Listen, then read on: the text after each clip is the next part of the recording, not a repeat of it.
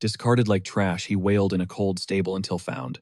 A village child, fueled by pure burning wonder. He mastered ancient texts and challenged every truth. That's when the spark of magic finally ignited within his soul. It wasn't about clout or rank, it was an infinite system. While others chased raw power, he sought more. He's chasing the eternal. Does this ladder have a top, or is it just a never-ending divine climb? Midnight in the mountain wilds. A piercing infant's wail shattered the silence near a secluded, lonely hunter's cabin. Thinking a prowler had arrived, the hunter gripped his axe and stormed out into the biting, dark night air. Any thief targeting a mountain hunter's den has a death wish. Talk about a massive terminal skill issue. Skulking in the shadows, he realized this was no amateur. This intruder had effortlessly bypassed every single deadly trap. His sharp ears didn't lie. He sprinted toward the stable, guided by the desperate, haunting cries of a baby. He swung his axe to strike, but met only empty air. Ghostly echoes. He feared his mind played tricks. Heartbreak had haunted him since learning they were infertile. Phantom cries were his constant, cruel companions ever since then. This was no hallucination. Tucked in the hay was a living infant. The heavy axe slipped from his trembling fingers. He scooped up the tiny bundle, leaning in to catch the rhythmic, delicate thumping of a real human heart. Flesh and bone. A grin split his face as he stood frozen, mesmerized by the baby's steady, life-affirming pulse. Suddenly, Elena stumbled in, yawning loudly. She demanded to know why he was causing such a ruckus so late. Did he disturb her sleep? One look at the child in his arms, and her fatigue vanished like magic. She rushed forward, flooding him with questions. Stunned and speechless, he could only gaze at the infant in bewilderment. "He's ours now," he declared. Seasons blurred into years until a moment of pure mystical awakening finally arrived. With one flick of his wrist, the winds obeyed. Clouds gathered instantly, pouring life-giving rain upon the parched earth. The dust turned to gold. The people rejoiced. Beyond the crops, he stood as the village's ultimate unseen shield. His divine gifts brought an era of absolute tranquility. Hunger and thirst became nothing more than fading, distant nightmares. His thirst for knowledge never quenched. To the simple folk, his reality-bending feats were nothing short of legendary sorcery. They dubbed him a wizard. 12-year-old Sharona Arian sat absorbed in this epic legend at this very moment. His father's voice boomed, asking about his book. Sharona's face lit up with pure joy at his dad's arrival. Vincent beamed with pride. He hoisted the boy high, spinning him around in a whirlwind of affection and laughter. "You're my pride and joy." With the wood finally stacked, it was time to head home for a feast. Sharona asked about the mechanics of magic. Vincent blinked, wondering if the book he gave his son was too advanced. "Got any magic, Dad?" Vincent chuckled. "Does taking down a massive bear with a single arrow count as sorcery? Or splitting oaks in one strike?" he joked as they strolled past a group of local village kids playing. A boy spotted Sharona, still reading. "You always ignore us when we try to hang out," he complained loudly. "That book is massive. Are you capping about actually reading?" the kids whispered as Vincent and Sharona walked away. One brat mocked Sharona's slender frame, claiming he looked nothing like his father. Sharona bit his lip, anxious. The gossip intensified. A neighbor chimed in, whispering that the boy was likely a stray they'd just picked up. "He's a freak, probably abandoned." Vincent's knuckles turned white. How dare these people mouth off about his precious son? Vincent looked down with pity, but Sharona didn't care. He grinned, asking if splitting a tree was truly magic. "One swing, one kill. That's magic, right?" Vincent pivoted. "Since you worked so hard today, let's treat you tomorrow. We're hitting the city for your favorite treats." Sharona's eyes sparkled. He was absolutely hyped for the trip ahead. "I can't wait." Vincent smiled back, but internally, he apologized to the boy for the harsh words he'd heard. He felt guilty for his busy schedule. Regardless of the village rumors, this was his son. He ruffled his hair. Sharona's mind was set. He was determined to uncover every hidden secret of the magical arts. They reached the capital of the Tormia Creus kingdom. The massive city's sheer scale left Sharona breathless with awe. Trendy shops and food stalls were everywhere. Vincent stopped the carriage at the main market square. He helped the boy down, instructing him to stay put until his business dealings were finally wrapped up. "Wait at Martin's shop." He warned him sternly to avoid sketchy alleys and steer clear of any arrogant nobles. "Don't mess with aristocrats." "Got it," Sharona grinned. "Don't sweat it, Dad. I hear you loud and clear." After his father departed, the boy stepped in to help the shopkeeper. As he brushed prices onto the signs, the old man stared in awe at his masterful strokes. The elder felt a wave of gratitude, though he insisted the boy just relax. There was no need for labor. Simply having his company was enough. But the young lad was determined to contribute. Watching him work, the old man beamed, marveling at a brilliance that far surpassed his tender years. In this sleepy town, Martin was still seen as nothing more than a little troublemaker. Suddenly, Sharon called out, asking if he knew the secrets of the arcane. Thrusting his book forward, the boy begged to learn the ways of magic. The old man let out a chuckle, instantly recalling the typical dreams of youth. Every child's list was the same: dragons, legendary heroes, spells, and archery. Sharon just watched him, his eyes shimmering with pure, unfiltered excitement. With a gentle shrug, the man admitted he was no mage, but he knew exactly where the boy could find the answers he craved. He gestured toward a hidden alleyway, where a bookstore lay tucked away, asking if the boy had the courage to explore it. He warned him to stay alert and return before sunset. Like a shot from a bow, Sharon bolted toward the shop, promising a swift return. Curiosity piqued, the old man glanced at the boy's book, expecting a simple fairy tale. A wave of nostalgia washed over him for a moment, but the moment he scanned the pages, his breath caught. These weren't stories, they were intricate blueprints of mana flow and sacred magic circles. A sudden chill ran down the elder's spine. Had the boy been asking about genuine high-level sorcery this entire time? Meanwhile, Sharon had already breached the bookstore's entrance. He reached for a volume, but a formidable woman, the shop's owner, loomed over him like a shadow. A sharp sting hit his hand as she barked a cold reprimand. How dare a commoner stain her precious stock with such filthy, unwashed fingers? When he asked if he could simply browse, her lip curled in disgust. These grimoires weren't meant for the eyes of mere peasants. She wouldn't let a stray child ruin her elite inventory. Her attention shifted when a refined man stepped inside to collect a high-end order. Sharon's jaw dropped as he glanced at the price tags. Everything was insanely expensive.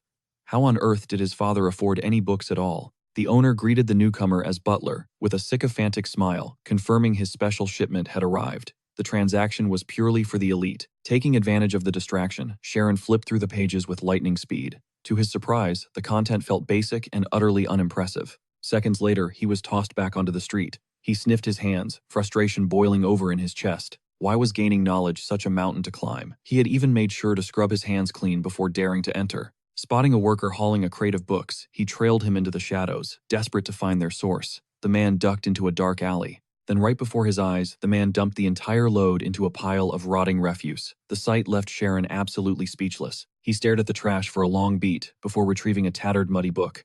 The heartbreaking truth finally clicked. This was his father's library. High-pitched laughter cut through the air nearby. Two noblewomen were deep in a heated debate, likely over the very books he was holding. He wondered what made their world so different from his. Remembering his father's grim warning to avoid the elite, he cautiously followed their trail. He watched them with growing curiosity, but the investigation ended abruptly. A heavy, crushing hand clamped down firmly on his small shoulder. It was a city guard. The man hoisted him up by his collar, growling that the aristocratic district was no place for a stray child to wander. The gates ahead marked a boundary he wasn't meant to cross. As the guard demanded to know his origin, a spike of panic shot through Sharon. He stammered that his father was nearby, but the guard's partner narrowed his eyes. Something about this kid felt dangerously off. He didn't look like a local. The partner suspected he might be an orphan scout or perhaps a pawn sent by a gang of bandits. Deciding to take no chances, the guard moved to restrain him. But in a flash of movement, Sharon twisted and slipped through his fingers. The guard stood frozen, clutching nothing but an empty jacket. He blinked in disbelief, wondering how the boy had pulled off such a vanishing act. His partner let out a roar of frustration, calling him a total amateur. Letting a mere child escape was a stain on their reputation. Sharon stayed low, pressed against a flower bed near the gate. Once the coast was clear, he emerged frantically, brushing leaves and bugs from his hair. Looking at his ruined attire, he realized a scolding from his dad was inevitable. He quickly hopped around to find the shoe he'd lost during the chaos. From behind the massive wall of the noble quarter, a sophisticated voice rang out. Today's lecture was finally shifting to the art of magic. The noble children groaned in disappointment, begging for a flashy display of fireballs instead of a dry history lesson. Intrigued, Sharon pressed his ear against the cold stone to listen. The teacher warned the students that burning down the academy was strictly forbidden. However, he offered a deal, a magic demonstration for whoever could identify the one true requirement for mastering the craft. The students shouted out the usual answers, unending knowledge, and a lifetime of tireless effort. One kid even suggested that a mountain of gold was the key. The teacher just laughed, shaking his head at their predictable guesses. Sharon's mind raced behind the wall. If it wasn't hard work, knowledge, or even wealth, then what was the secret? Could it really just be a matter of noble blood? The teacher's voice turned serious as he revealed the answer. It was called insight. As the children fell into a confused silence, the teacher paused. He sensed something and asked if there was anyone else listening. Who's clueless about 1 + 1? A kid mocked, claiming the answer was brain-dead obvious. But the man countered. Can anyone explain the why behind it? Confusion hit the child instantly. The man grinned, calling that spark insight. There was an era when such logic was a mystery. He explained that this weird sensation was true mental awakening. Scientists spent lifetimes proving what we now find basic. We grasp it effortlessly, not through math, but pure instinct. This rule wasn't invented. It's woven into the fabric of existence. It has simply always been the world's truth. Beyond textbooks and memorization, there's a primal sense, a way to perceive the universe as one grand design. Since magic is eternal, those with insight can naturally embrace its power without overthinking the impossible. Magic is sharper than logic and swifter than effort, the kid beamed. The man laughed, clearly impressed by the boy. Hone that raw talent, he encouraged, and you'll become a legendary mage. His words sparked a fire in them. Hidden nearby, Shironi's heart raced. Could a commoner like me actually become a magician? Suddenly, the man spoke again. I'd also love to hear from our secret guest behind the wall, he announced. Chiron's blood turned to ice. He scrambled back in a panic. He noticed me. Should he bolt or surrender? He looked at his ragged, filthy clothes. He looked like a total mess. Fear and adrenaline collided in his chest, making his pulse drum against his ribs. Then a lightning bolt of realization hit. If I don't climb this wall now, I'll regret it for the rest of my life. Scaling the stone, he saw Alpheus Murray beneath an ancient tree. The legendary director was surrounded by eager students, a certified 4th-level mage, and head of Althea Academy. He offered a knowing smile, keeping an old man company. Chiron stood frozen in awe before gathering his courage and leaping down. He had to take this chance. He approached awkwardly, but the noble kids immediately sneered. Look at him. He's clearly not one of us. A commoner, get lost. You're not allowed in this sacred place. Their elitist taunts cut through the air. Chiron flinched, but Alpheus's laughter broke the tension. Peace, children. Let the boy join our little circle. What brought you here? The director asked. I want to see real magic. Never witnessed it before. Shironi nodded shyly, admitting he'd only read about it. The noble kids erupted. Liar commoners can't even read. Ignoring the insults, Shironi bowed low to the master. My status doesn't matter. Please, I just want to watch. The old mage chuckled. A simple request. Watch closely, I'll show you a gust of the arcane. Anticipation hung heavy. Suddenly, a violent vortex erupted around Alpheus, stealing everyone's breath away in an instant.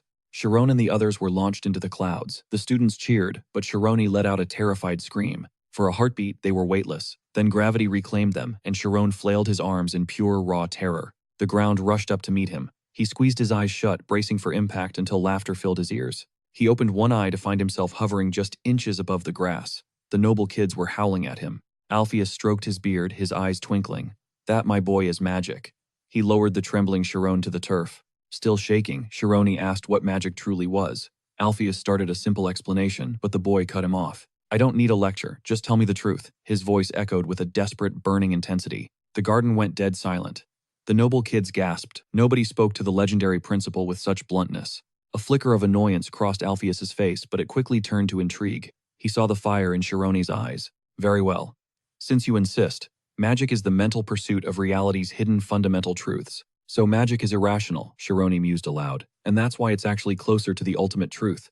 Alpheus laughed, genuinely impressed. Spot on. Did you find that in your books too? It's all in there, Shironi replied. He explained how history's greatest minds were often mocked as crazy before their irrational ideas changed the entire world. True reality hides within the impossible. At least that's my take. The boy's words carried weight beyond his years. The director stared in silence, deeply fascinated. Finally, Shironi asked the golden question, how do I study this?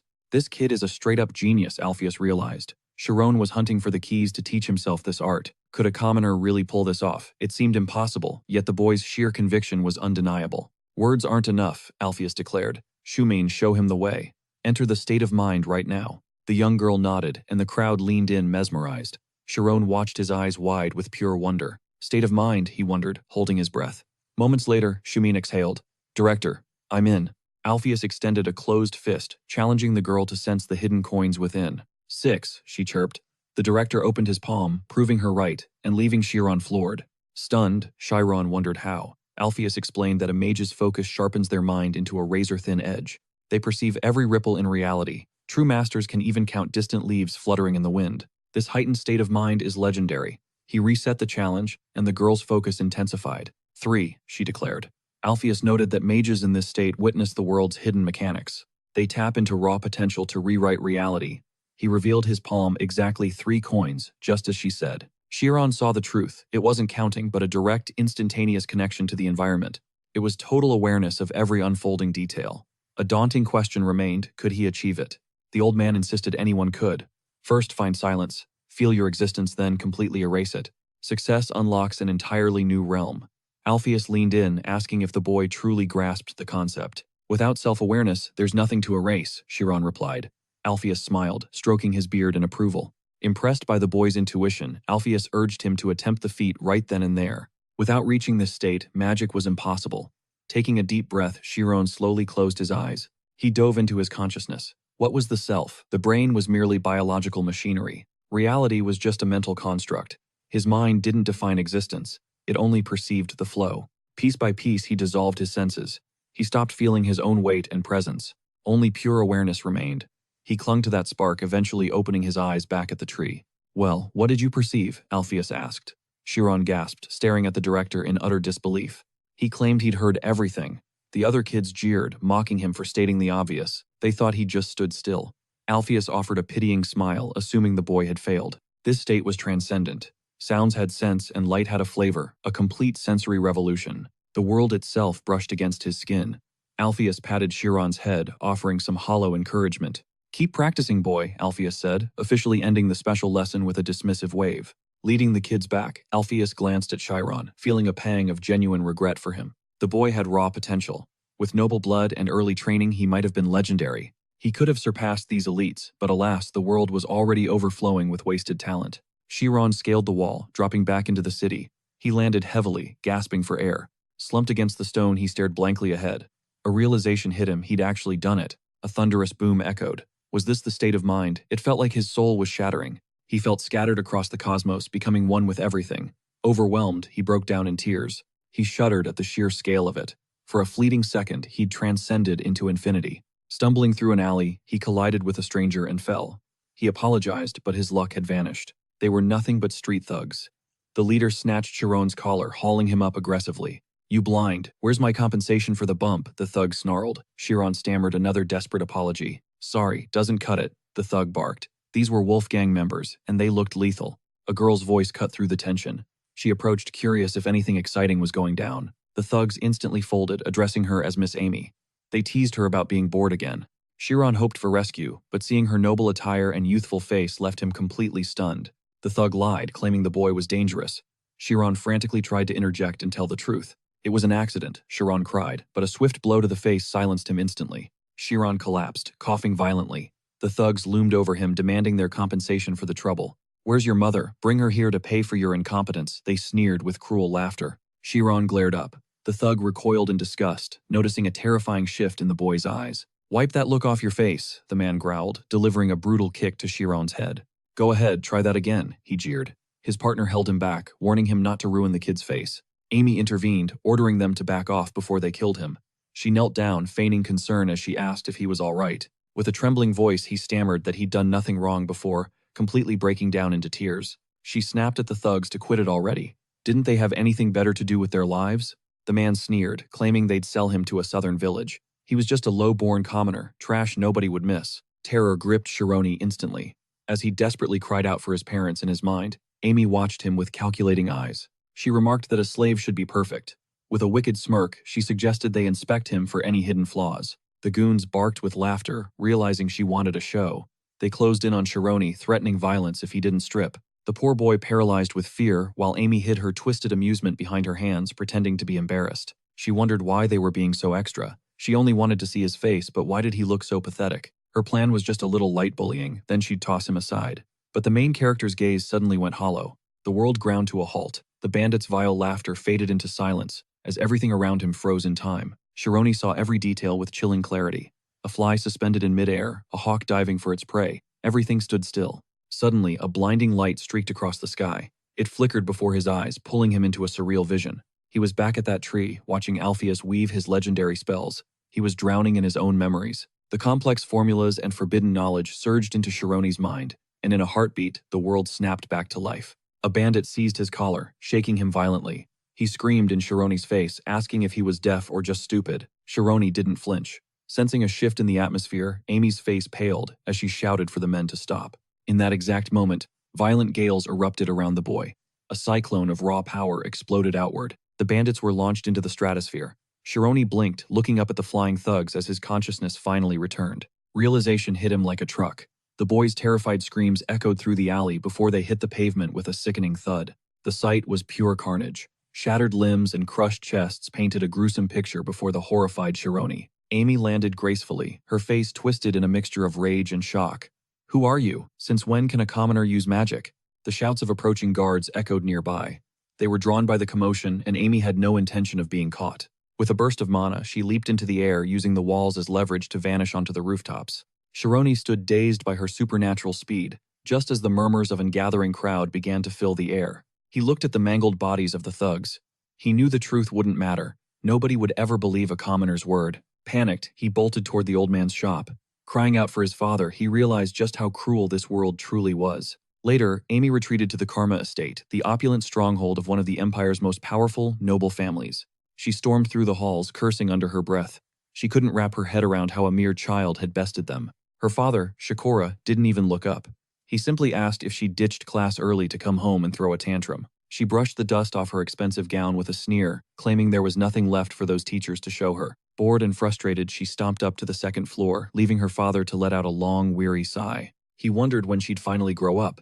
Genius or not, that level of arrogance would eventually lead her into a trap. The warning made her flinch. Shikora noted her unusual silence. Usually she'd have a biting retort ready for him. Before vanishing, Amy stopped. She asked if he had any connections at the Magic Academy, demanding an introduction. The seasons shifted until winter's chill took hold. Returning home, Vincent immediately called out for his son and wife. His wife explained that he was out in the logging zone. Vincent froze, who goes out to chop wood in a blizzard. Grabbing a book, he headed back out into the cold, determined to find his strange, hard-working son. He remembered that spring day when he'd first brought Shironi to the city. The boy had returned to him, shaking and in tears. Shironi claimed he'd just gotten lost. But looking back, Vincent knew there was a much darker story behind those eyes. Deep in the woods, Shironi struggled against a massive trunk. His axe had barely managed to leave a few shallow marks. Gasping for air, his mind drifted back to that fateful afternoon in the alleyway. The overwhelming power he'd wielded that day was gone. No matter how hard he tried, the magic wouldn't answer his call. It had been a fluke, a desperate unconscious surge. He wondered if he'd ever be strong enough to grasp that power again. Lacking arcane knowledge, he bypassed theory through sheer intuition, somehow slipping into a transcendent state of consciousness. Closing his eyes for a heartbeat, he reopened them to find the world transformed into a vibrant tapestry of energy. In this ethereal space, he perceived everything. The rough bark, the hidden sap, even the tree's very soul resonated within him. A blinding flicker sparked on the trunk. He could not explain it, but he felt its undeniable magnetic pull. Unleashing a devastating blow, he shattered the wood with a thunderous roar, a triumphant smirk playing on his lips. To him, this impossible strength was pure magic. Nearby, his father stood frozen, a silent witness to this miracle. Crouched behind the brush, Vincent trembled in total shock. Was that a lightning strike? The sheer power defied logic. Peeking out, he watched Shironi begin to saw. The boy breathed a sigh of relief, his first real successful breakthrough. After 100 grueling attempts, Shironi had finally grasped that spark. Watching from afar, Vincent's eyes welled with prideful tears. Gripping the book tight, Vincent realized everything had changed. Chiron knew then that luck wasn't enough. He needed extensive knowledge. He dedicated every waking moment to his training, preparing for a destiny that was 3 years in the making. Deep within the woods, he rose from his meditative stance, gripped his axe, and connected with the ancient timber. His eyes weren't just seeing, they were sensing the flow. With a precise swing, he targeted the tree's invisible weak point. He poured his entire being into the strike, creating a sonic boom as the massive tree finally surrendered and fell. Tossing the axe aside, he decided to head home. His mind remained anchored in that deep spiritual trance. 5 hours had vanished in an instant. He felt completely synchronized with nature, hearing every leaf dancing in the breeze. He heard insects crawling through the soil, and roots thirstily drinking from the earth's hidden watery depths. Even an eternity would not be enough to savor this. He recalled Alpheus's promised mastery would unveil an entirely new world. He grinned, hauling the heavy logs onto his back. Alpheus was right, this was a perspective few could ever imagine. Arriving home, he spotted a pair of elegant white horses and a luxurious carriage. It seemed they had high-status company. Dropping the wood, he stepped inside to a shocking sight. His parents were hosting a very distinguished, well-dressed gentleman. Alina urgently waved him over, introducing the guest as the head butler from the prestigious Ogent household. The man offered a sharp measuring gaze. "You can call me Timur," he stated, his voice dripping with authority. Chiron bowed low, showing the utmost respect. "It is an honor to meet you, sir. I am Shironi," he replied. Timur stood, revealing he was there specifically for him. Shironi wondered why a high-ranking noble servant wanted a commoner. A heavy hand landed on Shironi's shoulder. Timur leaned in close, his presence suffocating as he scrutinized the young woodcutter. Roughly tilting Chiron's chin up, the butler demanded to know if the boy actually possessed the rare gift of literacy. Shironi admitted he had been practicing since he was small. Timur spun him around, continuing his intense, unsettling evaluation. "A literate woodcutter's son with a decent reputation," Timur mused. "You seem to hold your father in high regard, right?" Before Sharon could respond, the man dropped a bombshell. Would he like to work at the massive Ojent estate? As Sharon stood dazed, Timur explained the mission. They were relocating a monumental private library of 10,000 volumes. Many of these scrolls were classified, containing secrets that the common world was never meant to see. The project would take 2 years. While others handled the transport, only the two of them would organize the collection. The mention of the Ojent library sent Sharoni's heart racing. This was his golden ticket to finding real magic. But Timur's voice turned ice cold. This secret was to stay strictly within the walls of his family. If a single page went missing or word got out, the penalty was clear. Sharon and his parents would die. Vincent and Alina turned pale with dread. Sharoni sensed the suffocating tension radiating from his terrified parents. High risk means high rewards, Timur noted, sliding a massive sum of gold across the wooden table. It was a fortune they would never see in a lifetime. Vincent stood up abruptly, his voice thick with emotion. He wasn't doing this for the gold. He just wanted his son to have a real shot at his dreams. The butler let out a mocking laugh. A career. You truly believe a commoner can climb that high? If profit wasn't the motive, then why would a father send his child into such a dangerous lion's den? Vincent insisted it was because Sharoni could read. Timur scoffed, clarifying the boy was there to supervise, not study. You claim to support his dream, Timur sneered, yet you lie to his face just to feel like a hero. Struck by guilt, Vincent flashed back to Sharon's childhood when Alina first taught him the power of words. By age 6, Sharon was already a self-taught genius. Beyond his striking looks, his intellect was truly on another level. He clearly had noble blood in his veins. In a prestigious academy, he would have been an absolute prodigy. Vincent shook off the crazy thoughts. Sharoni was his blood, a woodcutter's boy, not some high-born elite. Mountain work was brutal and it terrified the young boy. This kid was built for books, not heavy labor. Having grown up in a woodcutter's shadow, his life changed when an estate butler came searching for a literate commoner. He begged on his knees for them to take the boy. Sharoni was brilliant, he just needed a chance to read. Voice trembling, he refused any payment. If he'd known the danger ahead, he never would have pleaded like that. With tears in his eyes, he ordered the man out. How dare he mock their family's struggle and poverty? Timuran adjusted his hat and smirked as he headed for the exit. He knew exactly how to play this. The father was lost in rage, but Sharon stepped up. He calmly declared that he accepted the butler's deal. Vincent panicked, but the butler's gaze turned cold. He asked if the boy truly understood the life or death stakes. One wrong rumor meant his head would roll. Yet Sharoni stood firm, insisting he was ready for the challenge. He hungered for the job and promised total silence. Even if things turned south, he wouldn't hold a grudge. The man smirked at his resolve, promising to return in a week. He could still back out if he wanted. But once he crossed the mansion's gates, there was no escaping. He was stuck until the work was finished. As the butler left, Vincent cornered his son. Why would he agree to such a suicide mission? These nobles just wanted a disposable pawn. Vincent felt the crushing weight of his own mistake as a father, but Sharoni was beaming with joy. He thanked his father for giving him the most valuable gift imaginable. Vincent broke down, pulling his son into a fierce embrace. He couldn't help but worry for the boy's safety. He swore to protect him and prayed for his safe return. No one would lay a finger on their family. Olena wept, but Vincent saw the truth. His son had finally grown into a man with a warrior's heart. A week later, the Ojent butlers arrived. Documents were signed, and Sharoni's life was officially handed over to them. They led the boy to the carriage. He threw one final nervous look back at the parents he loved. Seeing his parents crumbling in tears, Sharoni's heart shattered. He reached out to them as the carriage jolted forward, but the wheels turned, tearing him away. He clenched his fists mentally, forcing himself to stop doubting his path. Was this a golden opportunity or a death sentence? Could a commoner really survive 2 years among the world's elite? They approached the city of Creus near the capital. This was the legendary domain of the Ojent house. This family was a dynasty of blades, legendary warriors since the dawn of time. The previous patriarch was a top-tier state swordsman, and his legacy of power loomed over the entire empire. Now, Bishul Ojent ruled as a distinguished fourth-class knight, controlling the city's entire military might with ease. Behold Grand Avenue, the butler smiled. They stepped out into the heart of the Ojent family's massive estate. Sharoni stared in awe at the grandeur. The butler chuckled, asking if the kid was finally feeling the pressure. This place is crawling with monsters, he warned. His partner hissed at him to shut up before they got hanged. Walking down the avenue, the weight of his new reality finally began to sink into Sharoni's racing mind. They passed a massive horse fountain, the symbol of the house. These were true high-tier aristocrats, the Ojents. He was led to the chancery, a towering spire that served as the nerve center for the estate's staff. This tower would be his new home, a place where butlers lived, worked, and followed the master's word. Inside Timuran's office, the final papers were prepped. Pay attention, the butler barked. Here is your mission. Sharon's heart raced as they entered the grand library. For a bookworm, this was a literal slice of heaven. The task was massive. Thousands of books needed to be organized and moved into a brand new library wing. Sharon was the designated sorter. Every week he'd get a strict list of books he had to find. The schedule was 9 to 6, but there was a catch. He was forbidden from leaving the estate grounds. He was handed his official documents. The under-butler would handle the rest of the rules and regulations. "Any questions?" Timoran asked.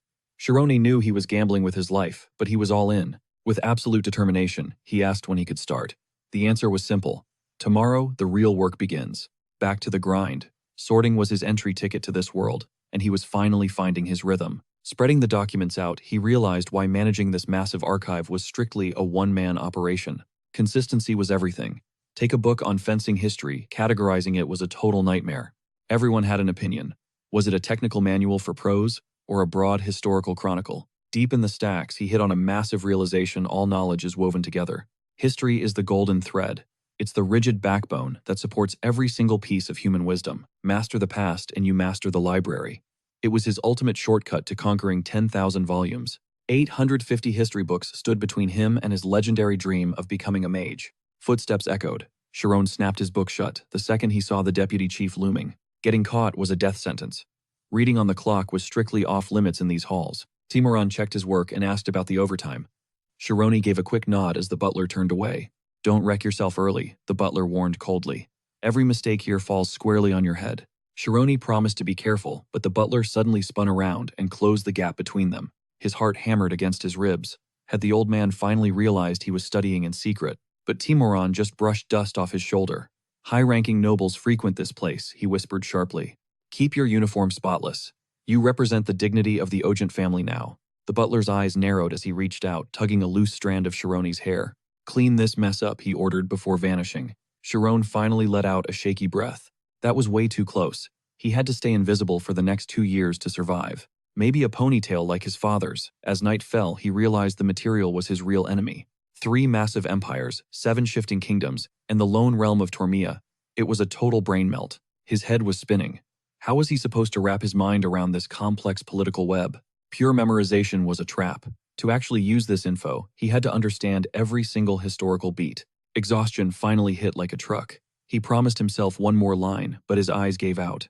Timoran returned later, sliding the book from under the sleeping boy's head with a curious look. "This dry trash," he muttered. He's been obsessing over this boring history for a full month. If it were magic theory, he'd have banned him. Instead, he just left the lamp burning and walked out. "Sleep well, little dreamer," he thought, amused by the boy's harmless goals. 3 months flew by. Sharon became a ghost in the library, mastering his duties while absorbing every scrap of servant gossip. When the butler arrived, Sharon asked about the missing books the young masters had borrowed. If they lost a volume, it would be a disaster, but the man just laughed nervously and shrugged it off. The staff promised to return them eventually, but the harsh truth of the household was clear. To the nobles, these books were disposable trash. Only the butlers lived in constant fear of a lost page. It was a brutal reality check. The aristocrats didn't give a damn if their own history vanished. Then again, the truly legendary scrolls probably weren't kept in a public library like this one. A noble's peace relied entirely on the absolute trembling loyalty of the commoners beneath them. Peasants staked their lives on trifles the lords would forget by breakfast the next morning. To survive this place, the staff turned their hearts to stone. Sharon just forced a nervous smile. Their opinions didn't matter. He just wanted to stay under the radar until a chaotic teenager burst in. The guy was screaming curses at some old man, and Sharon froze, wondering what the hell was happening. "Is a little rest too much to ask for?" the intruder yelled. Sharon spotted a shock of blue hair. It clicked instantly. This was Ryan Ogent, the youngest and most troublesome son of the Lord. A furious roar echoed from the hallway.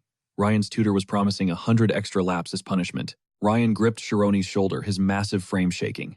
"Don't you dare tell him I'm here." With a desperate scramble, the noble heir dove under a cabinet just as the tutor stormed inside.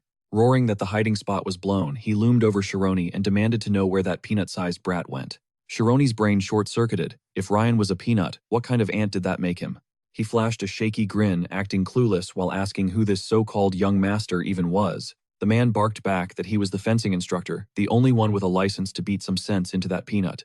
Not wanting to catch those hands, Sharon folded instantly and pointed straight at the bookshelf where Ryan was camping. Ryan's jaw dropped as he hissed, "Are you for real?" before the instructor yanked him out like a literal weed. He tried to play it off as a massive misunderstanding, but the man just yeeted him onto the table with a violent thud. Sharon winced at the impact as the teacher dragged the brat away, promising a hellish training arc to fix his spirit. Ryan burned a hole in Shironi with his gaze, mouthing a silent, "You're dead," as he was hauled off. Shironi just shrugged it off. The teacher's authority was absolute, so snitching was basically his only survival move. Rumor had it, the kid was sent to the mountains for a month, giving Shirani 20 days of pure, uninterrupted study time. After grinding through one book, he blitzed 82 more in 4 months, proving the first step is always the hardest. The patterns started clicking, and he realized once he hit a 200-book foundation, the rest would be light work. With 650 volumes left, he dived into history, wondering if he was wasting time on the past. But the more he traced the legends of ancient mages, the more he realized he was on the right path. It hit him. Scientists build the theory, but magicians are the ones who actually pull the trigger and manifest it. Every magician is a scientist at heart, but not every scientist has the juice to enter that heightened state of mind. If he could just overclock his brain and merge that raw data with his mental focus, he could reach the peak. This massive library was his fuel. If he fused this knowledge with his heightened state, he'd finally become a true mage. His deep dive was shattered by Ryan's furious roar, calling him a total moron for snitching him out to that hell. Shironi felt the chill of Ryan's obsessive energy and asked if he really came back just to settle a petty grudge. Ryan stomped closer, venting about the literal cliffs he had to climb and the near-death experiences he survived. Every time his arms gave out, the thought of pure, cold revenge was the only thing that kept him breathing. Shironi realized the kid had officially lost it. His rage was off the charts as Ryan demanded an answer. Ryan felt betrayed, disgusted that a guy he actually trusted would sell out his hiding spot like a coward. Shironi didn't flinch, stating he didn't turn him in. He just refused to lie, which only fueled Ryan's fire. Ryan lunged, grabbing his collar and snarling that Shironi should have just said no instead of playing him for a fool. Shironi stayed silent, realizing that guys with power only care about the logic that makes them look like the hero. When Shironi calmly asked what he wanted to do about it, Ryan froze, caught off guard by the butler's icy composure. He was supposed to be a nobody servant, so why was he acting like he wasn't scared of a literal noble? Ryan smirked, deciding it was time to humble this unfazed butler and show him exactly who sits at the top. They headed to the training grounds, Shironi's heart racing as he prepared to just tank the beating and move on. He couldn't risk his future. His parents sacrificed everything for this chance, and he wasn't going to throw it away. Ryan tossed him a wooden sword which Shironi caught by pure reflex before the noble leveled his blade at his throat. It was a formal duel. Ryan claimed he was teaching the servant a lesson for treating a future legend with such disdain. Shironi's anxiety spiked as he realized Ryan was dead serious about making him pay in blood. He shouted back, asking what part of being honest made him a coward, but Ryan wasn't hearing any of it. To Ryan, a servant's only job is to protect their master, but Shironi had served him up on a silver platter. Shironi saw the killer instinct flash in Ryan's eyes. The kid was no longer playing games. "I won't be looked down on by a peasant," Ryan hissed, dropping into a lethal fighting stance. He offered Shironi 3 free hits, mocking the massive gap in their skill levels with a confident smirk. Looking at that stance, Shironi knew he was in trouble, one broken bone, and he'd be sent packing back home. Desperate, he dug into his studies for a solution, deciding to use his 3 tries to test a wild theory. With a desperate yell, he swung from above, but Ryan parried it like he was batting away a fly. The shockwave rattled Shironi's bones, but he gripped the hilt tighter and lunged again, only to be shut down instantly. He flashed a cocky smirk, mocking the servant's total lack of sword experience. Sharon could only grit, his teeth trembling with nerves. With everything on the line, he locked in. Emptying his mind, he let his blade fly in one final desperate arc. Ryan froze. What kind of weird stance is that? Before he could react, Sharon parried the blow. "My turn," he whispered. Then crack, the wooden sword exploded into splinters, leaving Ryan staring at his empty hand in pure shock. Sharon gasped for air, his heart racing.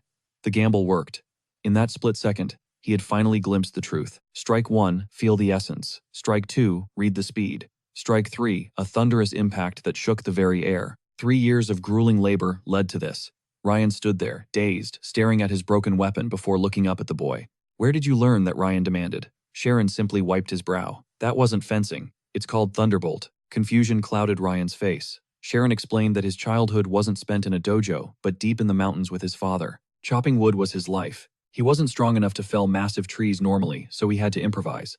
To bridge the gap in raw power, loggers developed the Thunderbolt technique. Ryan just stared, his brain short-circuiting. Is this kid for real? Ryan thought. He'd spent 15 years mastering the blade. Was wood chopping really a shortcut to god-tier skills? Memories of his childhood flashed back. His older brother Rai had always been the golden child who crushed him effortlessly. Their father's eyes only lit up for Rai. At just 12 years old, the prodigy had already achieved the impossible. He had mastered the Ojent family's secret arts. He was so naturally cracked that his teachers literally had nothing left to say. Bishop ignored Ryan entirely, celebrating Rai as the ultimate genius. The estate threw a massive feast while Ryan sat in the shadows. The bitterness burned. Why was he always lagging behind? And now looking at Sharon, he saw that same terrifying genius again. I won't accept this, Ryan roared. Sharon was low-key confused. He'd won fair and square, but the look in Ryan's eyes was dangerous. Ryan drew a steel blade and tossed it to him. Both our wooden swords are trashed, he growled. This win doesn't count. If Sharon wanted to claim victory, he'd have to do it properly. Using a real weapon, like a true warrior. 1 month. Right here. A real duel. Sharon's heart sank as he looked down at the cold, heavy steel in his hands. I'm actually going to die, Sharon panicked. He begged the young master to reconsider, his voice shaking with genuine concern. He wasn't a knight. He'd never even trained. But Ryan just narrowed his eyes. That's why I'm giving you time to prep. If he could learn a secret move while cutting logs, he could figure out the rest. Don't run or I'll hunt you down. The next morning, Sharon was back at work, but his mind was a mess. He clutched his head, regretting everything. The Ogent family was a league of their own, famous for their iconic black and blue hair and insane martial legacy. Lord Bishop had 4 children. The eldest son was already a rank 6 pro, a literal monster on the battlefield. His daughter was a natural-born prodigy too, though she traded the sword for a piano in the royal palace. Then there was the second son, Rai, a genius among geniuses. And then there was Ryan. Unlike his siblings, Ryan was a total flop in the talent department. Even the world's best instructors had given up on him. It was the estate's worst-kept secret. Sharon pulled at his hair, wondering why he had to go and provoke the no-talent noble. He should have just taken the L. He had stomped on the pride of a man who'd been living in a genius's shadow his whole life.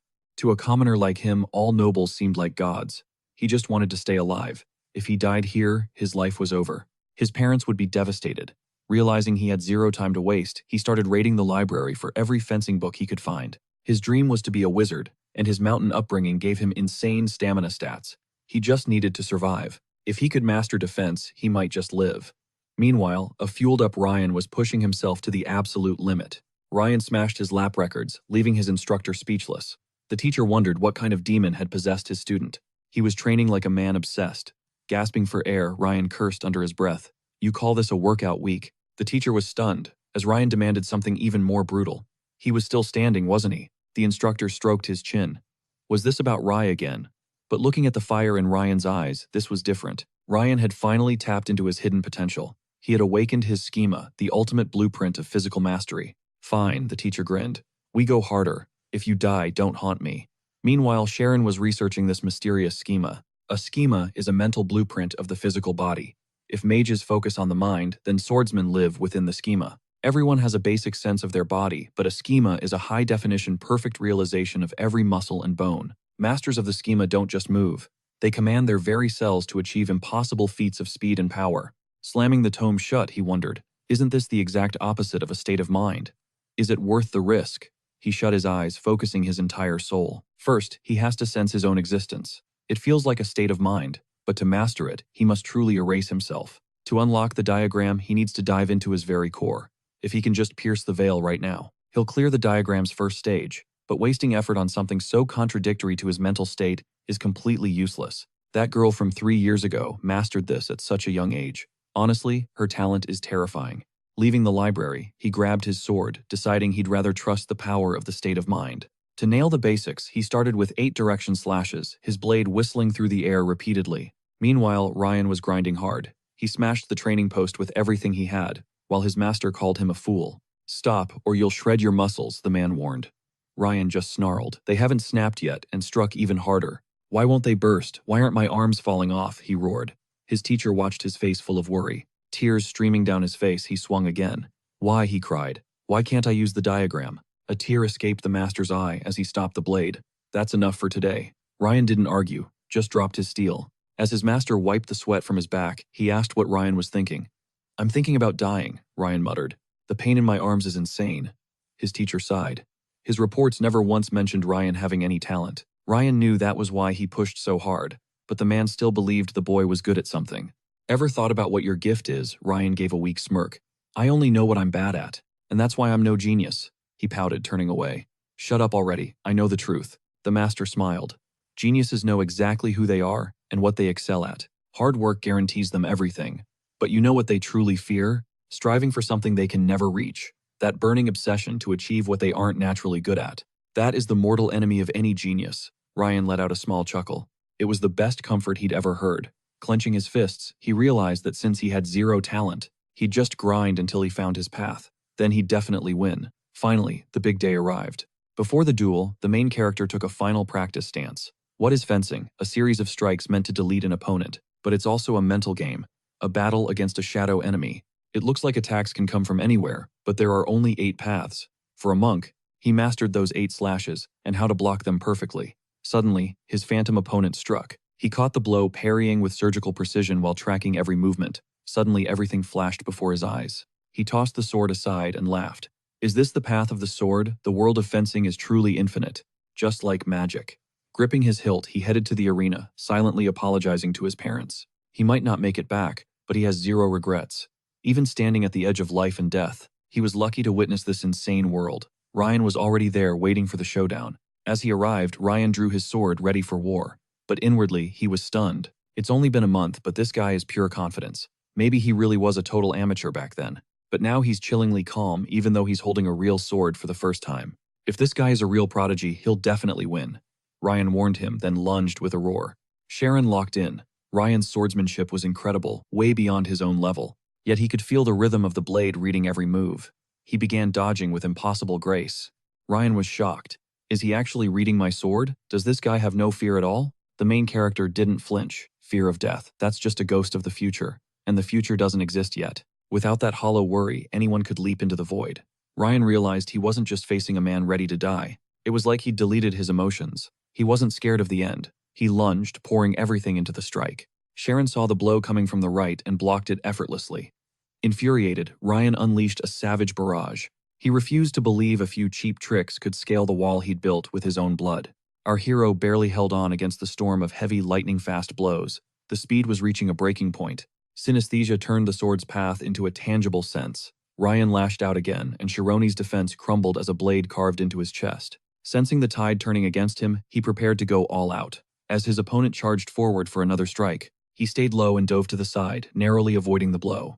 Gasping for air, he wondered what was going wrong, just as Ryan leaped at him again, slamming down with a crushing strike. This is insane. Is he actually losing his mind, he thought. Meanwhile, his rival smirked, thinking. Finally catching on. This is the Ogden family's secret art, perfected for the sheer power of two-handed steel. These heavy impacts will break him. He's pouring his entire soul into every swing, aiming to pulverize him with raw, unbridled power. Allowing only a split second to breathe, he attacked again. As Shironi deflected the strike, a sense of confusion washed over him. Had he simply flicked his wrist upward after that initial rib strike, the duel would have already been over. It would have been a decisive finish. So why stick to these massive telegraphed swings? Suddenly the truth clicked. His enemy's grasp of the blade was shallower than expected. He possessed the techniques, sure, but he lacked true battlefield intuition. By shifting his strategy now, he could effectively neutralize Ryan's offensive pressure. He began effortlessly parrying and countering, leaving Ryan rattled. Deflecting another hit, Ryan wondered why his opponent was suddenly on the offensive. Doesn't he feel fatigue? Realizing he was facing only fundamental movements, he cursed inwardly. Why was it so difficult to stop them? Panic started to set in. Seeing Ryan's stamina drain away, Shironi pushed the tempo, keeping the momentum firmly on his side. Desperation took hold, as Ryan gasped for air. This is impossible, he thought, his mind flashing back to the day. He crushed him after that talk with his father.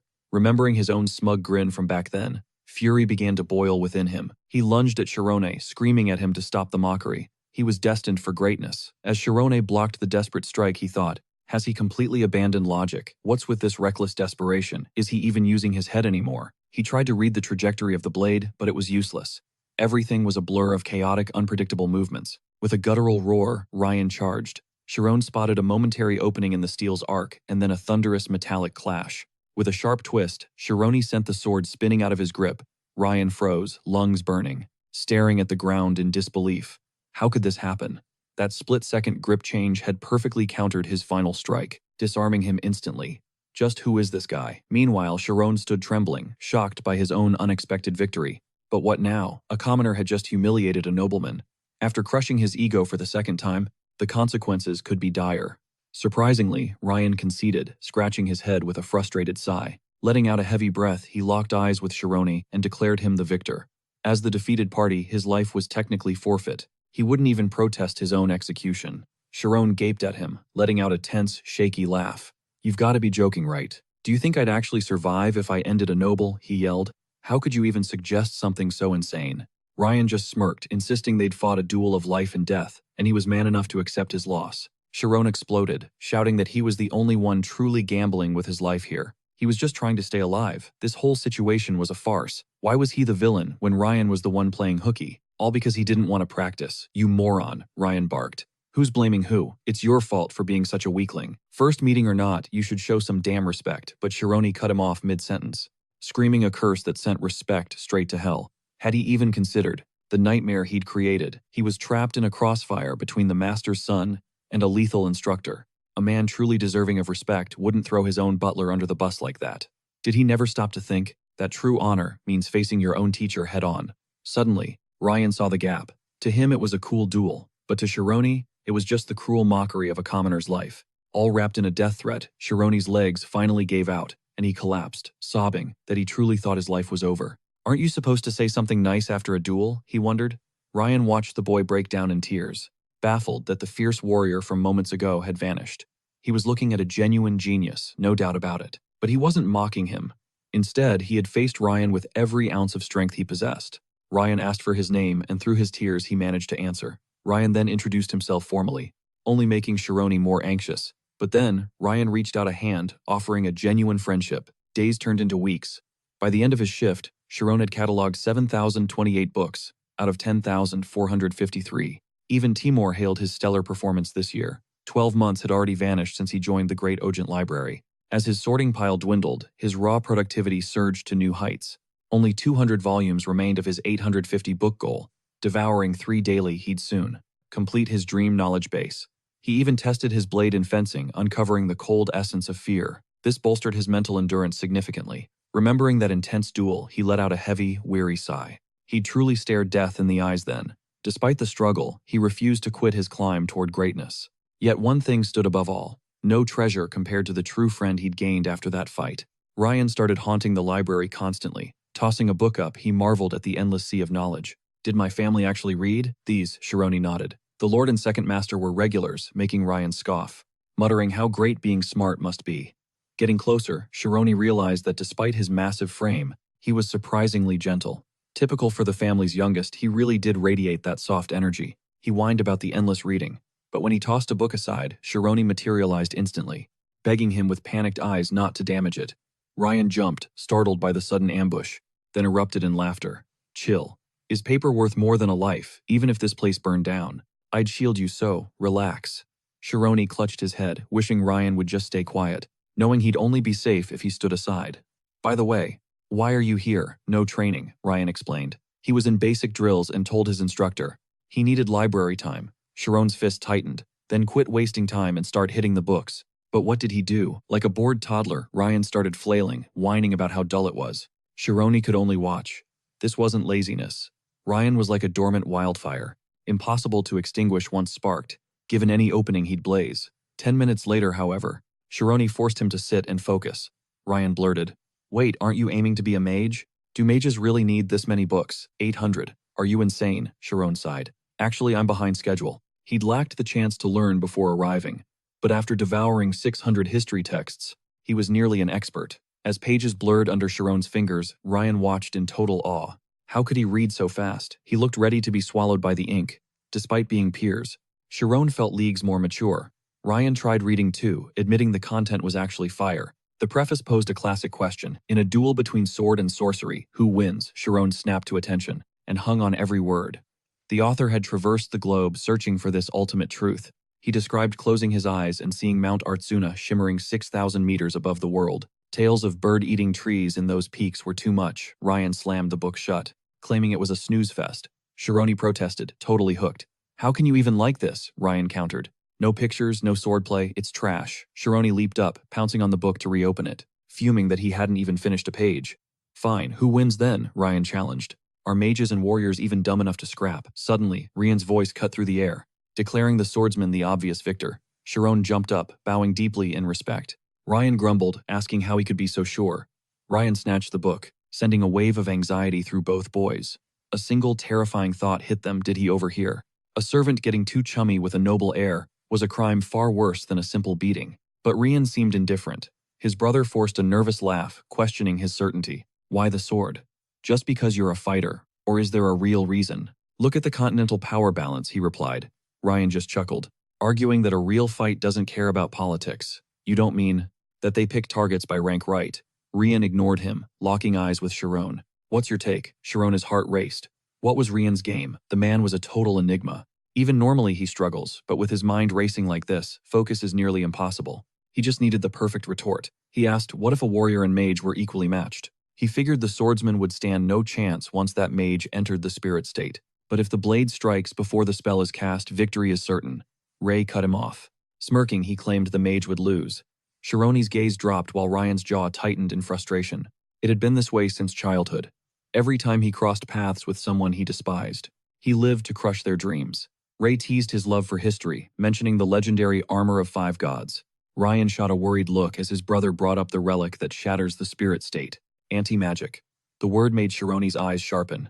Ray grinned, preying on his interest in the lore. Surely he knew of the 5 gods' armor, that infamous relic designed to nullify the spirit state. The spirit state is a mage's ultimate domain. Facing one is like battling a shark in deep water. But anti-magic drains the ocean, leaving the shark helpless. Shironi envisioned warriors cloaked in mana. As the night closed in, he realized if the spirit state cannot touch that armor, then magic is useless. No wizard could survive that. Yet for now it remained a mere legend. Anti-magic is a high-cost tech forged from Dragonheart mana. Its unstable nature makes it tricky. Throwing money at it rarely helps. Even Yakra, the legendary master of equations, hit a wall. He only tapped 65% of its power. It is insanely pricey. Ray scoffed at the cost. A single piece costs a kingdom's entire budget. Ryan slammed the table, his patience finally snapping. He barked, "What kind of sick joke is this? How can a swordsman ever compete?" Ray answered. The kicker, mages actually invented anti-magic. Ryan gasped. Why would they create their own downfall? Ray pushed. Isn't it obvious? The demand is massive, making it the ultimate way to rake in the cash. Wizards line up for this stuff, making the artifact itself unnecessary. Do you finally get it? Mages are just pathetic sellouts, who profit off their own vulnerabilities. Ryan yelled. He was being harsh. Sharon cut in, claiming that is exactly what being a mage means. Ray snapped. What was that? Shironi stood firm. Wizards built anti-magic to keep magical surges under control in dangerous areas. It became the ultimate defense for magic academies and restricted zones across the continent. Even if it counters mages, it remains a brilliant triumph of human intellect and discovery, a gift to the world. So because of this, he couldn't simply agree that swordsmen were superior. Ryan chuckled, fueling Ray's rage. He roared that theory and reality are 2 different worlds. Regardless, a mage will never beat a swordsman. He stormed out, leaving Shironi to sigh deeply. With a wink, he joked he nearly died there. Ryan laughed, pulling him into a massive hug. He had never seen his brother so rattled. If Shironi's tongue were a sword, he'd be legendary. Pure relief, Shironi thought. Theory and reality might clash, but a true scholar experiments without mercy, even against its own flaws. Does such power truly exist for the sake of global peace? 6 months later, Timoran finalized the library move report with a satisfied, "Good work." Dropping the file, he noted they finished way ahead of schedule. The servant beamed, calling it miraculous. Finishing 6 months early was great, but seeing 20 years of neglected books finally organized was better. Every book was perfect. Still, he felt no regret letting such a talent walk away. They should have extended his contract. Timoran sipped his tea, muttering about the boy. He was always spouting strange ideas. He needs to focus. The servant cleared his throat awkwardly. He dismissed the butler. Timoran took a slow sip and whispered one name, Shirone. Shironi Arian sat in silence. Finishing hundreds of pages feels like closing a chapter of life. It felt like a surreal dream. Then, right at that moment, Ryan stormed in, yelling, "Shironi, you are finally done. Why are you still here?" His eyes went wide. "Is it really all over?" Sharon flashed a smile and said yes. With every page turned, Ryan's excitement hit the roof as he grabbed his hand, shouting in disbelief that he was truly incredible. Before leaving, Sharon smiled while Ryan cheered, absolutely stunned by the sheer genius of what he had just witnessed. When Ryan suggested a hangout at his mansion, Sharon's casual response left him shook, wondering if the offer was really that shocking. Tears welled in Ryan's eyes, his heart aching because he had kept their bond a secret for far too long. Hearing those words felt like a fever dream, leaving Sharon questioning if he was for real while processing the sudden shift. Guilt gnawed at them for only haunting the library, instead of actually hanging out right before Ryan sprinted past the stacks, yelling. Noticing the crowd, he instantly chilled, locking in his resolve to go all out and dominate the upcoming school year. Dying to see his friend's lifestyle, Shironi listened as Ryan hyped them up, revealing his family had cleared out for the day. "Wait right now," Shironi hesitated, but once inside, the massive estate's cold, imposing atmosphere sent a shiver down his spine. Shironi panicked about strolling through the front gates like they owned the place, but Ryan just told him to stay relaxed. With the family out until midnight, they slipped inside the eerie silent halls, leaving Ryan to check if his friend felt okay. With only staff roaming about, Sharon stared at a monstrous door, realizing it led to a single massive living space. Seeing a room bigger than his entire home was terrifying, confirming Ryan was high-key loaded as they finally reached their destination. "Welcome to my crib," Ryan joked, though Shironi was stunned to find his friend lived in the smallest room available. Tucked away at the hallway's edge, Shironi chuckled, questioning if this cramped space was actually where the warrior training happened. Ryan welcomed him in, but the place felt more like a humble storage unit than the bedroom of a noble son. As Sharon watched with a smirk, a frantic Ryan lost his cool, scattering playing cards everywhere in a total fit of frustration. "I am done, I lost again," Ryan barked, while Shironi teased him for a rematch, causing Ryan to tighten his grip in fury. Accusations flew as Ryan wondered if high-level mental hacks were being used, leaving Shironi looking completely and utterly confused by the assault. "Bro, seriously," Sharon pointed out Ryan's dead giveaway, the way he subconsciously nudged the card every time he pulled an ace. The hesitation in his eyes whenever he checked for a pair was a total tell, leaving Ryan absolutely speechless at being read. When asked how he knew, Shironi explained that pure observation is often the most lethal weapon in a strategist's arsenal. By blurring his focus and watching the opponent's entire presence instead of just their hands, he could see every move coming. Predicting every intent became easy, leaving Ryan clutching his skull as he tried to grasp the concept of unfocused vision. Could seeing the macro-level view finally trigger his schema awakening, Sharon simply rose, suggesting that it might just be the key. Achieving that specific mental flow was essential, and though Ryan nodded, the true meaning still felt just out of his reach. Caught between knowing and not knowing, Sharon glanced outside before his eyes landed on a fascinating book he wanted to borrow. Sick of dry history texts, he finally spotted a novel and asked to take it home for a much-needed mental break. As Ryan crashed on the table, Shironi checked the time, panicking as he remembered the family was supposed to return late tonight. Suddenly, melody drifted through the air, a piano. Only one person in this massive house was capable of playing with such grace. The court-appointed genius and Ryan's terrifying older sister Reina Ogent suddenly cut the music short and turned her gaze toward them. She asked for his opinion on her sonata, sending a wave of pure terror through Sharon. She had known he was there all along. Stuttering that it sounded amazing, Shironi's mind raced for an escape, especially when Reina noted she had never seen his face before. After admitting he was just a library assistant, Reina's eyes lit up, realizing he was the legendary bookworm she had heard rumors about. Managing those archives required a high IQ, leading her to wonder if he possessed any hidden talent for the musical arts. Sharon stayed alert. This pro used mental diagrams to play, meaning he was dealing with a literal musical genius right now. Claiming zero experience, he recalled Ryan's warning that his sister was the most formidable and terrifying person in the entire Ogent estate. She insisted on giving him a lesson, but the mere thought of sitting beside her made Shironi's heart race with pure dread. She promised he would not get in trouble, but her invitation felt more like a demand he absolutely could not ignore. Trapped with no way out, Sharon realized this might be his only shot to ever touch a masterpiece instrument like this. Taking a seat, he listened as she broke down the basics of C, D, and E, pointing out the corresponding musical symbols. Guided by her expert hand, he attempted to strike 3 keys simultaneously, hoping he would not embarrass himself in front of the pro. Blushing at the beautiful resonance he received, a rare compliment from Reina, prompting him to shyly ask for one more favor. Could he actually try playing a full melody? Reina blinked in shock before nodding. Shironi warned her his playing might hurt her ears. "Everyone starts somewhere," she insisted. Surely he knew more than just the basic chords she taught him. Shironi locked in fingers, dancing on the keys. Reina froze. Wait, this is a total disaster. Yet he played with pure confidence. Should she stop this? A strange smile crossed her face. He's missing every note, yet the melody feels familiar. It's like he's perfectly mimicking her soul. Shironi's eyes were glued to the keys, hyper-focused. Reina watched, stunned. Is he actually learning in real time? Shironi's hands moved with terrifying precision. Reina's heart raced. This wasn't just acting, this was something else. He possessed a freakish insight into the music's essence. Why was a genius like him just a butler? He's actually kind of adorable. Suddenly, a roar echoed. "Quit the noise, you absolute witch." Ryan stormed in, fuming. If she's home, she should just sleep. Why the sudden drama? He glared at Sharon. "What are you doing here?" Ryan barked. Sharon stammered. Reina wondered if they were already low-key friends. Sharon panicked. If their friendship went public, he was cooked. He felt like a straight-up criminal. Shironi Ryan repeated. He was his best bro. Shironi hit the deck, screaming in pure chaos. "What is he saying, sir?" Ryan scoffed, calling the witch's soul completely rotten and beyond saving. But Reina didn't even flinch. Shironi was baffled. Do they really not care about the social gap? So Shironi, huh? Reina mused. If Ryan vouched for him, then he was officially in the circle. He's a bit of a loser sometimes, but Ryan keeps his word. What was Shironi's goal with that performance? She's actually invested. Ryan pressed him again while Shironi just thought the whole scene was peak hysteria. 16 years of common sense just crumbled. Shironi couldn't believe a noble didn't care about his peasant status. Why did Ryan cap? His sister wasn't a monster. She was a stunning, kind-hearted lady. Ryan made a face. Don't be a simp, Shironi. She's a witch who'll swallow you whole. Raina just laughed it off, apologizing for her slow brother. She was happy he had a real friend.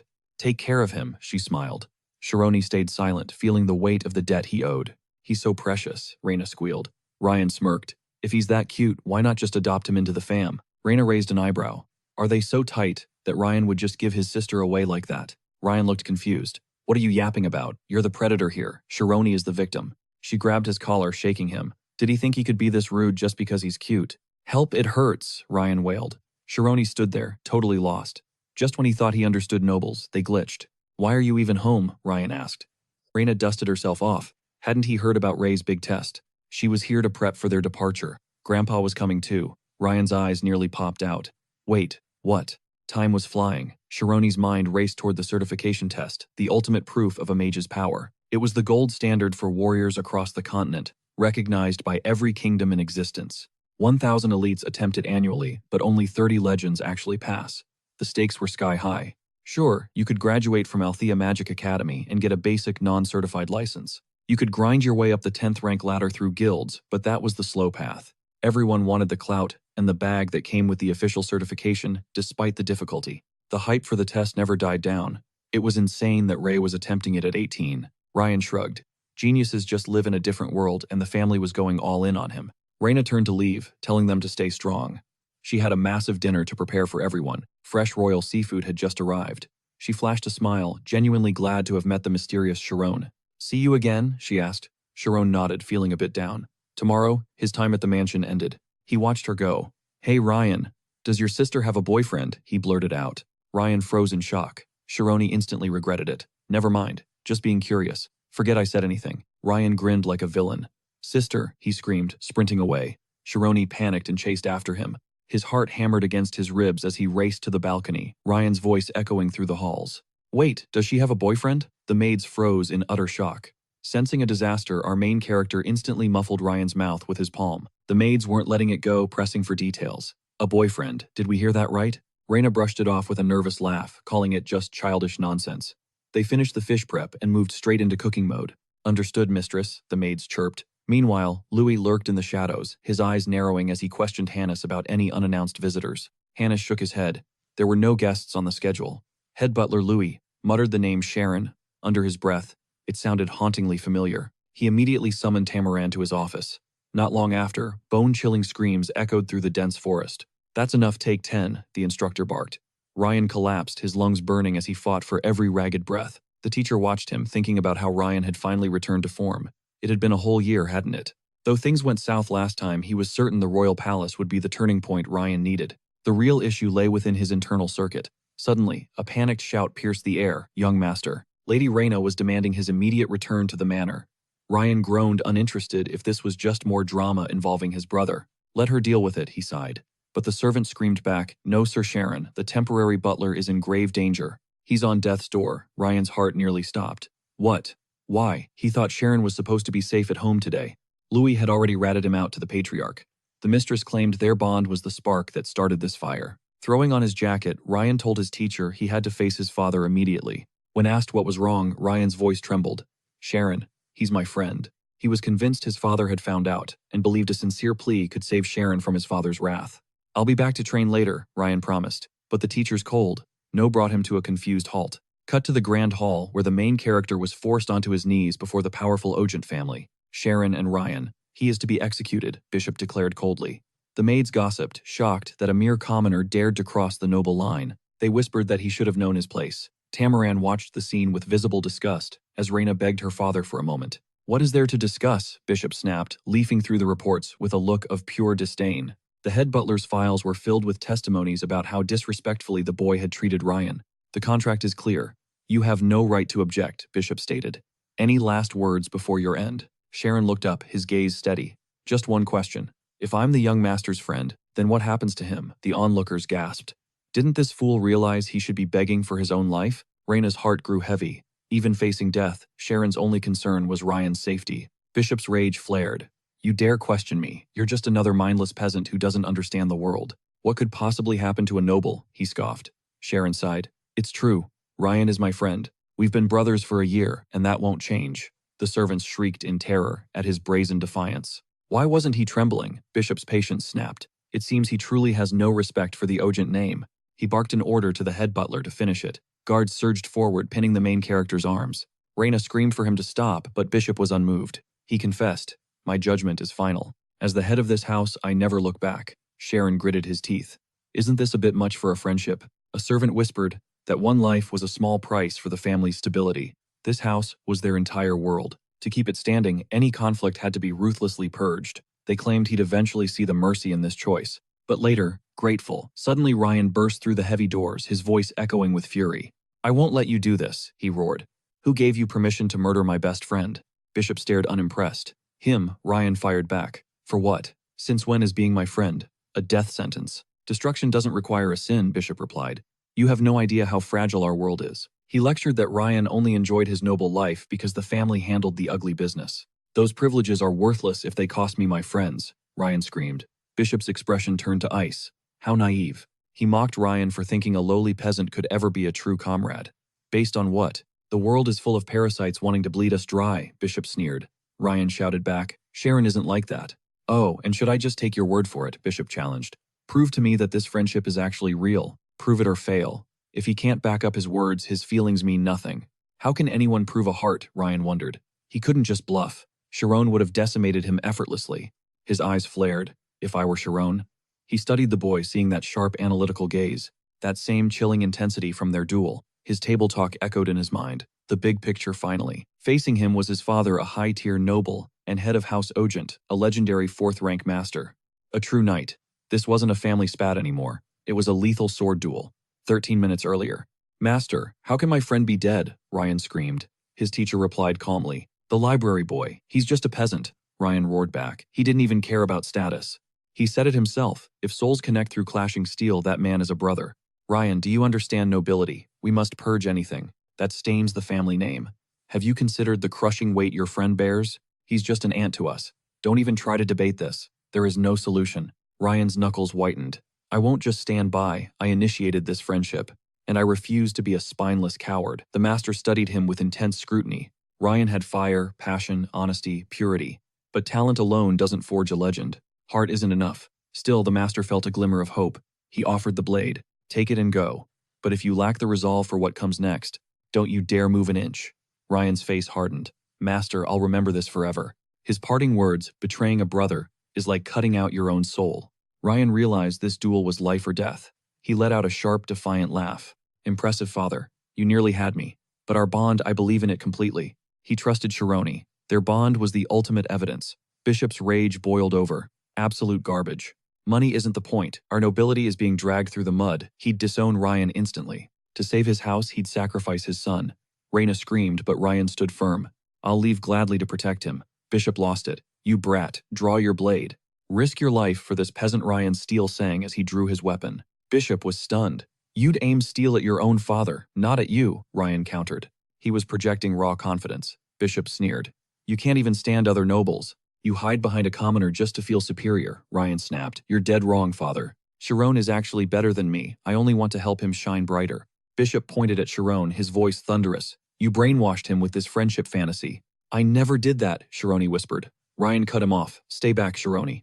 I'll handle this. It's my burden to carry," Shironi cried out, refusing to hide. "I knew the cost of our bond. I knew I'd eventually choose between friendship and my life. I'll never regret knowing you." Tears flooded Ryan's eyes as he roared, "Yes. Exile or death, we're brothers." Bishop froze, paralyzed by the raw conviction in their voices. Raina realized that despite their youth, their emotions were real, raw, and unshakable. True friendship means never retreating. It's the kind of bond everyone secretly aches for.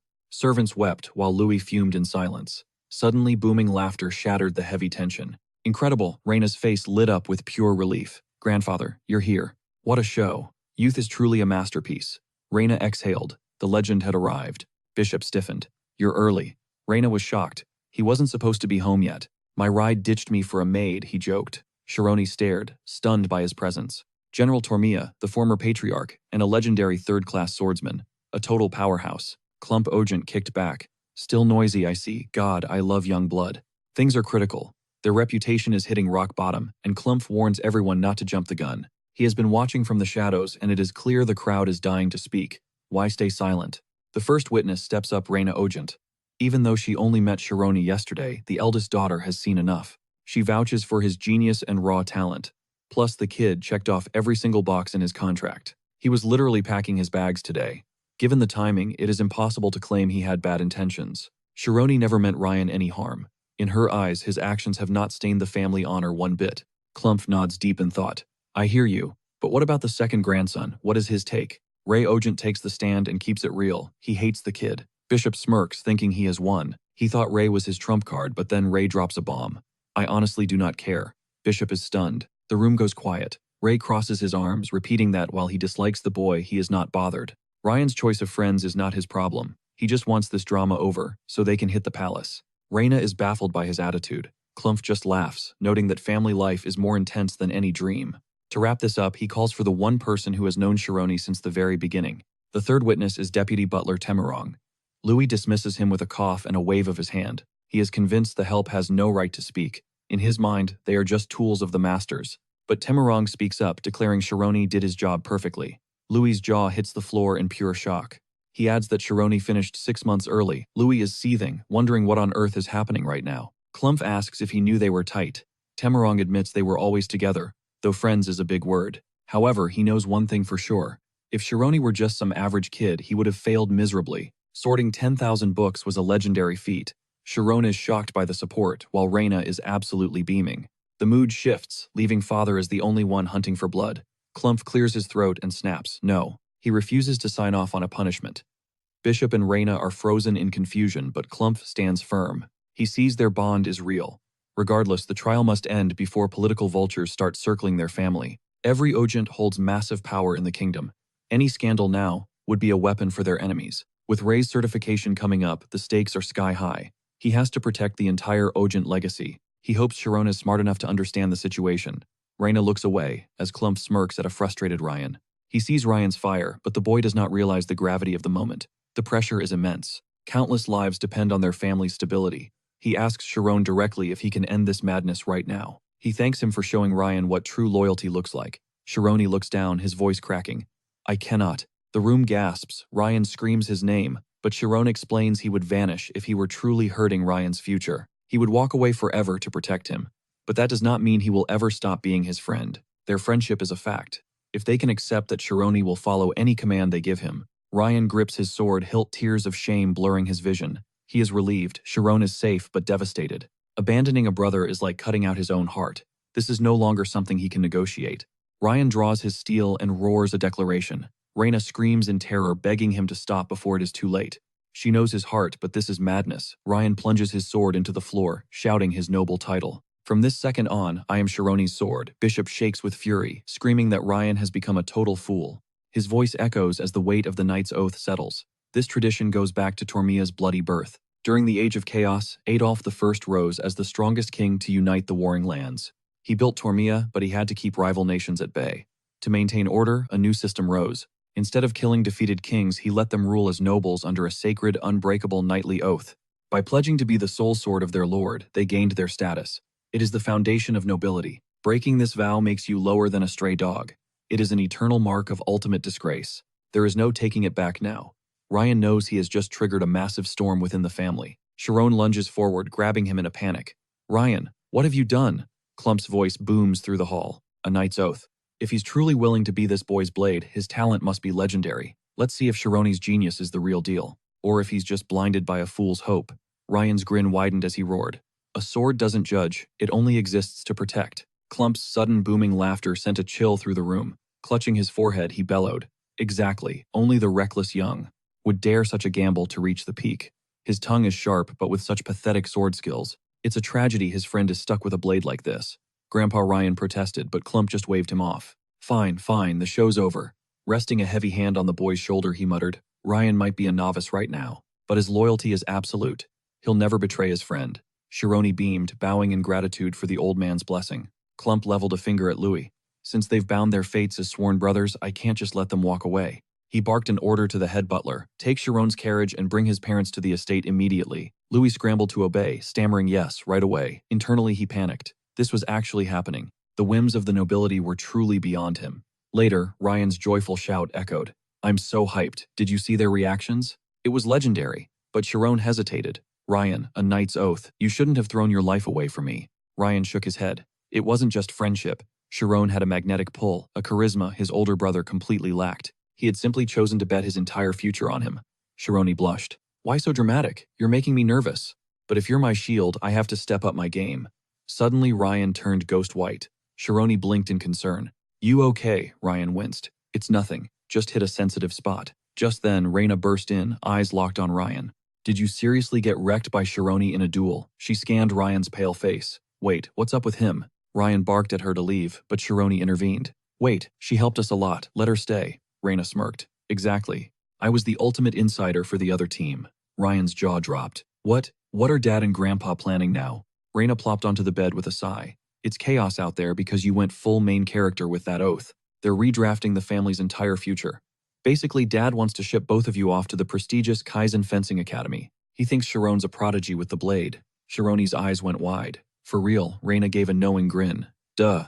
Since you're basically family now, I made sure everyone knew about your insane potential. Just to secure that fat investment.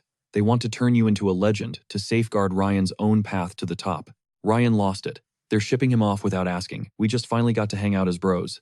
This is trash. Reyna delivered a sharp heel kick to his back, yelling at him for being such a dense brat. You're the one who caused this mess, Ryan roared back. It doesn't matter. Chiron's not going to a fencing school. He's a future archmage. He's already unlocked his spirit zone. Reyna froze. Wait, what? A spirit zone? Chironi. Hold up. He swore a knight's oath. As a mage, is a swordsman's pride, really losing to a wizard's talent. With tears pricking his eyes, Ryan snapped at her to get out. Reyna just hummed. So that's it. He used the synesthesia from his spirit zone to read Ryan's every move. No wonder he won. Talk about a big brain play. It's only possible because his mental strength is off the charts. Is that really it? Chironi wondered. Meanwhile, Ryan sat curled up on the couch looking totally defeated. Reyna beamed. He's a monster. In school, they say, peak focus translates directly into raw spiritual power. But reaching that level while swinging a sword, that's some next-level genius right there. Chiron just gave a shy smile. Reyna sighed internally. If he stays this modest, he'll be single forever. She glanced at Ryan. Fine, I'll talk to Grandpa about Chironi's actual future goals, but only if he agrees to the fencing academy first. Ryan looked up, his voice trembling. But what about his teacher? Reyna shrugged. Master Kate's already been briefed. The contract ends tomorrow. He's giving his final farewell in the morning. Ryan's heart sank. Wait, what? He stared at his blade, whispering Master. Just then the butler poked his head in. Young Master Chiron's family has arrived. They're in the grand hall. The Lord says you're free to greet them first if you wish. Reyna smirked at him. Well, Chironi, I'm coming, he chirped, practically flying down the grand staircase. The butlers fussed over him, warning him about the steep steps. Chironi laughed. You don't have to be so formal. I'm not a noble, yet, the butler gasped in horror. Impossible, please don't say such things. Another servant hissed about execution. Chironi just smirked, vowing silence. The boys scoffed back. You couldn't, even if you tried. He burst through the doors, crying out for them. Chiron, his parents shrieked, bolting upright. He lunged forward, collapsing into their desperate embrace. Their gaunt faces broke his heart. They'd spent sleepless nights mourning a son they feared dead. Elena insisted they were fine. Vincent was skeptical. Why were we summoned here? He pressed. If your work is done, shouldn't we go? They aren't holding you prisoner, are they? Not at all, Dad, Chiron reassured. They've actually offered me a life-changing opportunity. Vincent stared stunned. A chance, Elena echoed. Chiron began recounting the entire incredible story. Vincent chuckled nervously. So you're saying you befriended a highborn master while working there? And this noble swore a knight's oath. You're actually friends, Chironi beamed. Yes, exactly. Tell the truth, Vincent exploded. A brilliant kid like Chiron shouldn't be spouting such nonsense. He gripped his son's shoulders, frantic. Who's mistreating you? Tell me. Chiron shook his head. It's all true, Vincent pulled him close. Everyone knows peasants leave noble estates broken. Commoners never return home in their right mind. Vincent, stop. Suddenly, a sharp voice echoed. The Ogent patriarch arrived. The powerful family marched in, and Bishop greeted them with dignity. I am Bishop Ogent. Rian bowed deeply. I am Rian, the sword that protects Chirone. Rihanna introduced herself as the eldest daughter. Chironi's parents stood paralyzed, their hearts pounding. They scrambled to bow, stuttering. We're his parents. We're unworthy of such highborn attention. He hasn't explained yet, Rihanna mused. Vincent stammered, his mind reeling. Then, it's all true. He couldn't wrap his head around it. Soon they were seated at a massive dinner table. They were lost. Elena looked around in terror. Darling, there are so many forks here. In the grand hall, Vincent could barely catch his breath. This was a complete waking nightmare. His hands shook uncontrollably. He didn't understand the oath, but this kindness seemed impossible. Why favor a lowly woodcutter's family? Vincent apologized, trying to sound grateful despite his fear. You've been generous, but I'm still worried. Did a noble young master really swear an oath? He swore it to Sharon. Bishop admitted it was initially hard to swallow for the family. But for a military family like Ogent, an oath is sacred and totally unquestionable. To ignore it would tarnish Rion's honor. Status doesn't outweigh the heavy weight of a vow. From now on, we speak with respect. Our family will stand by Sharon forever. We won't turn our backs. Clump chuckled. I haven't heard you speak so officially in years. Father, you're being too loud, Bishop sighed. Sharon realized they were making a difficult choice. Treating them with honor was truly in keeping with the prestige of House Ogent. Taking a peasant under their wing without threats proved their true noble character. To be blunt, Bishop continued, your son possesses a rare state of mind. It's a gift. You can't just work for it. It's destiny. And he wants to be a mage. To get his license fast, the Alphea's Magic Academy, a top 5 school, is perfect. I'm not forcing him, but wasting his potential would be pure idiocy for him. Given these privileges, refusal is foolish. I strongly advise you to accept this offer. He must attend to meet the standards of House Ogent. Clump cleared his throat loudly. You're forgetting the biggest detail, Bishop added. If he graduates, your son becomes a wizard. Vincent's jaw hit the floor. My boy. A wizard. Shironi's mind raced toward the academy. Vincent gasped. Is this a dream? Our son Bishop's expression suddenly turned grave. Bishop sighed. Magic schools are elite circles. They refuse to enroll anyone, unless they are highborn. Clump added. There's one option. We must adopt Sharon. Vincent turned ghost white. What? Clump nodded. It's the only path our family council accepted. He slid over a contract explaining his childless young cousin needed an heir. By adding Sharoni to the lineage, the legal hurdles would vanish. It was a paper-only deal with zero intention of actually stealing their boy. Just like that, Sharoni could become nobility. Vincent was stunned. Who else gets a literal chance to rewrite their destiny? Yet despite the logic, it felt like handing his son over to strangers. A heavy silence filled the room. He turned to Sharoni, letting the boy decide.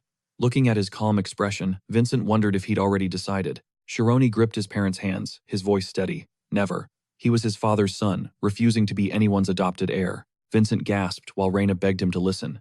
It was just a formality on a piece of parchment, and they would always be his real family. Clump insisted his dreams were within reach, promising nothing would truly change. He'd be a noble.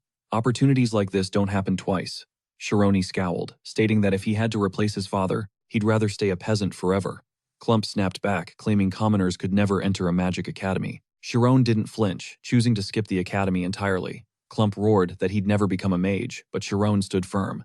Clump lunged up, shouting Sharoni's name in frustration. Why was he so stubborn? Success required sacrifice in this difficult world. If he couldn't do this, his dream was worthless. Sharoni softly agreed. Clump froze, confused. Vincent sat in tearful silence. Sharon spoke, saying no dream, no matter how grand, could outweigh what his parents gave him. If they were the roots, his dreams were merely the fruit they nourished. His literacy and this very job were only possible because of his roots. One golden ticket was nothing compared to their support. Demanding he abandon his roots was the same as telling him to wither away and die. He thanked them for the offer, but he only had one set of parents. These two people were his world. The room went cold with shock. Clump wondered if this was just guilt or something deeper. Suddenly, Vincent bowed low, sobbing. He begged them to take Sharon. Please, he was literally pleading for the adoption. Sharon was baffled. Dad Clump hesitated, acknowledging the weight of the moment, but insisted they consider the boy's actual feelings. Then Vincent dropped a bombshell. Sharoni wasn't his biological son. Alina shrieked his name, horrified by his words. They were barren, and Sharoni was a miracle found by chance. He was certain the boy was noble-born and deserved better. By joining an aristocratic house, Sharon could finally claim his rightful place. Everyone watched in stunned silence. Was this not a betrayal of his roots? The bishop realized they had all suspected it. Sharoni looked nothing like them. But wasn't this effectively disowning his son? Sharoni grabbed Vincent, crying out for his father. How could he say that without even asking him? Vincent looked away, asking for forgiveness, claiming Sharoni deserved the truth. Sharoni snapped back, asking if Vincent really thought he was that clueless. He never asked because a person only needs 2 parents. He had a big dream, but he didn't need 6 parents for it. Vincent sobbed that he just didn't want Sharoni to lose his future. Sharoni roared, asking who gave up. He'd find another way, another opportunity. Tears streamed down his face as he asked if his father even considered his feelings.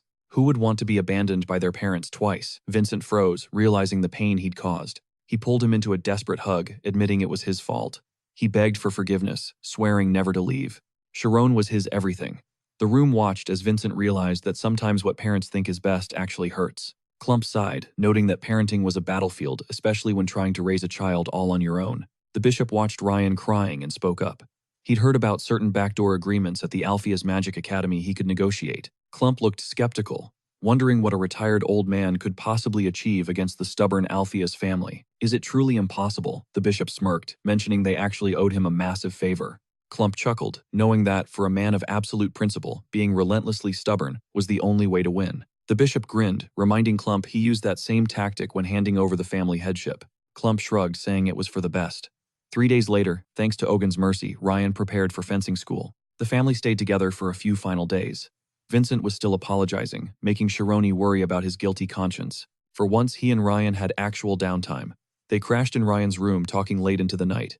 3 days later, as Sharon took one last look at the mansion, he heard soft sobbing behind him. He told Ryan to stop crying, but Ryan just couldn't help it.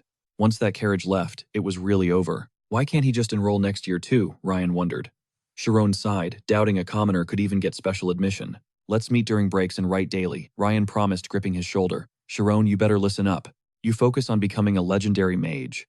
I'll be the kingdom's strongest knight, the sword that protects your life. I promise. Suddenly, Raina smacked his head, telling him to study hard despite her hidden deep worry. She told Sharon to relax and enjoy family time. Their grandfather, the high-ranking Clump, would guarantee his admission. Thanks for everything, Sharon replied. Raina smiled, realizing he was a truly special soul. Initially, she saw a cute little brother, but his resilience in this nightmare was on another level. He never abandoned his pride. Sharona, she whispered, maybe once you finally graduate from there. She stopped, smiling softly at her own thoughts. He belonged in the elite world of the Magic Academy. She squeezed his shoulder. Forget it. Just work hard. You're definitely going to be a top-tier wizard. Sharoni asked her to watch over Ryan before boarding his carriage and waving a final, heartfelt goodbye. As the wheels turned, Ryan screamed from the window. Sharon, go there and tear everyone apart. Sharon grinned. Classic Ryan Ogant. Little did they know, this was the start of something legendary. Sharon Arian, the meeting of these two fiery youths, would eventually shatter the very fabric of the world. Later in Alpheus's office, Clump grew impatient.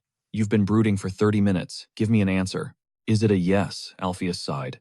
Despite 50 years of friendship, he couldn't just grant such a request. I refuse, Alpheus stated. Clump exploded. Are you kidding? Do you know how much I've suffered for you? Remembering their wild youth, there had to be a reason. Alpheus countered. Listen, times have changed, Clump. Special admissions aren't safety nets for nobles. The requirements are brutal, and the competition is insane every year. You stubborn old goat, Clump hissed. You made me wait just to shut me down without a thought. He laughed. But this boy, he's built different. Alpheus looked up, surprised by the fire in Clump's eyes. That's intriguing, Alpheus noted. He hadn't seen Clump this passionate about a student in decades. I'm not pitching a nobody, Clump insisted. This is my grandson's friend, and the kid is a total anomaly. He's got it. Seeing him was like looking into a mirror of my own younger, hungrier self. Alpheus smirked. If he's such a genius, why isn't he here? What's the catch? Some major problem. The biggest, Clump admitted. The kid isn't a noble. Alpheus froze, eyes widening in total disbelief. Wait, a commoner, Clump nodded. His charisma is unreal. He speaks with the authority of a true scholar. I thought he was just a clever manipulator, but then I offered to adopt him into nobility. Clump roared. He refused. Can you believe it? He won't abandon his identity for a title. Alpheus hummed. He understands the law of cause and effect. Clump agreed. Nothing happens without a reason. Most people lose themselves chasing power, but this boy, he won't compromise his soul for a shortcut. He stays true to his path. Doesn't that remind you of your younger self, the man you were? Alpheus replied that a person who never compromises is walking a very thin, dangerous line. That conviction invites judgment. Clump sneered. Still haven't forgiven yourself for the past, have you, old friend? You did your duty. Isn't it time to let go of the guilt? Alpheus let out a hollow laugh. Forgiveness is for the arrogant, Alpheus whispered. I teach so that nobody ever ends up like me. If this boy is truly my reflection, then he's headed for the same devastating path I took. Clump stared him down. But you were a once-in-a-century genius, Alpheus, a legend of the Milch family, the golden child, but you stumbled, took a wrong turn, and nearly lost everything in the darkness. You found your way back, though, even if you ended up as a headmaster in this remote place. Alpheus sighed. That was just luck. Heaven's mercy. Clump laughed, recalling their chaotic journey to the top. A talentless third-class swordmaster. The kingdom of Tormia's future is looking pretty bright then, isn't it? He laughed, turning to the window. No cause, no effect. Everything in this world happens for a reason. Call it fate, Clump suggested. The boy who vanished 4 years ago has returned to claim his throne. Alpheus chuckled. I don't believe in fate. But talent suppressed by status for 4 years, that's pure dynamite. Fate has finally brought them face to face. With a decisive glance, he vows to welcome Chiron once spring finally blooms. Fast forward 3 months, Chiron promises his parents a triumphant return. Now 17, both he and Arian stand on the brink of adulthood. He pulls Olena into a warm embrace as she tearfully admits her heart already aches. Chiron promises frequent letters, nervously asking if his new style suits him. Clearly out of his element, he fidgets awkwardly. Elena reassures him, noting that Miss Reina confirmed short hair is the latest noble trend. He just needs to act natural. Meanwhile, Vincent scans the luggage, wondering if any essentials were left behind. Standing tall, Chiron reminds his father he's nearly a man now, but Vincent cuts him off, insisting that if the boy won't take the lead, he will. A startled cry escapes Chiron before his father pulls him close, planting a proud kiss on his brow while whispering how much he believes in him. Anxious Chiron asks if this is the right path. The patriarch reassures him, promising to secure a proper residence within the city walls. Vincent scoffs as the man a hunter or just obsessed with the wilderness. Chiron can only nod, knowing his father's soul belongs to the earth. Despite his refusals, the Odient family insists on covering every expense, bound by their sense of duty to support him. Chiron imagined his academy acceptance would set the whole village into a frenzy of celebration, yet his father kept it a total secret. It seems he rejected city life just to avoid being shackled by noble debts. Timoran beckons him toward the carriage, offering a formal escort to the gates. Chiron waves a final goodbye as the wheels begin to turn, promising his quick return. Thus begins his legendary journey at the Magic Academy, though he feels totally out of place inside the lavish interior. Before long, Timoran swings the door open with a bow. They've arrived. Welcome to the prestigious Alpheus Magic Academy. All costs from tuition to supplies are fully covered. Your only mission, excel in your studies. Grateful Chiron offers the assistant butler his thanks. Timoran brushes it off as mere duty, but Chiron insists. He expresses his deepest gratitude for finally being recognized as someone with potential. I'll never forget this, Chiron vows. Yet Timoran delivers a cold reality check. A commoner's blood rarely changes their status in this world. Surpassing the nobility is a pipe dream, he warns. Still, very few are ever granted a golden ticket into these sacred halls. Highborn students will surely look down on him, but grit is his only weapon. If he survives, the scrutiny, greatness awaits him. Chiron nods firmly, swearing to become a master mage. Sensing his resolve, Timoran asks if he's prepared to take the first step. He signals Chiron to follow. It's time to finalize his enrollment at the legendary Alpheus Magic Academy. Known as the Cradle of Geniuses, this school holds endless mysteries. What trials and allies await him? Suddenly, the guards' voices boom across the courtyard. Bowing deeply, the guards pledge their service. Moments later, Timoran announces his departure, leaving Chiron to face this new world alone. Should any trouble arise, don't hesitate to reach out. Chiron bows, offering a final sincere thank you. Scanning the surroundings, Chiron wonders who his guide will be. To kill time, he notes the Academy's strict 10-tier ranking system. With 420 elites enrolled, the competition is cutthroat. Only 30 reach the final year, and a mere 10 actually graduate. A familiar voice calls his name from the shadows. Chiron spins around, shocked to see the director himself standing there. Alpheus chuckles, recalling their previous encounter. Chiron quickly drops into a respectful bow, thanking him for that life-changing moment. Dismissing the formality, Alpheus suggests a tour. There's plenty of time for talk later, but first he should see the grounds. But before he gets comfortable, an entrance exam looms. A test. Chiron panics, realizing he hasn't even learned the basics yet. Alpheus waves off his fears, explaining it's just a routine evaluation to see which class fits his current level. Can you achieve the state of mind? Alpheus inquires.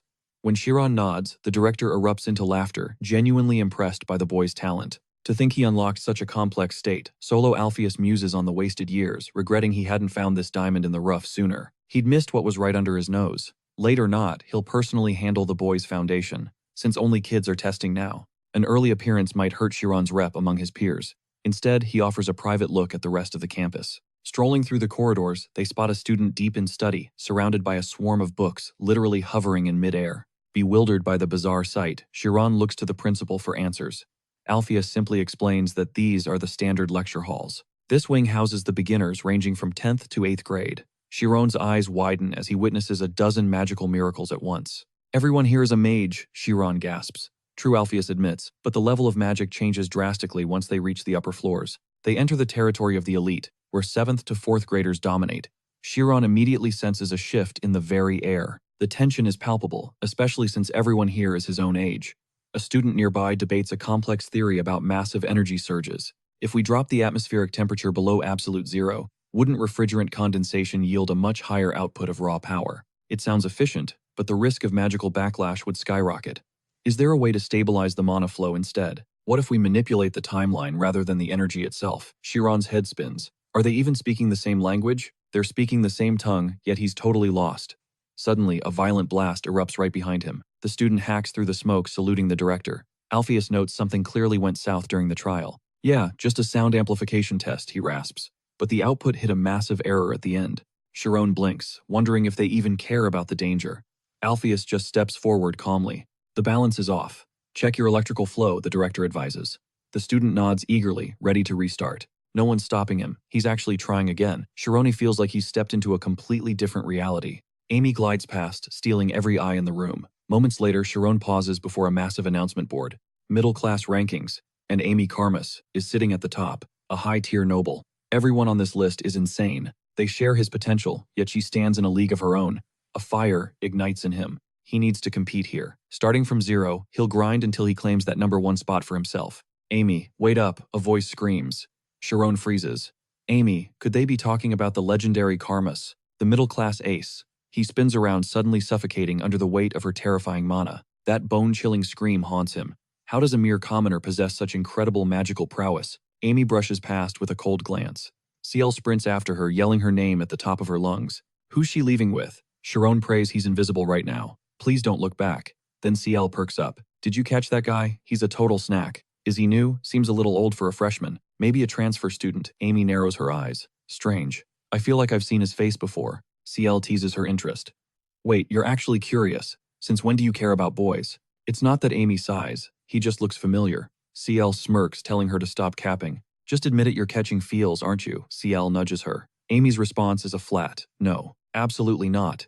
Amy Karmas, #1 in her class, and the undisputed queen of the academy's social ladder. She shuts down seniors and peers alike without blinking.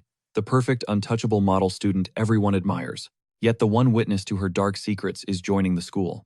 Chiron shudders as Alpheus notices. Getting chilly, Chiron shakes it off. Not at all. Soon they arrive at testing zone 3. Looks like they're still in session. Perfect. The director tells Chiron to keep his eyes glued to the student.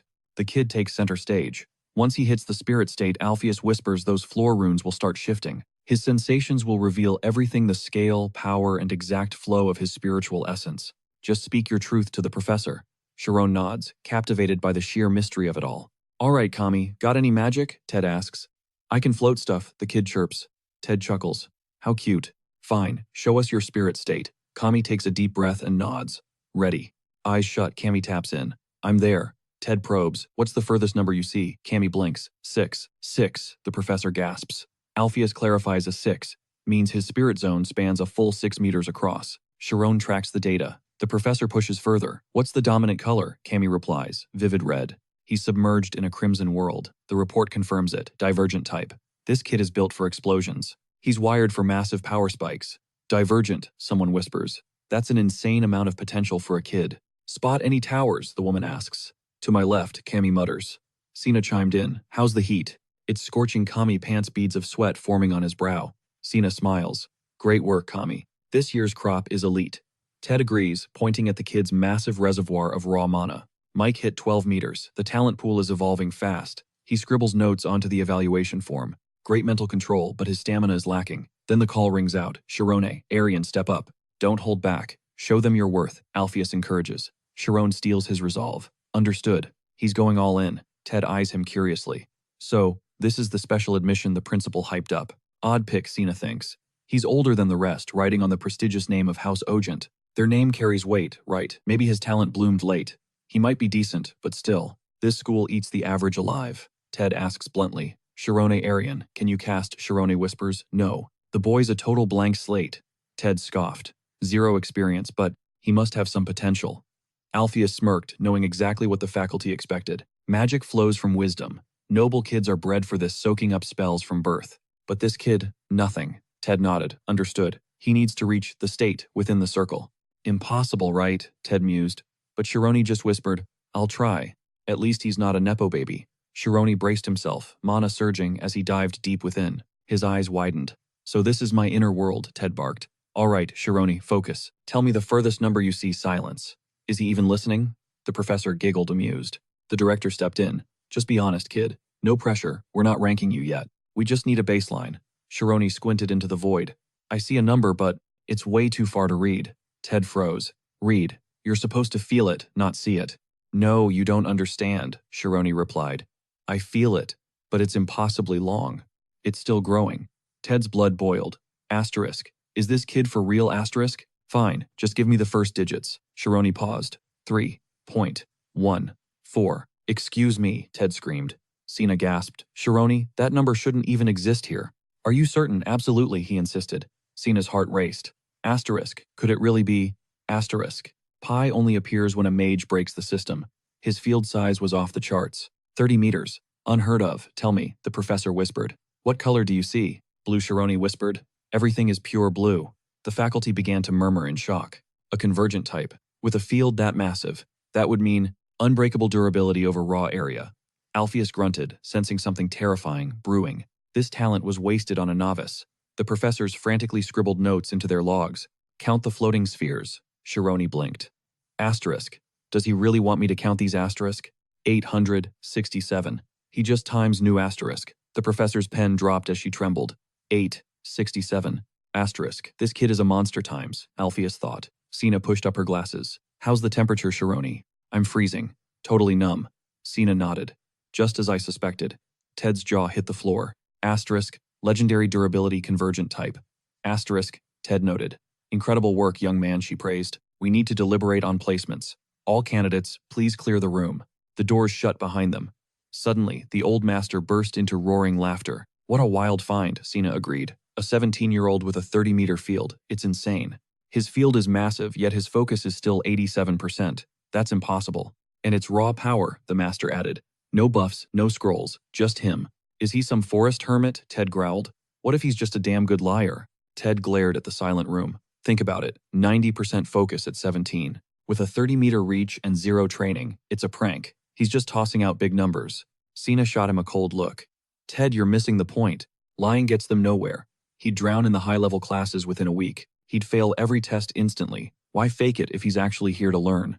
Besides, did you forget Pi only shows up as a system-shattering error code? A rookie wouldn't even know that trick. Ted fumed as Alpheus finally walked in. So where are we putting him? Sina stood tall. Headmaster, the 6th grade. Is all theory and meditation. 5th grade is where real spellcasting begins, correct. As a rank 6 mage, I say his inner state is already perfected. I recommend grade 5. Ted slammed his hand down in protest. Sina's brow furrowed. He's a clueless rookie. Skipping levels will just make him arrogant and reckless. Ted demands a focus on fundamentals, but Sienna argues that Chiron's potential transcends the standard curriculum. Quit the act, Ted barks, accusing her of hoarding the genius for her own 5th grade roster. Sienna snaps back, defending her right to scout talent, as their heated argument stuns the faculty. A senior professor intervenes, agreeing that even a prodigy must master magic one step at a time. Class 10 is dismissed immediately. The woman fears boring a literal genius with toddler-level drills. The elder suggests a compromise, placing the boy in Class 7 to keep his motivation high. This high-level tier focuses on mental discipline, allowing true elites to fast-track toward graduation. The principal grants his approval, officially welcoming Shirone as the newest member of the 7th grade. Alpheus Academy operates on a 10-class hierarchy, sorting every student by their academic and magical prowess. The elementary tiers 10 through 8 serve as a crucible for developing a student's spiritual foundation. Tiers 7 through 4 dive into complex sorcery, pushing the limits of magical and spiritual knowledge. Finally, the senior ranks prepare students for the real world through intense professional-grade mage training. A sudden announcement ripples through the halls, sparking wild rumors about the mysterious new student. Gossip spreads about the handsome newcomer who managed to skip straight into the middle classes. I'm Shirone Arian, he declares, finally stepping into the legendary academy he once only dreamed of. The campus is a mountain-sized fortress, spanning 76 kilometers of elite dorms and grand halls. With 33 buildings and 40 training grounds, the academy is a self-contained world for mages. Everything is provided on-site, keeping students focused until the final bell rings at 5 o'clock. Afterward, the grind continues in the 24-hour library as students form elite study circles. This obsession with excellence is the secret sauce behind the Academy's prestigious global reputation. But the pressure is real. Classes are notoriously difficult, demanding mastery over mountain-sized piles of data. Even highborn nobles struggle to keep up, but Shirone is determined to outshine them all. His secret weapon, a photographic memory that makes complex magical history feel like second nature. Morning sessions are over, the professor notes as the exhausted students finally catch a break. Shironi prepares for mental training, but the afternoon location is nowhere to be found on his map. Desperate for help, he spots a girl his age and hopes she can point him the right way. He asks about the training site, but his sudden arrival sends the girl into a panic. She's incredibly shy, which actually makes Shironi feel more relaxed in this high-pressure environment. It's at the second joint training ground, she explains, leaving Sharon puzzled by the term joint. Maria reveals that twice a week, all middle classes unite for a massive competitive briefing session. Sharon is stunned by the scale of it all, as the training ground hums with energy. The air is thick with respect, as juniors greet the school's most powerful upperclassmen. When popular icons like Amy and Siri appear, the crowd's excitement hits a fever pitch. Sharon prays to remain invisible, knowing that crossing paths with Amy is always a disaster. Unfortunately, as the top-ranked student in school, she's practically a celebrity, bound for senior status. In a world ruled by strict social hierarchies, staying in the shadows won't be easy for him. Ethel Romy, a legendary 6th-tier mage, steps forward to address the sea of eager students. Professor Atella welcomes everyone back, her sharp eyes scanning the mix of veterans and rookies. The mention of a transfer student sends a wave of whispers crashing through the entire assembly. Shironi breaks into a cold sweat. This kind of attention is exactly what he wanted to avoid. Care to introduce yourself? Atella asks, forcing Shironi to face the crowd with trembling nerves. As Siri searches for the newcomer, Sharon stands tall and announces his name to the academy. He reveals his 7th grade status, receiving a polite round of applause from his curious peers. While he feels like an outsider, Siri is already whispering to Amy about the guy from yesterday. She recognizes his hidden potential, realizing Shironi might just be the academy's next legendary prodigy. Amy pondered his name, echoing for the first time. Just who was this boy? He looked strangely familiar. Her red eyes had catalogued countless faces. Yet rumors suggested he was merely a high schooler, according to the intel. The faculty's eyes are locked on him. Is it for real? Syria whispered. The girl nodded. Word is, he absolutely crushed the entrance exam. Syria smirked her interest in him, peeking even further. What's his lineage? Amy ignited her eyes, her brow furrowing as fractured memories of him suddenly resurfaced. A dark smirk crossed her lips. He's a nightmare, she muttered. The Karma's bloodline was a legendary breed of geniuses. Their fabled red eyes manifested only in the Karma's heirs. This divine sight allowed for perfect, flawless recall of every event. For them, studying was obsolete. Amy, the youngest scion of the Karmas, was the prodigy among prodigies. She was the family's crown jewel. It's only natural, Shikora remarked. As his daughter, she had fully awakened the Karma's brilliance. Then the butler approached with a question. Miss Shikora, he asked. Amy just sighed, utterly bored and drained by the monotony of it all. She loathed the constant family talk. What did they ever contribute to his tireless struggle? She had climbed to the top unaided. She reigned supreme, doing as she pleased until that fateful day. Amy's world shattered the moment she crossed paths with a lowly commoner boy in a dark alleyway. Nightmare, she whispered in the present.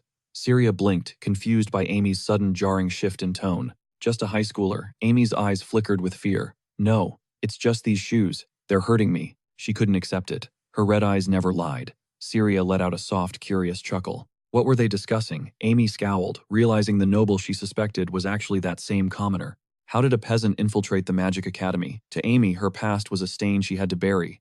The shame was suffocating. She had erased every trace, every shred of evidence from her former life. Did he recognize her? Fragments of 5 years ago haunted her, his voice echoing her name in her mind. If they knew she was a street thug 5 years ago, her facade would crumble. Surely they didn't suspect that. They call her the heartless ice queen of the academy. Little do they know the truth. The Karmas were always drawn to the enigmatic. Lost in thought, Amy violently crumpled a page from her book. Never. She wouldn't let this misunderstanding spiral. She had to shut this down before it was too late. He took his seat, trembling uncontrollably. He felt a sudden chill. Check this out, Athela announced. What's a spirit state? Someone asked. It's a mage's raw mental frequency, Athela explained. It's the mage's conscious will manifested. The basic sphere form is the simplest for beginners to visualize, but in real combat it's useless. Let me demonstrate, she said, her body suddenly glowing with intense mana. The energy surged across the court. He gasped. He could actually see her spirit state manifesting before him. It spanned 10 meters in diameter. This basic sphere is the foundation, Athela noted, but it's limited. In the field, it's rarely enough. Watch closely, she said, snapping her fingers. She aimed for a target 20 meters away, double the reach of her current 10-meter spirit state. She conjured a searing fireball. Sharon watched with bated breath, finally seeing true magic in action. Athela sparked a flicker, then unleashed a roaring torrent of flames toward the distant target. But the fire just vanished. The students gasped, as the flames simply winked out of existence. Magic cannot exist outside its caster's zone. To strike, One must forcibly expand their spirit state toward the mark. Target locked, she cried. The room erupted in shock as the mana surged forward, bridging the gap. Look at those shocked 7th graders, a student giggled. He was stunned, shape-shifting mana, altering the spirit state's geometry, Athala warned. But this technique carries a massive flaw. Shape-shifting demands absolute focus, Athala warned. In a life-or-death struggle, that delay is a death sentence. That's why masters rely on 4 specific battle-hardened forms instead. These are the pillars: defense, attack, target, and evasion. Each serves a vital purpose. We'll begin with defense, she explained as a shimmering cube materialized. This protects the core. It shields the mage's spirit. The more complex the faces, the more impenetrable the fortress. Next up is the star shape, the ultimate offensive stance. It allows you to track every twitch of your enemy. This form is a lifesaver when you're getting swarmed by a mob. Now, let's look at the target form, built specifically for long-range sniping. Its weakness: fast-moving targets. The absolute most critical thing. To master, here is the rotation speed. Since the radius is massive, maintaining control is a total nightmare. The class whispered, wondering if she was even trying. One guy nervously asked if they could ever reach her level. Sharon realized that with this logic, wielding a 10-meter spirit state in a real deathmatch was actually possible. Atella noted that even 5th-year students have mastered this. She decided to kick things off with a live demo. A girl gasped. Wait, does succeeding mean we get a fast-track ticket straight into the elite advanced classes? Having aced her spirit state exams back in 8th grade, she figured this would be a total walk in the park. Atella flared her mana, shocking the class. Her spirit state expanded beyond her body, leaving our MC totally lost. If spirit state is a mage's psyche, can thoughts truly detach from the flesh? He wondered what lay at the core. Atella warned that the evasion form is monstrously difficult. Only the most elite specialized mages can even attempt it. The perk: since the caster isn't stuck at the center, the spirit state moves with 0 physical restrictions. This removes the need for instant casting, making the range feel infinite. In this elusive evasion form, spells lock onto targets automatically without needing to aim. The crowd erupted, and one guy shouted in disbelief. How does she make this look so easy? The sheer pressure made it hard to breathe, but a girl noted that 6th-tier mages are just built different. Sharon sensed a terrifying power hidden behind Atella's gentle smile. Atella chuckled, asking if they'd be upset to skip practice on day 1. The hype in the room was electric. Will the rapid-fire champion step forward? A roar went up as Atella called out 4th-year Amy Karmas. She's such a boss, one girl whispered. Cyril noted that as the top-ranked student, she's the real deal. Now she was the star of the show. Every guy would be simping for her the moment she stepped up. Amy's eyes widened in panic. The last thing she wanted was to be the center of attention right now. The target form is one of the 4 mental states boasting unparalleled lethality during long-range combat. It's vulnerable to speedsters and large groups, but those flaws vanish if the caster is someone who can simultaneously rotate the zone and maintain high-speed mental control. At that point, it's basically flawless. Suddenly, Amy unleashed a barrage of strikes. For enemies at a distance, she was an unstoppable force of nature. The students cheered classic Amy. She's incredible. Most students use 4 forms during rapid-fire training, but this prodigy consistently takes first place using only the target form. A stunned student wondered aloud if he could ever become such a legend. Our MC, visibly sweating, realized that even as a total beginner, he could tell her technique was god tier. She wasn't just rotating her mental zone while standing perfectly still. She was obliterating every target in her path with one sweep. Her icy composure proved she was in total control. She moved with a terrifyingly graceful elegance. One guy leaned back, putting his hands behind his head, and sighed, "Man, if I could date her, my whole academy life would be a total rom-com." His buddy laughed and told him to keep dreaming. Amy isn't interested in anyone, not even high-ranking nobles. Overhearing the gossip, the protagonist finally understood why every guy in the school was losing their minds. She's a top-tier aristocrat, who's cracked at everything. She is the definition of a perfect, unreachable idol. But why was she with those bandits? Suddenly the system chimed. The rapid-fire trial was officially complete. He hit level 9 in just 20 seconds. Just then, Amy stepped forward and locked eyes with our protagonist, who stared back in total shock. The entire class froze. Wait, did the legendary Amy Karmas just... Actually, look at the new kid. She quickly looked away, cursing her own curiosity. It was just a reflex. But he was just so incredibly annoying. Her suspicions were confirmed as the classroom erupted into a frenzy. Do they know each other? No way, he just got here yesterday. Meanwhile, the protagonist realized that she definitely remembered him. Amy panicked. If he leaked rumors about her past, she was in deep trouble. Should she silence him? No, she had to stay cool. As the top student who would believe him anyway, one wrong move now would only lead to a total disaster and even more misunderstandings. Cyril closed in, probing about the visible zone. Amy's face flushed crimson as she blurted, "Nothing's wrong." Demo over the class fractured into practice groups. Sina stepped out, taking command. Time for the 7th graders to tackle the defensive form. Even a basic success would be a miracle. Survival in the chaos of war demands absolute focus. Looking down, the protagonist began to analyze the flow. The secret lies in the condensation of consciousness, compressing the spirit to forge a physical structure, then solidify the borders to hold it together. He wondered if he'd actually pulled it off. Without visual confirmation, he couldn't be certain. Using the visible zone would make this much smoother. He approached the instructor awkwardly, requesting access to the zone. She stared at him, completely blindsided. The visible zone. For you. She glanced away, insisting that the seniors take priority. Magic waits for no one. Worrying about others is a waste. True growth rarely knocks twice. Sina flashed a grin, noticing the empty zone. Looks like it's all ours. Score. First try. Talk about guts. The students erupted, instantly obsessed with the bold newcomer. Cyril nudged Amy, pointing toward the training area. Check it out. The rookie is entering the zone. Someone choked on their drink, spraying it everywhere. Is he insane? What can a 7th grader actually do? Cyril frowned, watching her friend.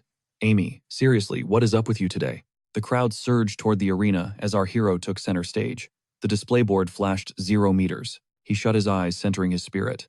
Let's do this. Every ounce of focus shifted inward. Pure energy erupted, blasting in all directions. The audience gasped as the shockwave hit. It's massive. The zone expanded at a terrifying speed. He recalled his entrance exam stats. How far could he push this? He raised his hand suddenly, realizing he needed to pump the brakes. 20 meters. The whispers turned to shouts. A 7th grader, but the cap is 13. The 5th graders stood paralyzed, their jaws hitting the floor as they spiraled into disbelief. He's just thinning it out for show, right? It should be as fragile as a bubble. He exhaled, relieved he'd stopped in time. Now it was time to manifest the shield. Something was wrong. The structure wasn't rising, it was imploding. This worked perfectly in solo practice. He's going to fail, isn't he? Amy whispered, her heart hammering against her ribs. Was he intimidated by the audience? No, his focus was ironclad. Something else was off. There was a fundamental difference between training inside the zone versus outside. He had to find it. He realized his error. The teacher's calm wasn't just poise, it was controlled mental compression. If shrinking, his consciousness was the bottleneck, he just needed to let it flow naturally. Go, he released the tension. The energy surged outward, devouring more space. It's still growing. The visible zone expanded further, defying every law of the academy. Amy's smile turned jagged. You've got to be kidding me. The crowd was losing their minds. Could one person truly possess such a vast mental landscape? He thrust his hands forward, ready. No more holding back. He crushed the energy, forging it into a sharp geometric reality. Stunned silence followed. He actually did it. A perfect manifestation on day 1. He ran his hand along the shimmering surface, feeling like he was trapped inside a giant diamond. The instructor adjusted her spectacles. His convergent trait was perfect for defense, but this was still legendary. To master this on the first day, those rumors from the entrance exam were definitely true. Cyril turned to Amy with a smirk. The teachers are definitely going to be fighting over him. He's the center of the universe right now. What do you think, Amy? Amy let out a strained laugh. How could she forget? He was the reason for her downfall. He had to have a secret benefactor. No one achieves this kind of growth alone. At this rate, he'd eclipse everyone. Her plans had to change. She needed to get close to him. The teacher watched him intently. His potential wasn't just high, it was breaking the scale. Even with years of mountain isolation, he finally sensed her presence and spoke a single word, teacher. The zone is shrinking fast. Tucking a stray hair, she nodded. True. As the space contracts, the density spikes. With this focus, his mental fortress can tank nearly any physical blow, making it magic-proof. Well done, he's snapping out of it. He flashed a smile and thanked her, before stepping out. Check out the rookie, the class roared, hype and praise filling the air, catching him off guard. Wait, why is everyone staring? Flustered, he spun around and marched the other way, while shouting his thanks. The instructor watched him leave, adjusting her glasses as her mind raced. His defensive instincts were top tier, but his convergent nature and massive mental capacity gave him the edge. He was worth watching. A sea of intense stares, locked onto Sharona's whispers erupted. He's rising fast. His talent and competitive drive are terrifying, a classmate recalled. The air grew thick with admiration and raw jealousy, and one unsettling, sinister gaze. Right then, Amy appeared. He couldn't tear his eyes away, but the next morning, a sharp, familiar gaze locked onto Sharon as the professor stepped inside. The classroom erupted in cheers. No way, it's Professor Sina. Come on, tell us about your first love. Sharon froze his heart, skipping a beat. It was her, the terrifying judge from his entrance exams, Professor Sina. She commanded the podium with an icy presence. Sharoni had no clue she was actually a high-level instructor for the 5th-year students.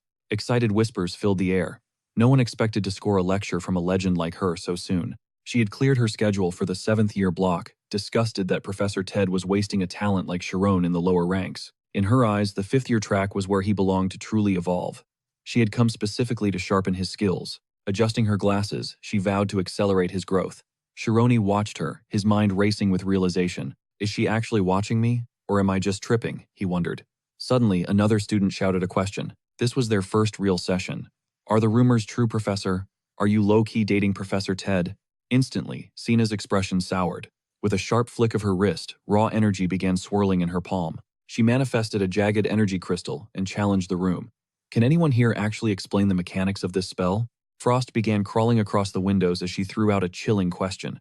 Define the difference between cold and freezing. The students shivered, complaining about the sudden drop in temperature. Sina just smirked, calling them out for their weak energy reserves. In this world, cold energy is a myth. While heat can climb infinitely, the descent into cold has a hard limit. Total energy depletion is what we call absolute zero, she declared before shattering the crystal into a million pieces. A cold smile played on her lips. Take a tiny bit of room temp energy, and you can easily craft a basic ice shard. But what happens when you fracture that energy into microscopic particles to trigger a convection current? The temperature plummeted to lethal levels instantly.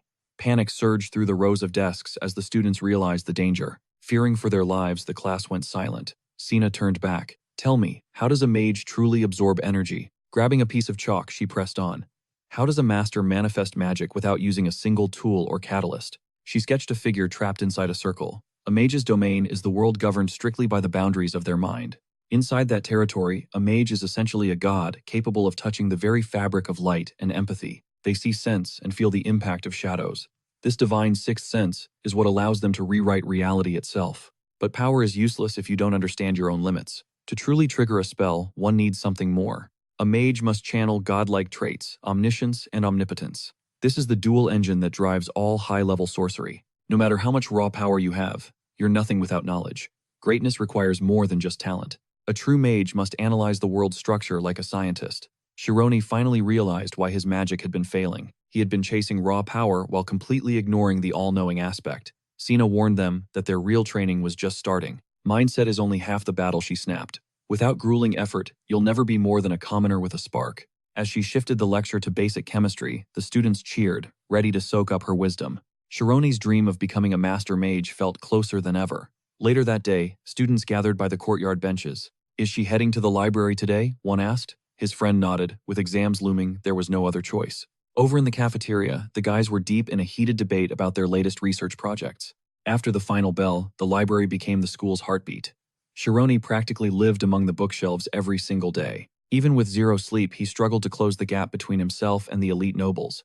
He was exhausted, but he loved every second. He was chasing a dream after all. He jokingly wondered if someone had invented a no-sleep spell yet. Suddenly, his feet left the ground. A strange sensation washed over him as his body became weightless. What the am I actually flying? He gasped. Looking back, he caught the glimpse of a mysterious shadow. The next second, he was plummeting toward the forest floor. He scrambled up, his eyes widening at the figure, standing in the clearing. It was Amy. As she pulled back her hood, Shironi's heart hammered against his ribs. He knew this reunion was coming, but he didn't expect it to be this intense. Was this really the same girl from 5 years ago? She saw the shock written all over his face. So you remember me, she whispered. Before he could react, she summoned a lethal sphere of fire in her palm. A dark, wicked grin spread across her face. Which is exactly why I'm going to delete you from this world right here and now. Long ago, she had stepped in to stop Shironi from being beaten to death. But today, she was the one coming for his life. She nearly let him walk away, but his tear-filled gaze stopped her cold. Seeing him sob made her crave his tears even more.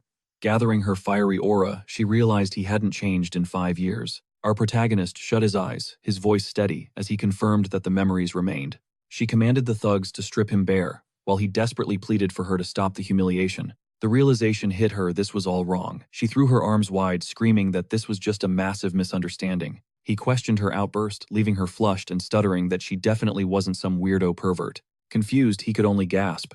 She clutched her chest frantically, insisting she wasn't the one who wanted him naked. She blamed the bandits for the undressing order, but he looked at her with pure skepticism. The truth slipped. She wanted to watch. Panicked, she shrieked for him to forget everything immediately. She claimed guys didn't interest her at all. He sighed, asking if she really kidnapped him just for this nonsense. Wait, why was she even making excuses? The realization left her completely baffled. He figured she was just terrified of rumors. Honestly, both of them were feeling the heat. When he demanded a simple apology, she froze. He stood up calmly, dusting off his clothes. He knew she wanted to bury the past. After all, she was the elite, popular top student. Why keep lying? A sincere apology was way easier than maintaining this ridiculous facade. He offered the perfect fix, but she struggled to process the idea of saying sorry. To her, he was just playing mind games, trying to manipulate her with clever logic. The audacity to challenge her, she let out a sharp chuckle at the thought of apologizing. Looking at Mr. Half Commoner, she demanded to know what she'd even gain from saying sorry. Apologizing felt like a trap. If she gave in, could she really trust him to keep her secret? Saying sorry meant admitting guilt, and she wasn't about to hand him that kind of leverage. She feared losing the upper hand, leaving him stunned that she viewed a simple apology as a transaction. He argued it was just basic decency, not some calculated move for personal profit. She burst into mocking laughter, ridiculing his naive understanding of how power truly works. Another hero speech. She wasn't about to let their roles be reversed so easily. Why waste energy on something with zero payout? His survival at the academy was looking pretty grim. He realized her perfect student mask hid a truly vile nature that hadn't changed at all. His silence gave her an opening. Time to apply a little more pressure. She leaned in, asking if he knew the real nightmare lurking within the academy's walls. Upperclassmen. Cross one and the entire school, even his own classmates, would become his sworn enemies. A lowly peasant breaking rules.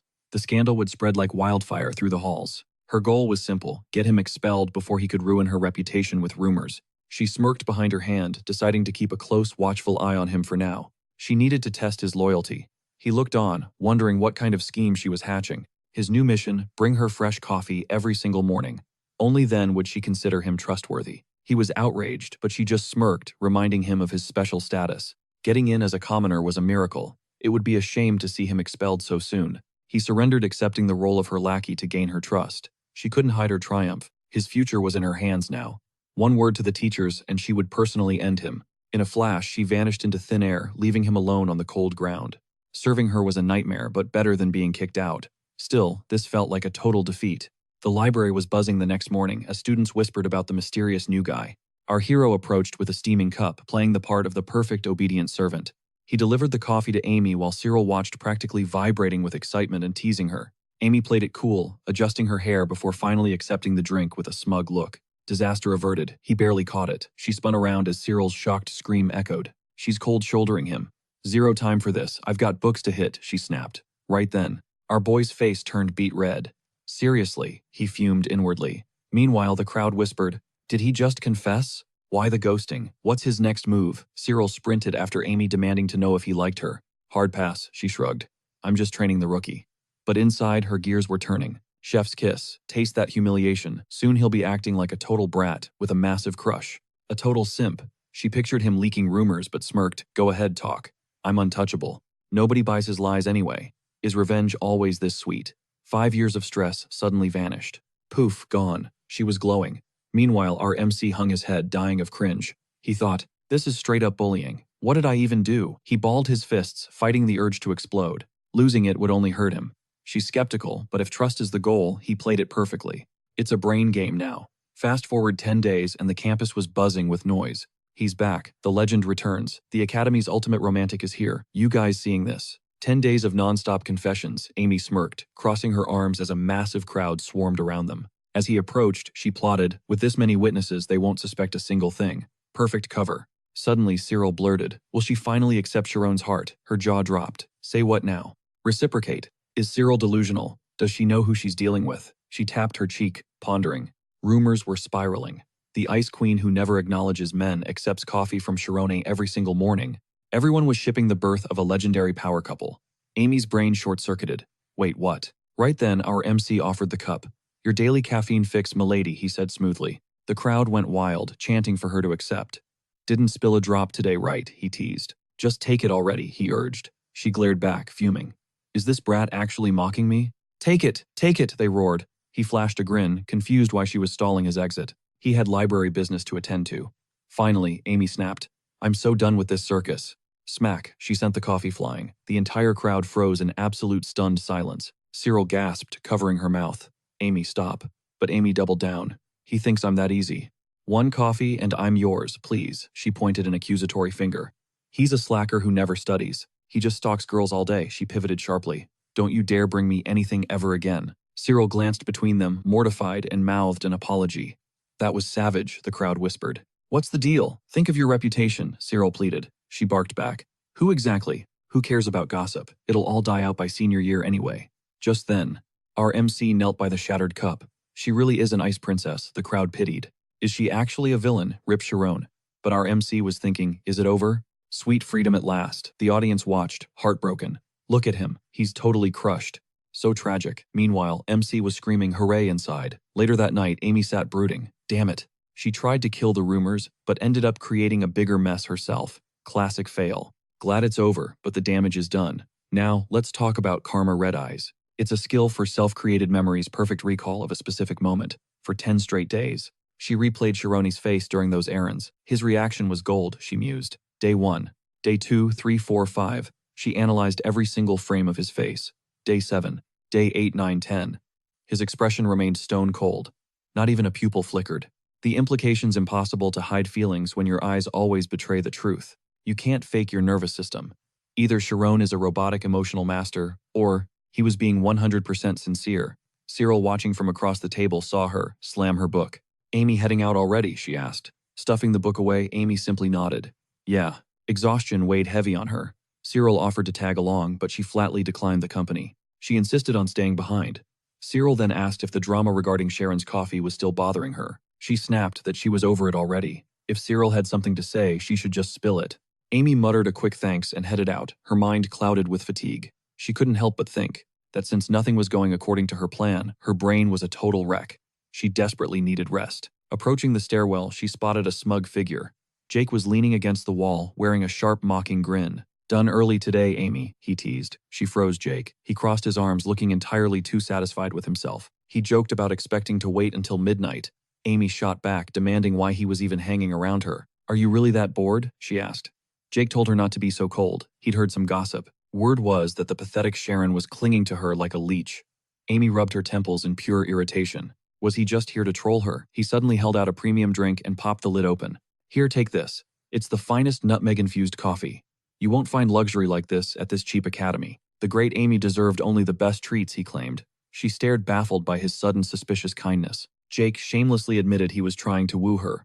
Unlike that pathetic loser, he was the true heir apparent to the royal bailiff title. He was clearly her perfect match, right? Amy just stared at him in silence. She told him his sickening jokes weren't funny at all. Jake looked offended. Sickening, he repeated in disbelief.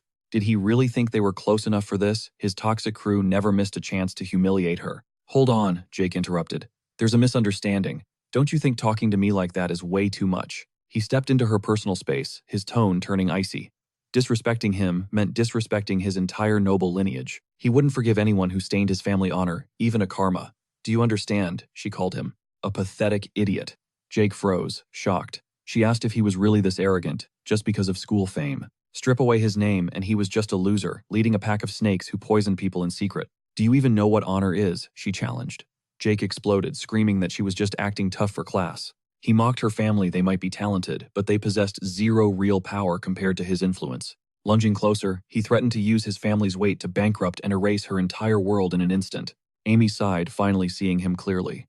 He was a true villain with eyes as dead as a rotten fish. Jake lost it.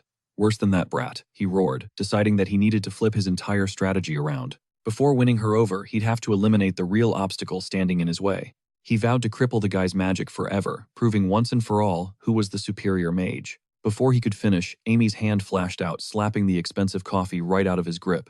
The glass shattered. You arrogant brat, Jake snarled, his teeth clenching as his face twisted in pure rage. You're just a pretty face, he spat. Suddenly, Amy's mana flared dangerously. Who are you planning to hurt? Jake's blood ran cold. 4 magic forms instantly. Are you insane? Using magic in the halls is strictly forbidden. Amy laughed, mocking his cowardice. Unlike Jake, Sharon didn't hide behind a family shield like a little child. Sharon owned his decisions. To him, her presence was like pure oxygen, one spark, and she'd incinerate everything. There was no way he could defeat the advanced class's top ranker, but he'd make sure she tasted humiliation. Gripping the railing, he stormed down the stairs in a total rage. You won't get away with this, he roared, sliding down the wall with a heavy sigh. Amy admitted she hadn't felt this anxious in ages. Why did she cave? Was it pure intimidation, or was she terrified he'd finally unmask the dark secret she'd been hiding? She recalled the main character's promise to do anything, even grunt work, to win her over. Turning her gaze away, she paused. Spotting the coffee staining the floor, she cursed under her breath. Surely after today, he wouldn't dare show his face again. Yet her resolve remained unshaken. 2 days later, a sudden uproar broke out, and Amy was at the center of the drama. Soon the main character received Cyril's message. Sharon was a hostage. She had to reach Training Hall 14 by 6 p.m., sharp, before he was pulverized. One word to the faculty and he'd ruin her life forever. Locking eyes with Cyril, the protagonist spoke up. So, that's why Amy rushed to his rescue. But the note bore a dark mage's signature, and then all hell broke loose. Bells chimed as Jerome strolled, eyes glued to his textbook. Whispers erupted. The legendary loser who hit on Amy was back. Pity filled the air as they wondered how he showed his face. He recalled the coffee incident, realizing the nightmare ended quickly. He expected eternal torment. Was the bullying finally over for good? Suddenly, he spotted Cyril, the top-tier senior, standing nearby. She had apologized for the mess. Love is a battlefield, he mused. Jerome liked Cyril, but why was she standing there without Amy? He called out and she spun around with a blood-curdling scream. She grabbed his collar, shrieking for Amy while he stood frozen. She shoved a crumpled note at him, terrified he was actually harmed. His heart dropped. Kidnapped. Who would pull such a dangerous stunt? A dark mage flashback to 30 minutes ago when things broke. A thug cornered the girls, mocking Amy with a wicked smirk. He warned her to watch her tone for her own safety. He handed over a boss's invite, but Cyril urged Amy to flee. Cyril ignored the trash while Amy mocked the 5-year failure. The thug's grin turned lethal. Join us, or Jerome dies. Cyril recoiled in horror, begging Amy to run for safety. Amy snatched the note, her gaze turning cold and lethal. Her eyes narrowed. Jake had kidnapped Jerome to trap her. She crushed the paper, shouting he was nothing to her. The messenger vanished, leaving a heavy silence in the air. Cyril grabbed the discarded message, her hands trembling in fear. A dark mage. These bullies had spiraled into actual criminals. Why, Jerome, cold sweat beaded on Amy's forehead as panic set. It was payback for her strike. Cyril suggested calling faculty. Jerome was in danger, but Amy hesitated at the teachers. A formal investigation meant exposing every secret she ever held. Her link to Jerome and her peasant past would surface. She handed Cyril her bag, deciding to handle this alone. If I'm not back by 7, call the professors. Cyril spiraled. Going solo was a total suicide mission. Amy didn't look back, apologizing for keeping her secret reasons. 10 idiots like Jake, they aren't even worth her warm-up. Present-day Jerome's jaw dropped. That crazy girl saved him. He turned to Cyril, frantic. She went alone. Let's move. Cyril explained Amy's desperate plea to wait until 7 o'clock. This was her first favor. Jerome realized the wait now. 1 hour left. The gravity of the situation hit Jerome. She was shielding his secret identity, sacrificing her life. I can't let her face that darkness alone. I'm going. He ditched his bag, pleading with Cyril to wait until 7. He sprinted for the mountains, targeting Training Ground 14. Suddenly, he was airborne. Cyril snatched him, soaring skyward together. Photon speed travel, death grip engaged. He shrieked, "You have to be kidding." His body erupted in radiance, hurtling forward like a comet while shocked students watched. Who unleashed that mana? They gasped. Our hero shrieked in terror before they finally touched down. Whoa, Cyril yelled that teleporting into a tree was a real risk, so air travel it was. They slammed into the dirt. Shaking like a leaf, he clung to a tree, barely processing the chaos. He emptied his stomach while Cyril sprinted toward Training Ground 14, screaming Amy's name. She scanned the area, gasping for air. Her watch confirmed it. The place was a ghost town. We are 10 minutes early. This is wrong. He wiped his mouth, trying to regain some dignity. Was this the wrong spot? They must have anticipated the teachers finding those notes. Cyril panicked. What about Amy? This trap was terrifyingly well thought out. His secret identity did not matter anymore. Amy was likely walking into a total nightmare. He struggled for breath, urging the senior to retreat and alert the instructors immediately. She was faster solo. Wait, she stammered. Amy specifically said to hold out until 7. The plan is dead. I am the target. Just move. I can handle this. Is he the reason? She shrieked. Are the rumors about you two secretly dating actually legit? What other secrets are you keeping? He balled his fists, roaring that they had no time. Every second wasted was a second closer to disaster. She gritted her teeth and finally agreed. He was in the crosshairs too. He let out a heavy sigh, abandoned in the wilderness. These mountains were his backyard. He unleashed his mana, desperately scanning the terrain for a trail. Found them, fresh tracks from 2 people. He knelt down, deciphering their every move. They vanished into the air here. Suddenly a strange noise echoed through the trees. What was that? A massive plume of dark smoke began spiraling into the heavens. Smoke billowed from a thug's palm. Whoops, he mocked. Did my hand slip? Nearly scorched her. Explosives for her grand entrance. Amy just glared at the fire, creeping toward her feet. Ambushed bullies swarmed from the shadows. I can't believe the boss actually lured her out. Jake emerged with a smug grin. Easy, guys. Show our lovely guest some proper respect. Amy crossed her arms, unimpressed. Looks like a bunch of losers with way too much free time. You really showed up solo. You value that loser enough to walk into a trap. Why burn the whole house down just to kill a few filthy rats? Jake's smirk widened. You think you can take us all? I have a strategy. She spat back. To hell with your plans. Where is Sharon? The gang erupted in laughter. That nerd is probably rotting in the library. He is probably nose deep in some book, clueless that his friend is about to be demolished. Oh, he loves his books, a thug cackled. Why are we even talking about that loser? Everyone here is thirsty for one thing. Revenge for the hell you put us through. Jake's grin turned predatory. You humiliated me yesterday, Amy. Time to pay the interest. Amy chuckled. Honestly, if Sharon was here, this would be a lot more complicated. Handling a crowd is a chore. She began circulating her mana, her eyes glowing with intent. I just need to erase you all, right? Jake's heart skipped. No way. Impossible. A searing flash of fire erupted. One student took a direct hit while the thug's hand ignited. It is burning, they shrieked in agony. She is a monster. She is actually trying to kill us. Jake scrambled away, barking orders. Get a grip, douse those flames and move. Her form is weak against a crowd. Stay mobile, don't let her break our formation. They took to the skies, but Amy's aim was flawless. Who said you could leave? Torrential fire blasted from her palms. Flaming flares rained down as the students desperately shielded themselves. Make it stop, they shrieked. How is her technique that insanely fast? Flames engulfed another bystander. Jake surged forward, eyes widening in pure disbelief. This wasn't some sterile training drill. Was she a combat veteran? Even the slickest moves always have an opening. Hovering mid-air, he realized her horizontal rotation demanded a vertical strike. He channeled a razor-sharp wind blade, locking his sights directly onto Amy. A smirk crept up, he had her. But she vanished. No way, he roared in frustration. Read the patterns, amateur, she mocked. Then a fiery fist exploded in his face. Crap. Engulfed in flames, Jake charged like a maniac. Amy sighed. This is why your grades suck. You waste all your potential on these petty games. Jake pointed his palm, screaming in fury. Stop patronizing me, he shrieked, thrusting his hand forward in a desperate gambit. Pathetic, Amy thought, watching his futile struggle. She wasn't about to play nice today. Suddenly, her heart dropped. Orbs of raw energy were screaming directly toward her. What is this? She shrieked as the mob synchronized their mental assault on her. The trap snapped shut. Jake's face twisted into a sadistic grin. Checkmate, babe. One wrong move and her mind would shatter. You insane bastard, she howled in pain. He'd actually used a forbidden curse. Her legendary ocular powers couldn't even counter this. Wind shackles slammed onto her limbs, pinning her tight.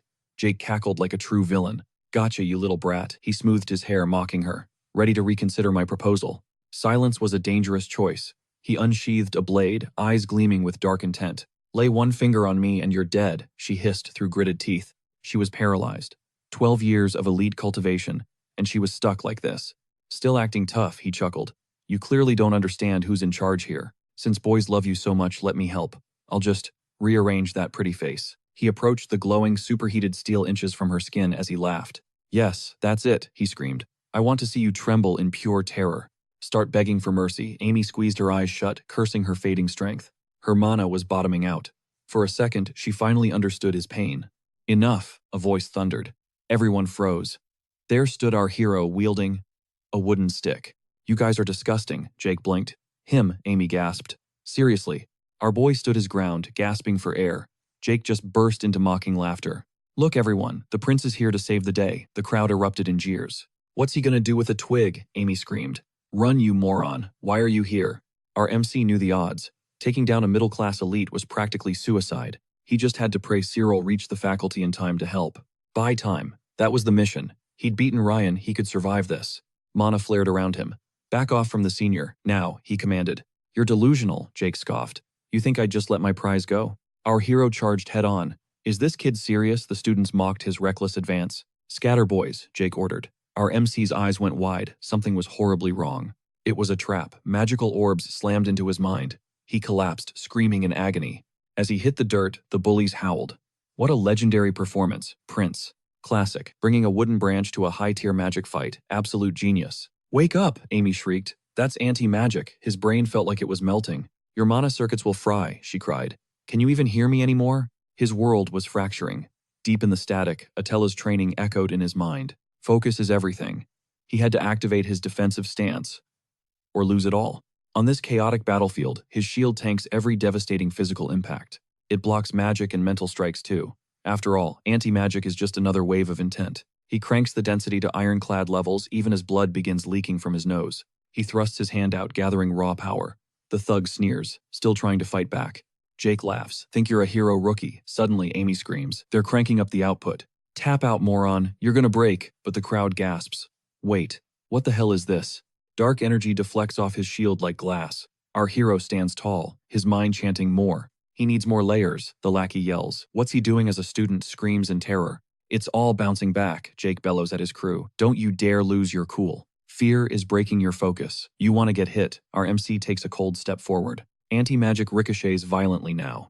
Jake yells to back off as a stray blast targets a student. No, the student wails. Their own energy backfires, hitting others who collapse, clutching their heads in agony. They beg for mercy. Amy's lost. She can't tap into the spirit state, so this is all a blur. She glares at her palms. It worked. The anti-magic suppression has finally vanished. With a flash of flame, she melts her cuffs and steps out. Wow, she mutters, eyeing the MC. Insane. His spirit state is so cold and dense. Meanwhile, our hero senses something. Something squirmy moves under his boot like a pathetic worm. Right in that moment, a panicked Jake hits a tree. Is this a prank? There are 6 of us. Losing to one loser, impossible. He must be some kind of anti-magic freak. The MC blinks confused. Jake keeps ranting. That's how you cheated your way into this school. Jake gears up for a duel, charging his mana. The MC realizes things are getting ugly. Wind swirls in Jake's palms. The MC realizes this guy actually has 0 magic skill. Jake smirks. What should I slice first? Then Amy's flaming fist nukes his jaw. She levels him with a follow-up strike. Go to sleep, loser. The MC rushes over. Chill out, girl, he yells. Amy snaps back. Did you see what he tried? He's paying for it. Moron. He holds her back, warning that her skill will literally kill the guy. He drags Amy away, but they both tumble. She lands right on top of him in a heap. You okay? He asks. She rolls over onto him unresponsive. Amy, snap out of it. Did she black out? He figures she finally hit her limit and collapsed. He whispers a quick thanks for saving his life.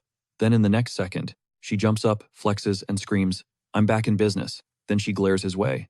Exactly. Why'd a wimp like you even show up? The MC pushes himself up, exhausted. Clutching his gut, he sighs. Typical. Amy coughs into her fist and offers him a hand. We gotta bail. If the staff catches us here, we're totally cooked. He takes her hand. Cyril should have warned us. Amy shrieks in surprise. Wait, what? No way, she gasps. He shrugs. Look, everything just went sideways, okay? Amy facepalms in frustration. You just have no idea how deep this goes, do you? If the Academy finds out we're dead, the wizards will dig for every dirty detail. They don't do mercy. You want everyone knowing our secret, she screams. Is that seriously our biggest problem right now? He asks. Suddenly, Jake scoffs some secret. Amy waves them off, yelling, screw it, we just have to run. Deal with it later, the MC asks. Run from what? A second later. A blinding light strikes the earth behind them. Amy looks back, gritting her teeth. She prayed for a chill old teacher who'd just ignore them. She was wrong. Instead, Ted the Fire Mage and Cena the Ice Mage, both Tier 6, land right there. Doom settled over her. Facing the 2 most volatile instructors in the academy felt like a death sentence. Cyril lunged forward, panic lacing his voice. Amy, are you all right? Talk to me, what happened to your head? She muttered a quick reassurance, baffled by their sudden arrival. Suddenly, Ted unleashed a blinding flare into the heavens. The Fire Sun spell, Shironi gasped, recognizing the elite magic. Then Ted's gaze dropped to the fallen students. What in the world is this chaos? He roared, spinning around before seizing Amy's shoulders in a frantic grip. How could my star pupil be caught in this mess? He shrieked. Tell me you're not injured. Cena drifted toward Shironi. We rushed here the moment we sensed the threat. Can you explain this disaster? Shironi hesitated, but Jake cut him off, stepping forward with his arms wide in a grand mocking gesture. I'll handle the explanations, Jake smirked, placing a hand over his heart while everyone watched in stunned silence. Honestly, it was just a duel fueled by a little teenage rivalry. You know how it is at our age. Cena's eyes narrowed. A duel. With restricted anti-magic, I heard there was an actual ransom letter involved. Are you admitting to breaking Academy law? She pressed. Jake just grinned wider. What choice did we have? Amy's a monster. We had to fight back. Sure, she's pretty, but we're the real victims here. And don't forget, Amy struck first back at the library. That's exactly why I challenged her to a formal duel. He feigned outrage. Doesn't it seem suspicious that she kept all of this hidden from you teachers? Stop lying through your teeth, Amy, erupted her patient, snapping. You're the one who threatened me from the start. You literally claimed to have kidnapped Shironi. Jake countered smoothly. But look at him, did we? She's the aggressor here. He jabbed a finger toward the protagonist. And this guy. Instead of reporting to staff, he sneaks off in secret. They're clearly hiding a dark secret. Can't you see it, teachers? They're the ones playing dirty. They're the criminals, he barked. Amy ground her teeth, her fury reaching its boiling point as she screamed. You're a delusional moron, she yelled. Jake just chuckled darkly, his mind spinning with a wicked plan. She's terrified of that dark mage secret coming out, he realized. I'll turn this incident into a massive scandal. Once the truth leaks, every newspaper news outlet and even the church will be hunting them down. The rumors will destroy them, he gloated. But Sina cut through his delusion. Enough with the fairy tales, Jake. She stepped into his personal space. You used restricted anti-magic, a blatant violation of Academy law. That weapon could have shattered their minds or killed them outright. You knew exactly what you were doing. That's more than enough reason for expulsion. Jake erupted into manic laughter. Expel me, you're joking, right? Ted leaned in, whispering urgently. Professor, the Arduous House practically funds this entire institution. We can't. She silenced him with a cold look. Isn't our primary duty to guide these students, Ted? If you've forgotten how to lead them toward the light, then this academy has no use for you. Jake let out a boisterous cackle. Fine, let's see who gets the boot first, the rich heir or the teacher. Cash rules everything, everyone kneels for gold. Maybe it's time you learned how reality actually functions. He laughed in her face, but Sina simply raised her hand, her expression turning frostier than the air. Perhaps you're the one who needs a lesson first. With a sharp flick, massive surges of mana erupted. The students shielded their eyes. She's incredible, Shironi marveled, while Amy just sighed at the escalating madness. Professor, stop. You'll kill him, Ted panicked. But the swirling energy was already zeroing in on Jake. Jake threw up his arms as frost raced across his skin, encasing him in a jagged tomb of ice. Lethal icicles hovered inches from his face. Phenomenal control, Shironi realized. His clothes aren't even damp. Every atom of the spell was under her command, the true mark of an ice genius. Listen closely, Jake, she whispered. Do you truly believe your bank account makes you invincible? Shut up and release me, he shrieked. Get this ice off me. With a casual snap of her fingers, the frozen shards exploded outward. She stepped closer, her voice dropping. We've seen the list of students you've terrorized, Jake. The school looked away for too long, letting your crimes slide. Jake collapsed, clutching his trembling hands. Because I'm rich, he screamed. Don't get it twisted, she roared back. This isn't some corporate office. We don't sell education here. We teach things that all your family's gold could never buy. His roar echoed, but what was her reply? That shared vision, his burning desire to be a mage. Stunned, he locked eyes with her memories of calling her Teacher Sina flooding back. If she only grants him 5th grade status, he will transform into a top-tier mage to settle his debt. That childhood oath with his crew, relentless training to master the arcane. Wasn't this the whole point of their journey? Suddenly, Jake's memories resurfaced as she questioned if he truly planned to crush their sacred memories with his own palms. He gazed up, whispering teacher, before bowing his head in deep regret. Our hero pondered his true priorities. Jake and his dark mage comrades felt the sting of guilt, longing to be true wizards once more. Redemption was miles away. For now, once patched up, they would face the music inside the cold walls of the disciplinary chamber. Suddenly, agonized yells erupted from the room. Easy there, it hurts. He needed to chill. It was merely a flesh wound. The unavoidable finally went down. Meanwhile, Ted sat perched at his desk, clicking his pen impatiently. He grilled Shirone why the silence. A crisis like this required immediate faculty intervention, yet he chose to play hero, rushing to rescue a senior girl who outclassed him, all by himself. They needed a solid alibi. After a heavy silence, Amy sighed, finally nodding in reluctant agreement. She would spill the tea. RMC watched her, realizing secrets like this have an absolute expiration date, even if the principal's leak remained a mystery. Then she dropped the bomb, Shirone. He panicked, is she exposing his roots? But she just smirked, twirling her hair, and chirped, he is my boyfriend. The crowd's jaws hit the floor. Wait, what? Inside Amy's head, she was howling for a lifeline. Somebody help. Total desperation. The thugs loomed over her, mocking. We are in the middle of nowhere. Who is even going to save you now? If she had just played ball, she would not be in this mess. Suddenly, a stallion thundered toward them, rearing back wildly. Who is this guy? The thugs barked. Boom, our hero delivered a flying kick, sending them reeling as they yelled, watch your back. Amy's eyes widened.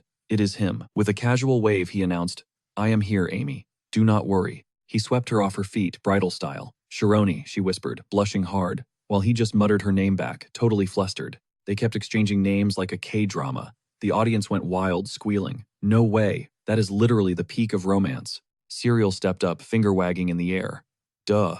It is 100% facts, no cap.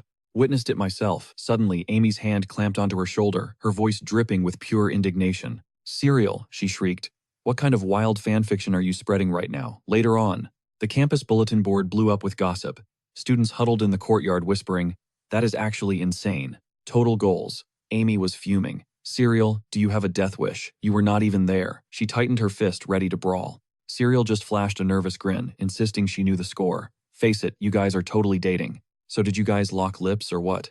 At least the plan worked. Those creeps would not dare breathe in her direction now. Amy crossed her arms, glancing away. Fine, whatever. It is for the best. Back to the day of the showdown. Ted pounded the table, shouting, "Total cap right." The Amy he knew had zero interest in dating anyone. Right, and Sharon is just a rookie here. She claimed they actually had a history together from way back. Reconnecting inside these Magic Academy walls. If that is not pure fate, I do not know what is. She gave a forced smile, tucking a stray hair back while glancing at our hero. Am I right? He tried to mutter, "Wait, what about the last part?" Before he could finish, a sharp kick to the knee made him yelp. He let out a nervous chuckle, confirming the lie. Faking a romance was way safer than exposing their real history. Later in the dining hall, Serial was still beaming. I freaking knew it. I called it from day one. Seriously, Amy is such a klutz. With shared classes today, she will definitely be linking up with Sharon after hours. Dinner, then a cozy library. Date Amy insisted they were only going to study hard though. Serial made a face. Boring. Where is the spice? Meanwhile, Amy was internally screaming about how swamped she was. No time for this fake dating drama. Sharon just needs to keep a low profile. He is handling it fine. Wait, she actually hated this vibe. Out at the training grounds, Serial spotted him and hollered, "Yo Sharon, get over here." He gave a friendly wave, greeting his senior with a grin. Serial skipped over, asking how his day was going. "Missing your girl Amy already," he chuckled, fixing his hair and brushed it off. "Do not be ridiculous." Right then, Amy realized this was the exact problem. They were supposedly together, but his casual vibe was way off. It was as if an invisible wall stood between them. Stepping forward, she cleared her throat and placed a trembling hand over her heart. She whispered that he could drop the formalities in private.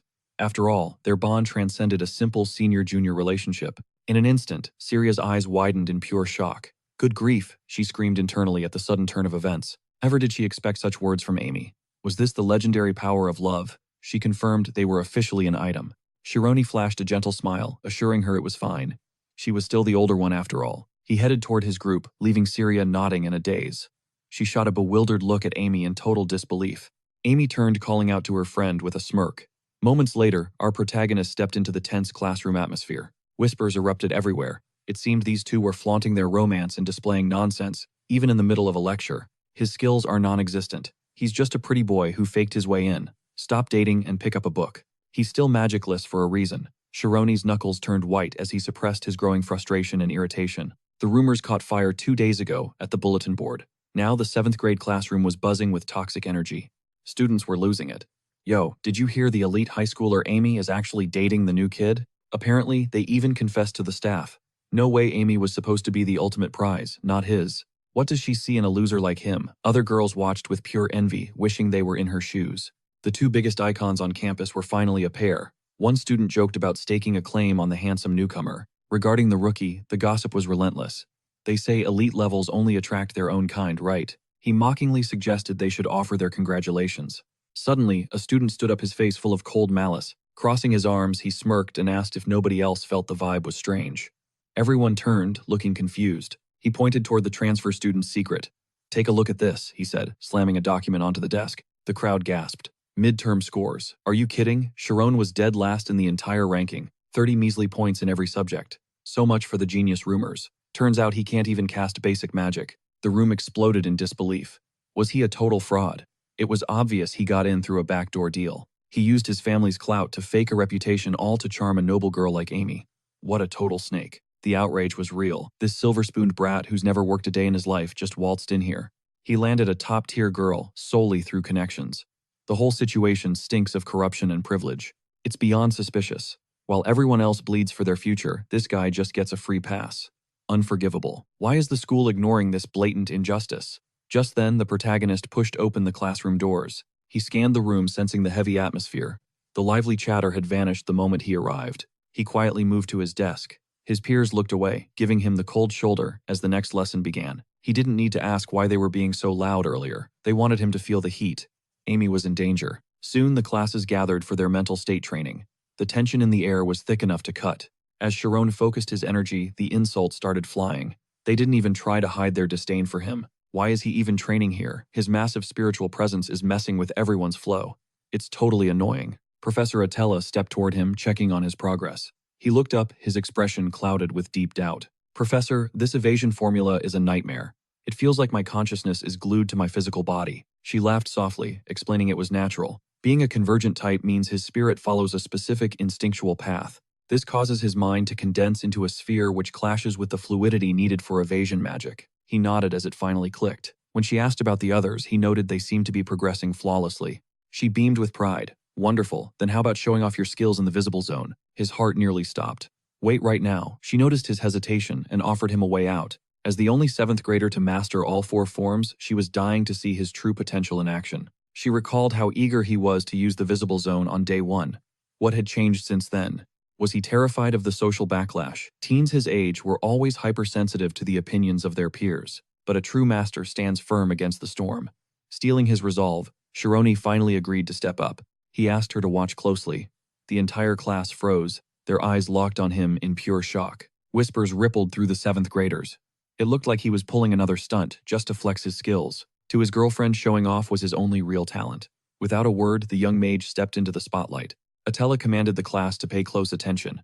Demonstrate all 4 forms, she ordered. Shironi gave a firm nod. He knew mastering form shifting was his golden ticket. It was the ultimate requirement to escape his current low rank. One successful move, and he'd leave these beginners behind forever. Taking a deep breath, he shut his eyes and centered himself. First up, defense. Mana surged and solidified around him. Amy watched intently, her mind racing with a million questions. Had his power spiked after that dark mage encounter? The crowd gasped. 144 facets. That defense is top tier. It wasn't just magic. It was an impenetrable suit of armor. Then in a sudden flash, Shironi shifted gears. Atella's eyes narrowed. His fundamentals were flawless, shifting forms even faster than the upperclassmen in grade 6. Promotion was practically guaranteed at this rate. But Shironi focused on the final most difficult hurdle, the elusive evasion form. A heavy sigh escaped him. This form had always failed him, and failing publicly was the last thing he wanted. Still, he had to follow Atella's lead even if it meant exposing his weakness. Nearby, the 5th graders watched, stunned. Was he actually attempting the evasion formula? That's 5th grade level magic, an evasion spell? No way he pulls this off. Chiron realized the secret he had, to reach the core of his consciousness, before the mental field collapsed into nothingness. It felt just like training. Close-range control was easy, but as the field expanded further out, his grip started slipping. His mind was being dragged along with it. One more time, he exhaled. The audience began to mutter in doubt. Is this the genius everyone hyped up? They scoffed. He was acting so high and mighty, but this evasion is pathetic. Amy frowned, her heart sinking. He was doing so well. What went wrong? Cyril asked, equally confused by the struggle. She analyzed Shirona's mana field. Why is his mental state flickering? Is the pressure from the crowd finally getting to him? Unlikely, she muttered. A crowd wouldn't shake him. Something else is off. What's been going on with him lately? Shironi's mind darkened. Why do they crave my downfall? Why is everyone so eager to watch me crash and burn? The realization hit him like a lightning bolt. He was trapped in his own head. Stop hesitating, he told himself. True power requires action, not just thought. He came to this academy to become a legendary mage, didn't he? Forget the doubts. He was here for one reason, to master the arcane arts and rise to the very top. Instantly, he pushed his mana to the limit. The onlookers stared, shocked by the sudden intense pressure of his aura. Would his power break or vanish? With a guttural roar, he unleashed it. Later, Ted compiled a startling incident report. 6 students had conspired to use forbidden anti-magic rite on the academy's sacred grounds. A truly dangerous violation. Even a low dose of anti-magic could shatter a student's psyche. Yet a mere 7th grader stood his ground against it. Chiron had instinctively deployed a defense to tank the anti-magic's backlash. Sina finished reading her mind, spinning with intrigue. He didn't just block it, he countered it. Anti-magic is a lethal force that usually requires specialized high-tier artifacts. It's as deadly as it is complex. Even if their technique was messy, defeating 6 opponents simultaneously is a miracle. Shironi's mental fortitude outclassed all those students combined. Was this the awakening of a true natural-born talent? A voice called out to Atella, who was relaxing with a warm drink. She looked up, curiosity gleaming in her eyes. Sina leaned in. Did he really pull off the evasion form? Atella simply nodded with a knowing smile. He did. It had only been a month since he started, yet he mastered it yesterday. The visible field changed everything for him. He saw the flow perfectly. He held the form for 4 whole seconds. Sina gasped. That's absolutely incredible. Taking a slow sip, Sina smiled. Her instincts about the boy were spot on. Atella spoke up with a plan. I want to offer him a unique incentive, Atella proposed. Sina adjusted her glasses, a sly, mysterious grin forming. She chuckled softly. Great minds think alike, it seems. A few days later, the atmosphere in class was electric. During the 7th grade chemistry lecture, Sina tapped the chalkboard. That concludes our lesson for today, she announced. The class buzzed with excitement early release, but Sina raised a hand. Wait, I have a major announcement to make. Shironi, please stand up, she commanded. Startled, the boy rose from his desk, wondering what he'd done this time. What's wrong? He asked. Sina smiled. You're being fast-tracked. As of tomorrow, you're officially a 5th grade student. Don't miss your new classes, she added. The room exploded in shock. He skipped 2 whole grades, totally unheard of. No way, someone yelled. It takes 2 years of grinding just to move up once. This kid is insane. The class whispered just how much clout did his family have to jump 2 whole grades. Sina intervened. She urged them to focus purely on their studies, nothing more. But the peace didn't last. Suddenly, a student bolted upright, screaming for her to wait. She was staging a full protest. Skipping 2 grades was legendary. How could a magicless student get fast-tracked? Sina was shook.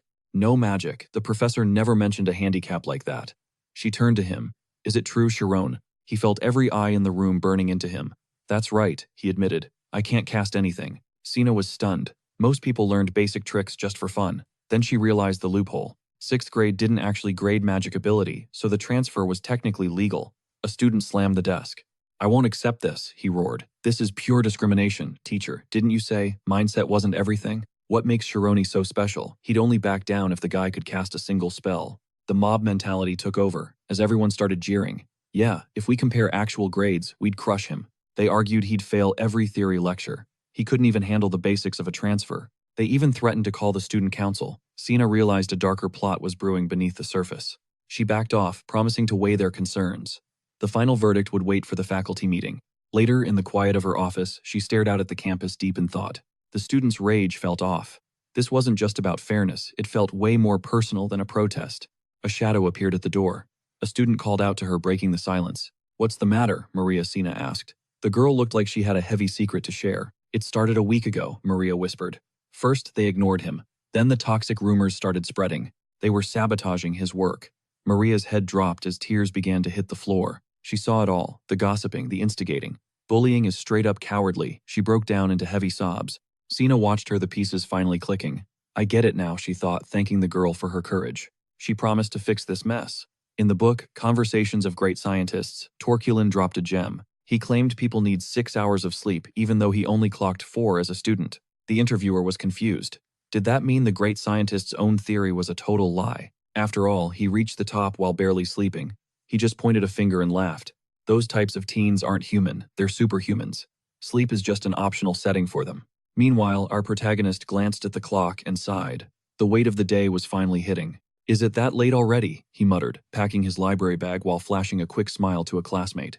Walking through the courtyard, Tamaran's warning echoed in his mind. Young master, the nobles will look down on you. He had to stay patient and keep grinding. If he could endure the hate, the goal was his. He'd take any hit for the people who believed in him. Later, he stood before the graduation building's gates. No matter who stood in his path, he would become a wizard. A few days passed. Fresh out of the shower, he was drying off when he sensed a presence. Someone was there. At this hour, he worried the bullies had found his room. Then a voice called his name. Shironi got a second. He pulled the door open, completely floored. Wait, Professor Sina. She stood there, asking to step inside. He awkwardly cleared a path for her to enter. He offered to boil some tea, but she waved it off. She'd tried catching him earlier without luck. She apologized for the late-night raid. Then her eyes drifted to his messy desk, and she froze. So that is it. Looking at his records, she'd noticed a weird pattern. His scores were all low, but they were perfectly identical across every subject. He was leveling up everything at the exact same pace. He wasn't chasing quick wins. He was building a foundation. He wasn't failing magic. He was avoiding it. But why? Did he miss out on a proper education as a kid?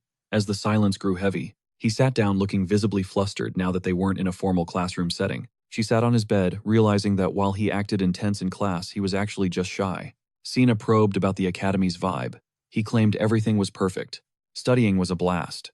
But she'd heard the rumors about the bullying. He gave a forced smile, saying he was fine. She urged total honesty. No need to hide. He nodded, finally, admitting things were actually rough. He lacked friends and couldn't change their toxic attitude toward him. She asked if he was salty. He wasn't a robot, but he wouldn't beg. He'd stay true to himself. Suddenly, a thought hit him. 40 classmates' opinions didn't define him. Somewhere in this massive world, someone would finally understand. She nodded slowly and closed her eyes. She understood.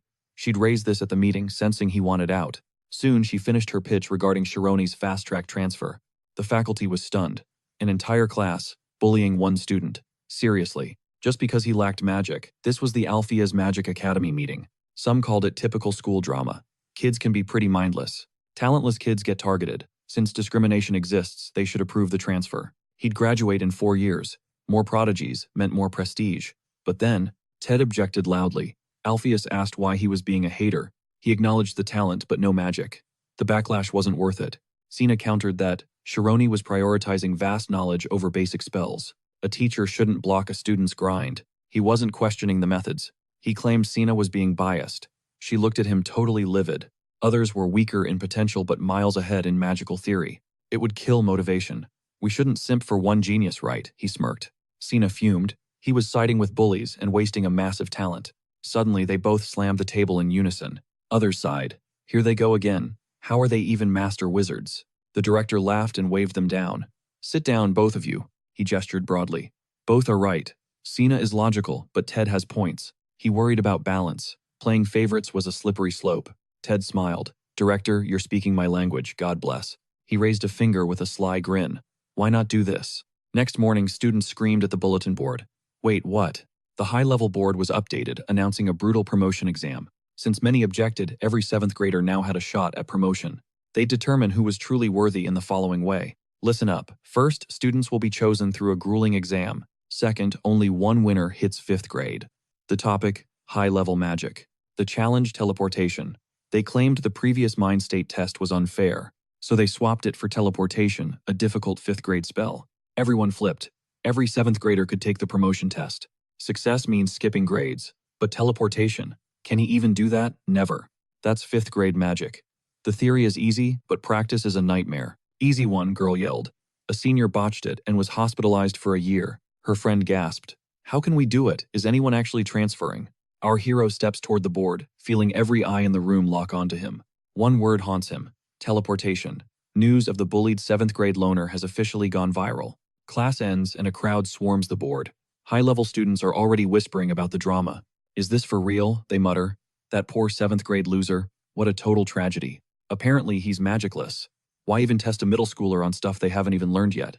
The tea. He's dating Amy and the haters are fuming. Amidst the chaos, Amy stands frozen. Was he really targeted? Suddenly it clicks. He was pushing her away just to keep her safe. Cyril sighs beside her, noting that 7th graders are basically toddlers, so this mess isn't even surprising. She almost faced the same fate before transferring. Amy spins around, her eyes widening in shock. Where do you think you're going? Sina yells. Amy ignores the warning, fueled by sudden determination. Amy snaps, her temper flaring. She seriously wants to deck him. How could he just take it? She's ready to rally her grade, but Cyril screams, Are you insane? You'll cause a riot. Rules be damned, Amy fires back. This affects me too. Imagine if you were in his shoes. No guy wants his girl to see him as a loser. If she interferes, his pride dies. She pauses. Does he even care? If he hated it so much, why keep her in the dark? Cyril steps up, reminding her that teaching a middle schooler teleportation is basically a suicide mission. Amy bites her lip. The difficulty of the spell is the least of their worries right now. It's lethal for a rookie.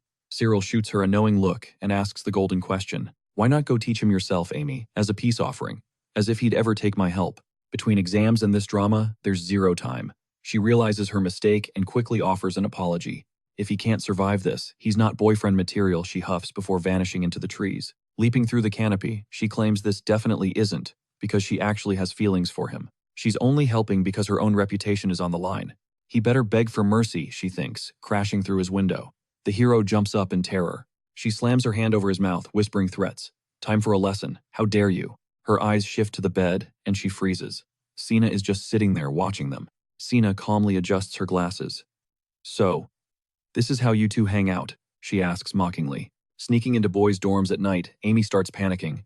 Teacher, this is a massive misunderstanding. Keep it down, Sina warns. She always thought it was weird how these two never acted like couples. I swear this is my literal first time in this room, Amy screams. Sina teases their secret rendezvous. But wait, what exactly is the teacher doing here this late? She's giving last-minute exam tips since the atmosphere in his class is currently a total war zone. Our hero plays it cool, handing her tea. Here, Professor. She takes a grateful aromatic sip. Smells amazing, she notes, but Amy explodes. Focus, we aren't here for a tea party, idiot. You're such a moron, why let them trash your name? The protagonist can only stammer an apology. Amy is still fuming about the hidden bullying. Sina just stands there feeling like a third wheel. Maybe we should all sit, Sina suggests, trying to pivot back to the actual exam topic. They finally settle. Our hero takes a sip of tea, wondering how his night became this chaotic. Teleportation for the exam. That's insane, Amy asks. He's never even touched a magic circle before. Sina admits it was the director's call. She's worried too, but trusts there's a method to it. Classic director prank, Amy grumbles. The protagonist looks at her, his voice trembling as he asks, "Is it truly that lethal?" Amy sighs. "Of course it is. Teleportation is a light attribute spell, right?" He nods, having heard of the legendary photonization theory. Light is the ultimate speed, nothing beats it. Teleportation hijacks that power to tear through space-time. The hero's eyes widen. "Wait, you're saying I have to literally transform into light?" The mentor smirked, claiming that despite its insane complexity, even a total rookie could pull off teleportation. This theory splits light speed into 4 tiers, and true teleportation demands high-level light speed sorcery. You need at least 1% of light speed to trigger it, but that weakens the photonization process, drastically shedding your physical mass. Our hero mused that while the concept seemed straightforward, the collision risks were massive. Locking eyes with his mentor, he finally grasped why teleporting was strictly banned on campus grounds. She beamed, impressed by his sharp intuition. Suddenly, Amy averted her gaze, her mind racing. Since when were they this tight? Was the teacher always this cozy? Our main character questioned how such a lethal test was even allowed. Her answer was simple. Amy cleared her throat, mentioning a specialized obstacle-free zone was ready. Our lead was stunned. "Wait, that actually exists." Before he could finish, she held up a finger and nodded. "It sure does." Staring at the ceiling, he wondered if the venue was literally in the clouds. The uncrossable bridge serves as the ultimate teleportation arena, suspended 1,000 meters in the sky. Spanning 700 meters, Sena whispered that while rumors persisted, only one location fit this terrifying description. "It is a high-stakes race between mountain peaks." He breathed out. "Whoa, that is insane. Sure, there are no obstacles, but one slip means game over for your life." "Right," he gave a nervous chuckle, while Amy noted that speed was the only thing that mattered. Could 7th graders even survive such a brutal challenge? Sina explained that if nobody reached the end, whoever traveled the furthest would take the crown. Naturally, the arena is capped at difficulty level 1, with safety protocols to prevent any fatalities. However, the real threat was the students. Desperation for victory could turn them into a pack of wolves. Amy fretted, realizing Sharon would have a massive target on his back during the chaos. Our hero pondered his chances. The test itself was fine, but fighting off the entire class solo, he hated the thought of anyone getting hurt. Was this worth it? Suddenly, Sina offered a sincere apology. She had been desperate to see him reach the 5th grade, but her ambition only made things worse. He waved it off, insisting it was not her fault. She bowed her head. She gave a firm nod, declaring she'd personally mentor him starting today. Amy's eyes widened, questioning why she'd go to such extremes. Her excuse, pure guilt. She felt responsible for making the next exam a total nightmare and wanted to do everything to fix it. But Amy shut that down instantly. "No way," she argued. "That only makes things worse." Clutching her chest, she reminded them of the stakes. This test was massive. If a single soul discovered the instructor was secretly coaching Shironi, his victory would be voided instantly. Instead, Amy would take the lead, keeping the training intensity at level 1. She'd be the one teaching him. Meanwhile, Sharon watched her, wondering if the high schooler was still holding a grudge. Sina admitted it made sense, but then remembered Amy's plan for early graduation. Did she even have time to breathe, let alone tutor? Sharon's jaw dropped. "Wait, your senior year already?" He was shook. The graduating class was the elite tier everyone flexed, students handpicked by professional wizards. These graduates were practically pros already. Studying at such a legendary academy meant they'd be featured in the Royal Academy of Magic's top magazines. But there was a catch. The second you step into that room, chill school life is over. It's a ruthless, non-stop battlefield of competition. We're talking hellish training from day one, and Amy was determined to reach that peak before anyone else. Shironi looked at her stunned. "Isn't it too soon?" Amy's face flushed as she gave a clumsy response. Inside, she was screaming. It was all this idiot's fault. He was leveling up so fast that the only way to escape him was to jump to the graduating class. Sharon, oblivious, just thought she looked insanely cool for pushing her limits. She didn't care about standard tests. She had the guts to chase the ultimate challenge. Even with her own future on the line, she came to help him. Amy forced a smile at Sina, insisting everything was under control. The teacher teased her back, saying she understood why she'd want to help her boyfriend. However, she suggested magic prep was better left to a pro, since this was Sharon's first time a teacher's touch was best. Amy wasn't backing down. She glared at Shironi and demanded he make a choice right now. "Wait, what?" he sputtered. Amy didn't blink. Her or me, Shironi could barely find his words. Amy stood up with a playful, sharp smile. "I mean, a boyfriend should be taught by his girl, right?" Shironi let out a nervous laugh, sweating as he said he'd just study solo. They both froze in shock. What Amy exploded, calling him a total moron for passing up such a legendary opportunity. Sharon explained he didn't want to be a dead weight, especially since the teacher would be judging the actual test. Amy snapped, reminding him that everyone else was hiring elite tutors for this spell. Plus, his classmates were already hunting him. "You can't solo this," she yelled. He just grinned. "So that's why you're doing it." He realized she was rushing her graduation because she couldn't stand seeing him struggle. For him, 5th grade was the path to becoming a wizard just like her dream. Amy coughed, blushing as Sharon continued. He asked her to trust him. He couldn't guarantee a win, but he promised to give it his all, so he'd have zero regrets. Sina stood up smiling. "Fine, if that's what my student wants, I'll step back." She had to head out, but told him her door was always open for questions for any student. Sharoni bowed deeply in gratitude. Before leaving, the teacher added a final spicy warning. She told them to wrap up their talk, promising to look the other way just this once. "But if you keep parkouring through the boys' dorm windows, we're gonna have a problem." Amy bowed face red. "Understood," she squeaked. As the door closed, she collapsed onto the bed with a massive sigh of relief. But then it hit her. She jumped up, realizing she needed to make her own escape before getting caught. Sharon walked her to the exit, thanking her for coming. Amy turned back toward the window, her expression turning serious. "Be real with me," she muttered. "Why are you dodging me? You should have just told me you were being bullied." It wasn't just about his pride. Thinking of Cyril's words, she asked if she had hurt him. He shook his head. He admitted he just didn't want to drag her down or drift apart. Amy's heart skipped a beat. Is that the real reason? He had called her his target, the person he was chasing. Amy's brain short-circuited. "Oh, I see." Sharoni rubbed his neck awkwardly. "Honestly, seeing your name at the top of the rankings since day one, it inspired me. I just wanted to catch up to you." He never expected things to get this complicated or weird between them. She realized that if he confessed to the bullying, things would only spiral into utter chaos. Outsmarting that brat felt amazing. She then recalled the promise to introduce him to Magic Academy staff. It felt like a twisted prank by fate. Shifting her gaze toward our hero, she hesitated. "Are you capping?" she demanded. He flinched as she marched closer, pointing her finger aggressively. Does he think calling her a schoolgirl with that smirk is cute? Is he planning a cowardly ambush? "How is that even related?" he snapped, wondering why she was tripping again. She threw the window open. She declared that if he ever wanted to surpass her, he'd better drop the schoolgirl talk immediately.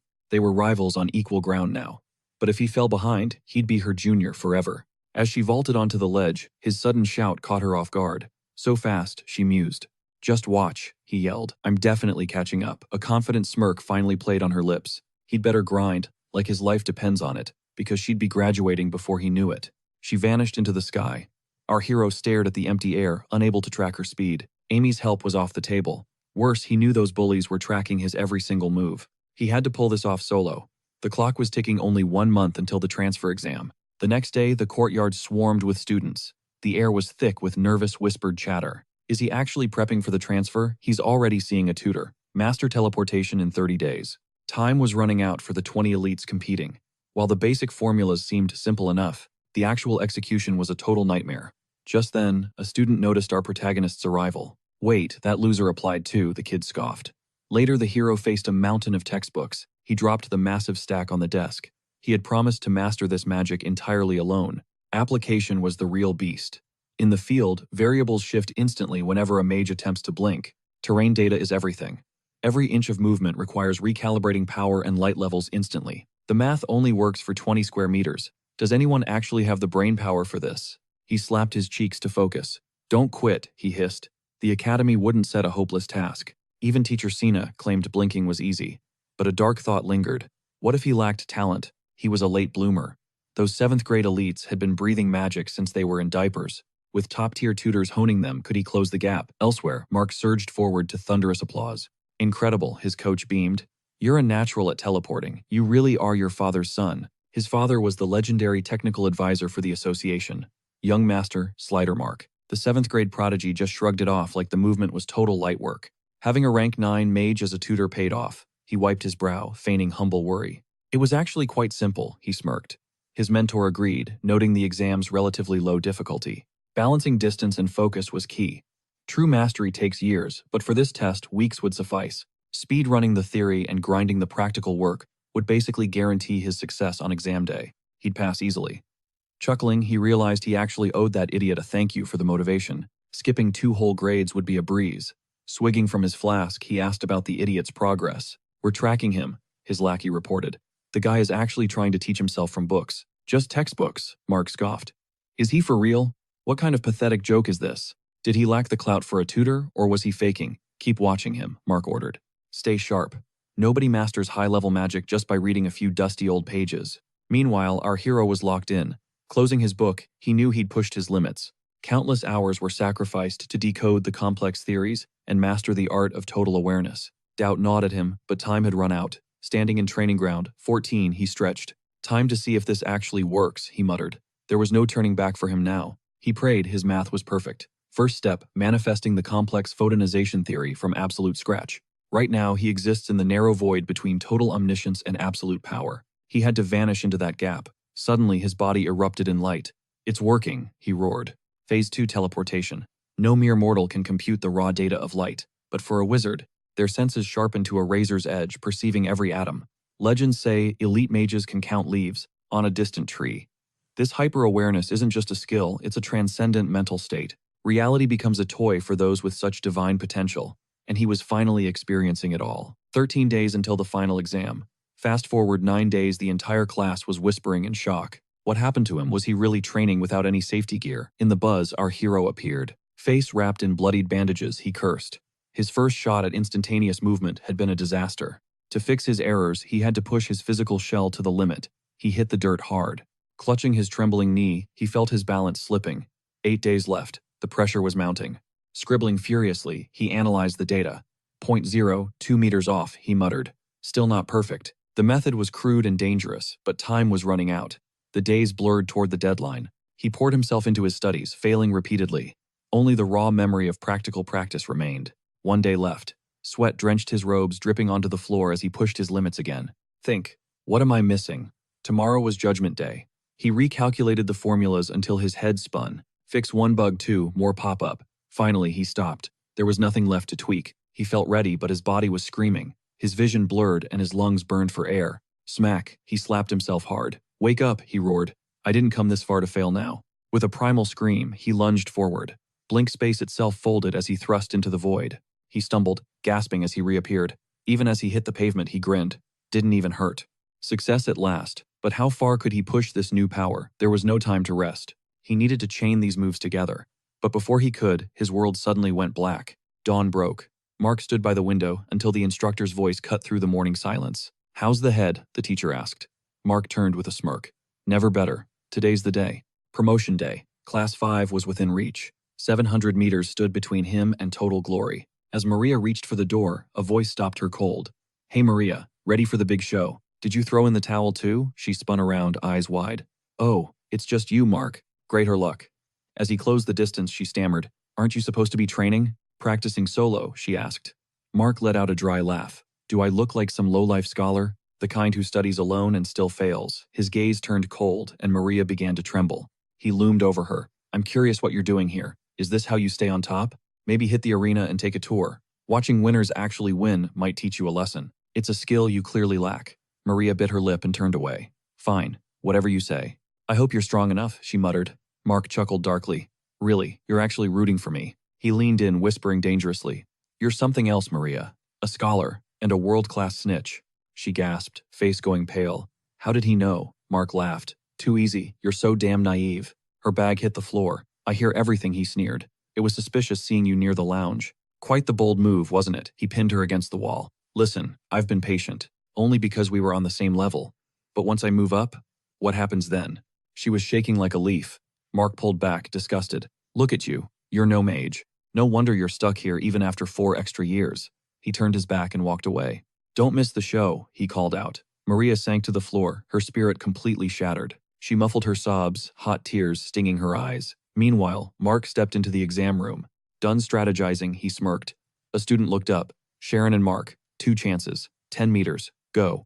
They need to wipe him out from at least 10 teleports back. One student smirked, reminding the leader to keep his promise if they succeed. He chuckled. Is that all? Naturally, once he's promoted, they won't just receive exclusive tutoring from a high-ranking mage, but their future careers will be set in stone. Even without a degree, his father is the Mage Association's top advisor.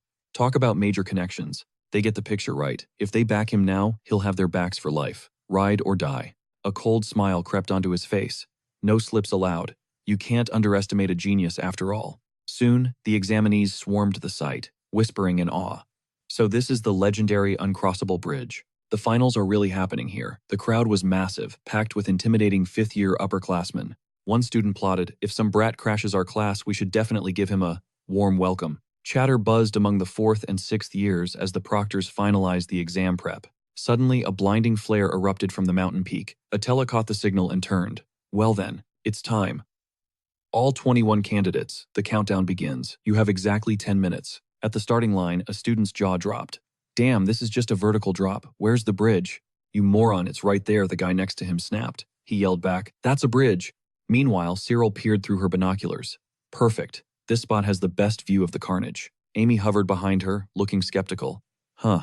She shouldn't even have time for this. Why bother showing up for a bunch of 7th graders? Cyril blinked. Wait, what are you saying? In a moment like this, shouldn't she be cheering on her boyfriend to take the top spot?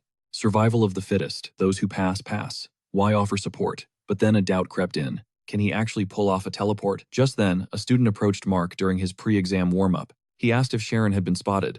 The reply was chilling. No, he's nowhere to be found. Mark froze. What? Meanwhile, our hero snapped, his eyes open and bolted upright. Crap, what time is it? Amy scanned the crowd through the lens and gasped. What, he's seriously missing? Missing how Cyril shifted uncomfortably, admitting she'd searched the entire grounds to no avail. Amy smirked. Told you so. The guy probably can't even initiate a basic teleport. Self-teaching teleportation is impossible. Meanwhile, the crowd peered into the abyss. Is it really just a bottomless pit? Atela's voice cut through the noise. Rules are simple. On my mark, sprint straight into the void. The one who teleports the furthest wins. The students recoiled in horror. Wait, we have to jump. Fail to reach the ledge and you plummet. Is there even a safety net down there? They cried. Ted sneered. If you're trembling, stay on the sidelines. He adjusted his gear with a cold stare. Magic isn't a game, it's lethal. This elite transfer exam is designed to weed out the weaklings. Only those capable of surviving should dare enter the 5th year. Protect yourself or don't jump at all. Retreat now, if you're unprepared. He looked down, masking a wicked grin. They're absolutely paralyzed with fear. Fear is the best safety measure. But those hungry for victory, those are the real wild cards. His eyes landed on Mark, who scoffed inwardly.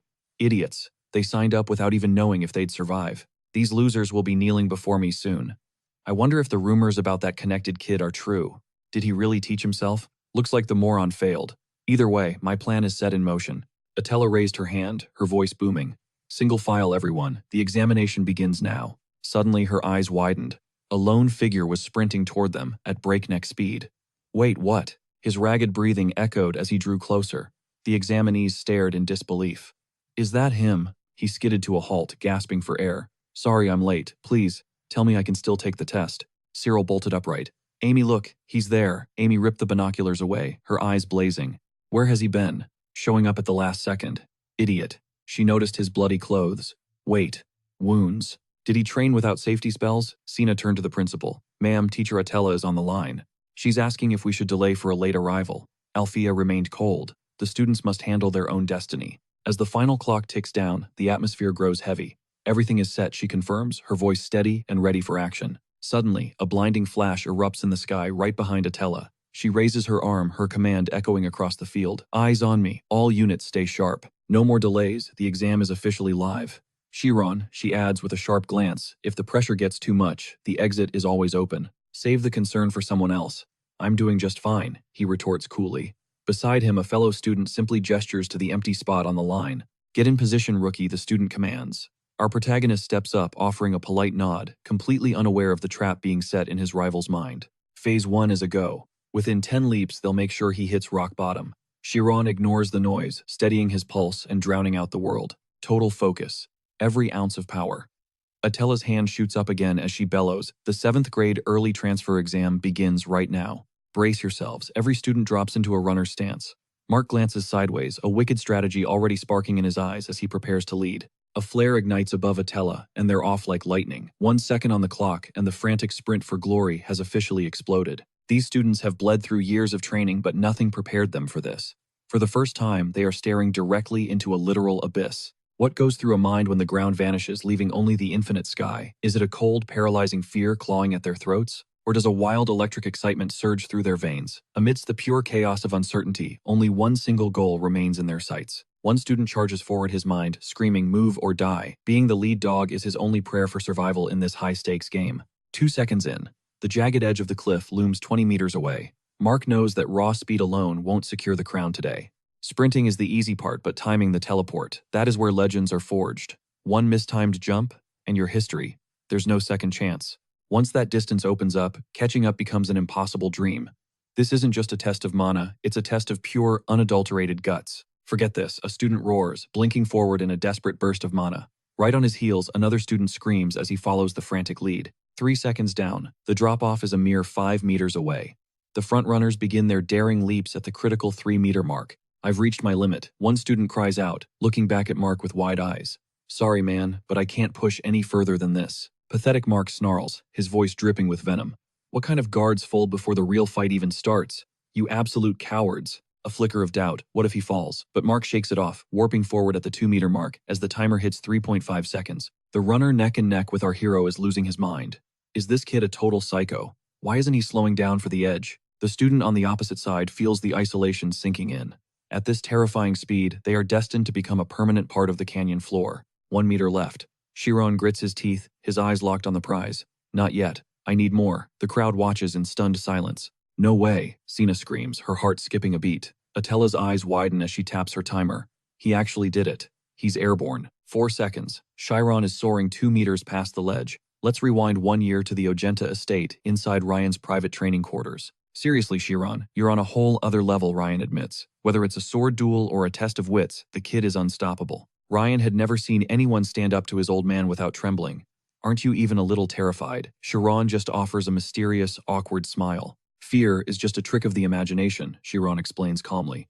It's all based on the terrifying idea of dying before it actually happens. Think about it, if you leap, you aren't dead until you hit the dirt. Focus on the present moment, and the future stops being a monster. Stop wasting energy on what might go wrong and find a way to make it right. Ryan stares completely baffled. Wait, are you actually insane? Insane, Ryan yells, his voice cracking. If you fall off a literal cliff, you die, Chiron. Like game over, permanent lights out. Ryan is losing his mind at the logic. What on earth are you even talking about? Chiron just shakes his head.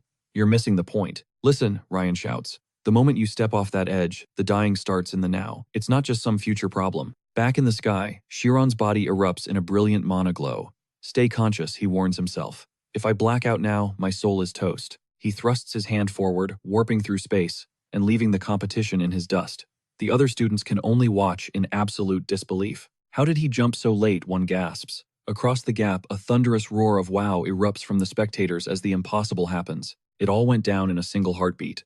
Up on the balcony, the elite 5th grade students are already gossiping about the incredible display. Did you catch that? The rookie actually cleared the gap. Cyril turns, eyes popping with shock. Wait, Amy, are you seeing this madness?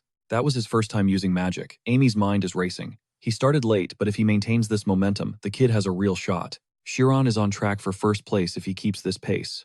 Meanwhile, Mark is fuming. Where the hell is my backup? I'm being outplayed. He's giving it everything, yet this nobody is still leading the pack.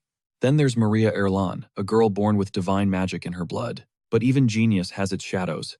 Maria, why are your marks tanking lately? Her teacher asks. Maria's eyes well up, her voice trembling with pain.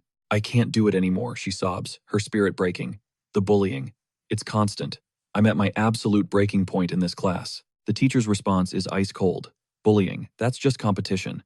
If you can't survive your peers, how do you expect to survive as a sorceress? Failing to resist meant spending 6 years stuck in 7th grade only for her to claim she hated competitions. But bullying was her red line. She wouldn't let Mark get transferred as the 3rd stage concluded. The exam candidates split into 3 packs. Up front, Mark and Sharon's squad were absolutely crushing it. The middle pack trailed 3 meters behind while the stragglers panicked, firing off spells prematurely out of pure terror. High above, one student spiraled, cursed his inability to fly, and prayed the upperclassmen weren't lying about safety. He let out a blood-curdling shriek, his focus shattering as he plummeted. He begged to quit the exam immediately. An examiner watched coldly, noting that those who can't conquer their inner demons are always the first to fail. A falling student wailed in desperation, searching for the safety net.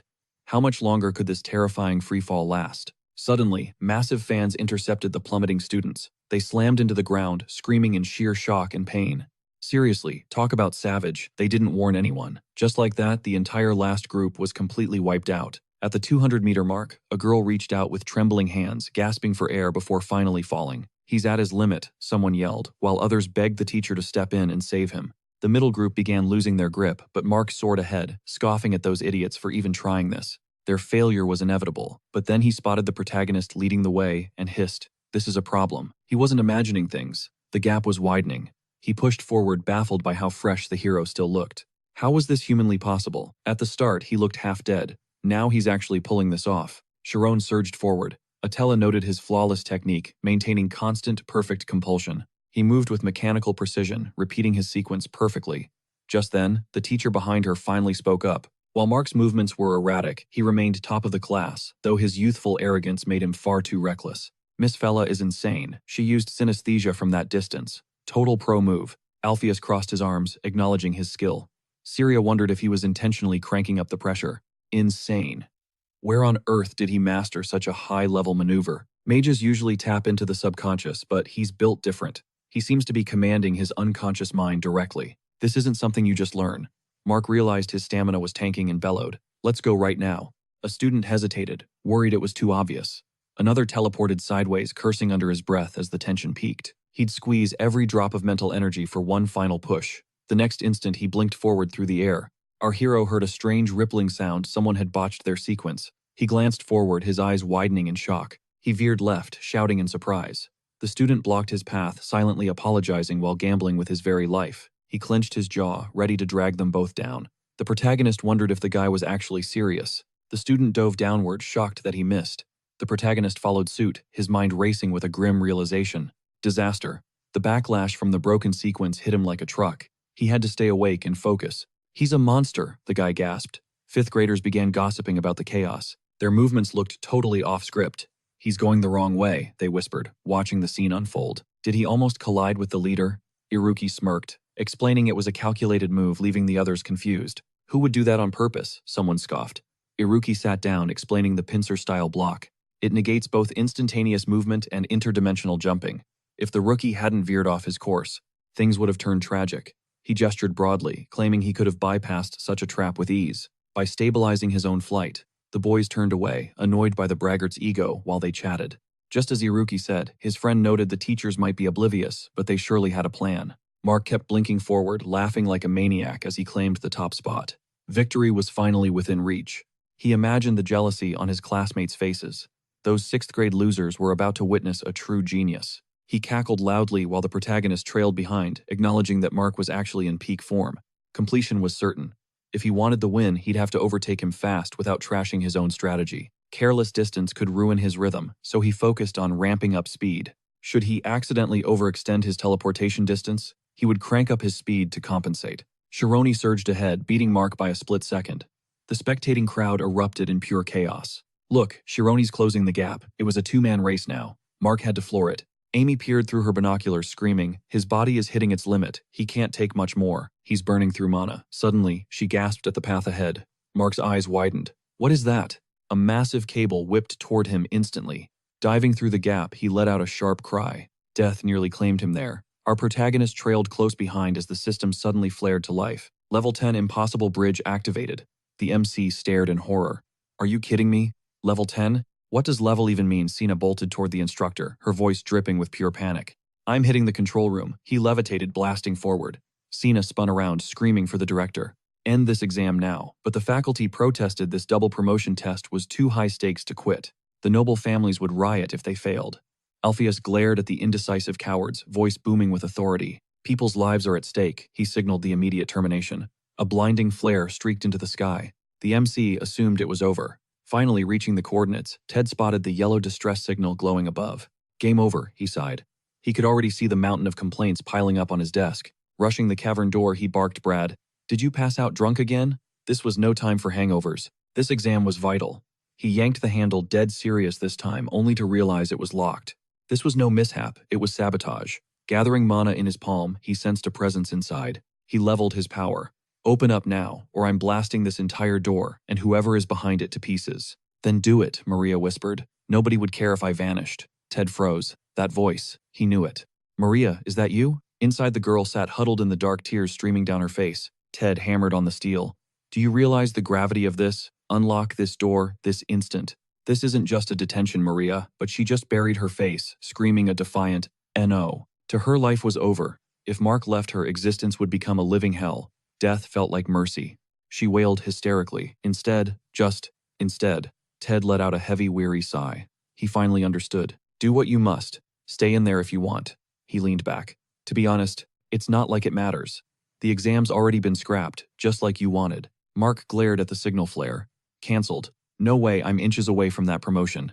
He fixed his eyes on our hero. He had to crush him now, so nobody could deny his victory. This was his final shot to delete this loser. Instantly, both rivals rocketed forward, neck and neck. Principal Sharoni and Mark are diving straight into the labyrinth, the proctor screamed in disbelief. Sienna gasped in terror. The principal roared, those arrogant brats. Faculty members panicked. Why were they still going? Is this pure ego? It's a suicide mission. Where the hell is Ted during this madness? Director Sienna cried. The principal watched, realizing he'd completely misjudged the boys' reckless spirit. Blind greed would lead them to their doom inside that maze. The surrounding students watched paralyzed by fear. Could they even help? Cyril turned to Amy, who snapped. Those idiots, level 10 is for pros only. Suddenly traps triggered. Our MC leaped back, his mind racing. These projectiles were moving at insane speeds. No time to react, let alone plan. His mental stamina was draining fast. But Mark, he just surged ahead. Expulsion was certain, but Mark didn't care. Whoever went furthest won. He'd prove his genius no matter what. Weaving through the danger, he glanced back with a smirk. Watch and learn, loser. This is true technique. You'll always be second best. Suddenly, the MC halted. Wait. Inside the room, Maria whispered. What is competition really? Just stabbing someone in the back to reach the summit. Is this what the academy teaches? Ted slumped against the door. You've got it all wrong, Maria. Stop the lies, she sobbed. A genius like you could never understand what it's like to fail. I played by the rules. You told me to wait, but this place only cares about raw talent. People like me don't matter. Ted went quiet. I don't know if you knew, but I graduated here too. She'd just entered the academy while he was graduating. She asked what memories he still held. Think back, he urged. Ever heard of the genius Ted? Startled, she realized she hadn't. He confessed he was a total failure. Stuck in 5th grade, resentment toward his peers grew. They progressed effortlessly while he stayed behind.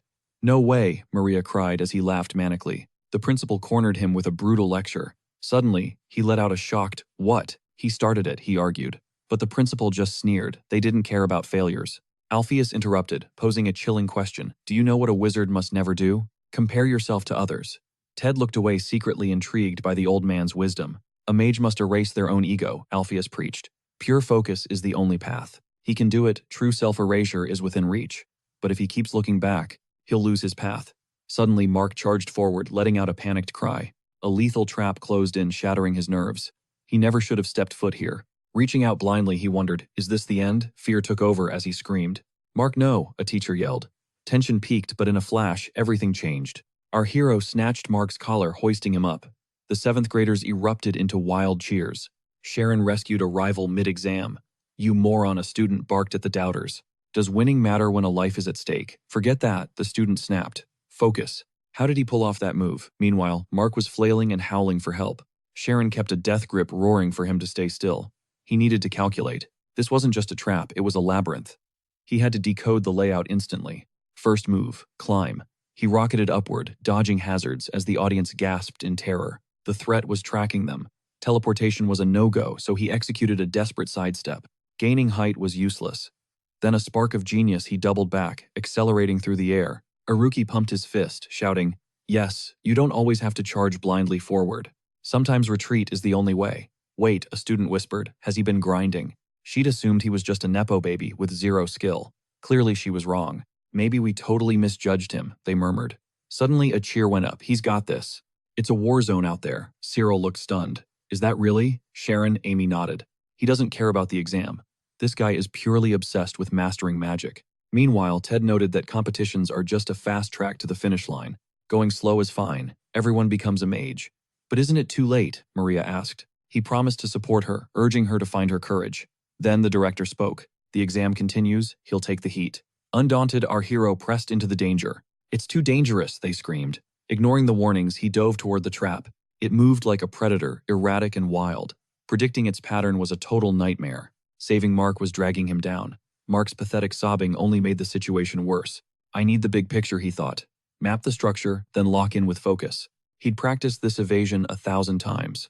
Gritting his teeth, he threaded the needle. The traps fell behind. The audience stood speechless as the director watched intently. Danger usually unlocks potential, but most stop once they're satisfied with their progress. But this boy, he has no ego, no limit. Atella watched from the cliff, mesmerized. What a sight, Sharon doesn't hesitate. His mind is a void of pure efficiency. His focus is near perfect, a 99% trance. His talent is absolutely insane. But the real trial starts now. As he forged ahead, a grim realization hit him. The gaps narrowed to a single meter. Crossing the final stretch seemed virtually impossible. He initiated teleportation surgically, dividing his jumps into 1/10 intervals, zigzagging with absolute precision. Darting right then left, he cleared a barrage of obstacles before a massive death trap loomed ahead. The upcoming hazard blocked any direct path, leaving only a suffocatingly tight gap for him to navigate. He rocketed through the opening, further fragmenting his jumps as Shironi trailed behind, screaming about the rainbow drop. Shock rippled through the crowd. The light was actually bending. Shironi, how could he possibly pull that off? Photons strictly follow straight paths, yet he just smirked, raising a finger as if their confusion was adorable. He explained that dividing a circle creates infinite lines, allowing him to slice his teleportation distance down into 1,000th. The onlookers gasped in disbelief. How could anyone calculate that? But for him, math wasn't the secret. It was pure, raw insight. His godlike perception was reaching levels that defied all logic and common sense. Was he a freak of nature or a revolutionary genius? Insight, the student shouted, finally seeing the truth. Amazing, his friend echoed as the labyrinth's machinery roared to life again. The hero charged, facing a colossal threat. No, the teacher screamed. Deep within the dragon's labyrinth, Sina stomped forward, fuming over Ted's utter incompetence. She blinked across space just as Mark frantically searched the area. Suddenly, the protagonist's eyes snapped wide open. A dragon-sized hazard bore down on him. I have to recall the entire construction sequence of this maze. Mark began flailing and shrieking about a monster nearby, but the hero was locked in deep, calculated thought. He needed a circular left-hand maneuver. Meanwhile, Mark begged for mercy, promising to be a better person forever. Sina reached the coordinates and yelled, "Teacher, what's going on?" He stared back at her, completely caught off guard. Professor Sina disasters were unfolding fast.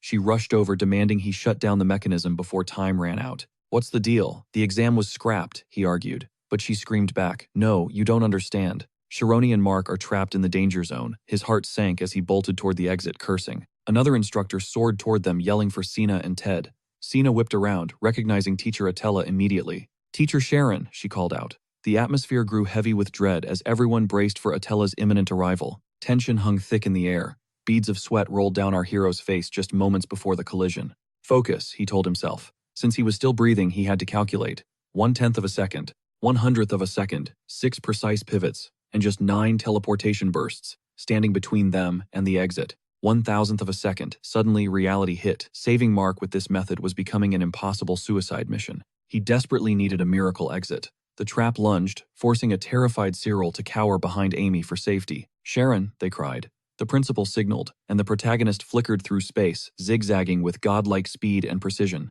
Students surged toward the cliffside, shouting in disbelief as the hero skidded onto the ledge, Mark safely in tow. Everyone was stunned. Are they actually alive? Attella threw him a sharp look before spinning on her heel. Gasping for air, our hero felt his mind go blank. Did I actually clear it? Everything was a total blur.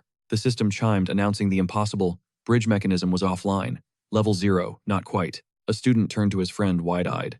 That was level 10. He just conquered a high-tier class exam. Slumping to the ground with a heavy exhale, he muttered that he'd genuinely seen his life flash before him. Cyril grabbed Amy's shoulders, cheering his victory, while Amy just sighed secretly, admitting he looked kind of badass. True power doesn't need to brag. Suddenly, a swarm of excited students mobbed our hero, drowning him in praise. They yelled their congrats, raving about his skills. Skipping to 5th grade, the seniors are going to be salty. Sina blinked into the crowd, shocked. Did Sharon actually pull it off? She'd missed the entire legendary climax, all thanks to Ted's mess-up. Ted shot her a defensive look, promising to explain his side of the story. I gave it my all, he insisted, but she just snapped back that he was useless before adjusting her frames. Regardless, they crossed the mark simultaneously. We need an official ruling to settle this right now. Director announced the winner. She turned back, surprised to see the director lost in a deep, silent trance. His anxieties vanished. He felt purely grateful to witness such a blinding radiance, the legendary light of the Milch lineage. Ted recalled that title was reserved for the pioneer who fundamentally redefined the very essence of photons. Why is he being so dramatic? Sina wondered. Ted remembered the Emperor himself had personally bestowed honors upon him. For a fleeting moment, Shironi's sheer brilliance ignited a flicker of greed within Alpheus. Bowing low, the boy approached. Headmaster, please, he urged. He knew he was looking at the spark that would set the Academy's future ablaze. The headmaster chuckled, shaking off the weight of old memories that had momentarily clouded his vision. Witnessing Shironi's raw talent, he couldn't help but envy that pure, untainted hunger for the arcane. Though fate was usually a myth to him, his racing heart told a different story. It hadn't pounded like this in ages. Facing the restless crowd, his voice rang out. Only one among you has truly earned a passing grade. But your courage today, that's the fuel that will drive our world forward. Stand tall, everyone. The winner is Shirone. Amidst the shock, Mark dragged his trembling body forward as the crowd watched in silence. Was Mark about to protest? Shirone had technically saved him, even if they crossed the finish line together. The tension was thick. Mark gritted his teeth, replaying the moment Shirone proved he was on an entirely different level. While everyone screamed, "So cool," our genius protagonist had only one thought: I desperately need a nap. Let's go, Cyril, Amy muttered, turning away. But something caught her eye, making her freeze in her tracks. She wanted to share this victory with him, but the timing was just off. She let out a heavy sigh. He had made his mark. Now it was her turn to step up. Suddenly, a voice cut through Amy. Sharon pointed right at her with a grin. I kept my promise. Better keep running, because I'm catching up. The crowd erupted. Wait, did he just use her first name? The girls were practically melting with jealousy. Later, when he finally blinked awake, he found Sharon and Amy staring at him, completely lost in the moment. Sharon had no memory of the chaos. Now, in 5th grade, Alpheus couldn't shake a lingering sense of unease. She'd been tracking him through synesthesia. How did he vanish inside the dragon's labyrinth? Silence gripped the palace halls. The disciplinary committee convened. Maria sat quietly, ready to face the music for her mistakes, but then Shirone, Mark, and even Brad, who was literally paralyzed by her spell, all stood up to defend her. Guilt-tripped by their kindness, the other students began spilling their guts about their own dirty tactics. They even confessed to sabotaging Shirone's exam. Suddenly, the entire hearing was spinning out of control. Shirone watched his rivals closely. Was this his way of taking responsibility for the chaos he'd caused? Alpheus stepped in, acknowledging that Maria's actions weren't fueled by malice or a desire to hurt. However, rules are rules. Disciplinary action was inevitable to maintain the Academy's prestige and order. Shirone wasn't letting himself off the hook either. He felt he deserved a seat in the doghouse too. He'd ignored the stop signal and dragged Mark into the abyss. That wasn't exactly model student behavior. Alpheus suppressed a smirk. Who knew a simple exam would turn into such a cinematic drama? Ted lowered his head, realizing the headmaster had played them all like a master violinist. Pride and envy had blinded them.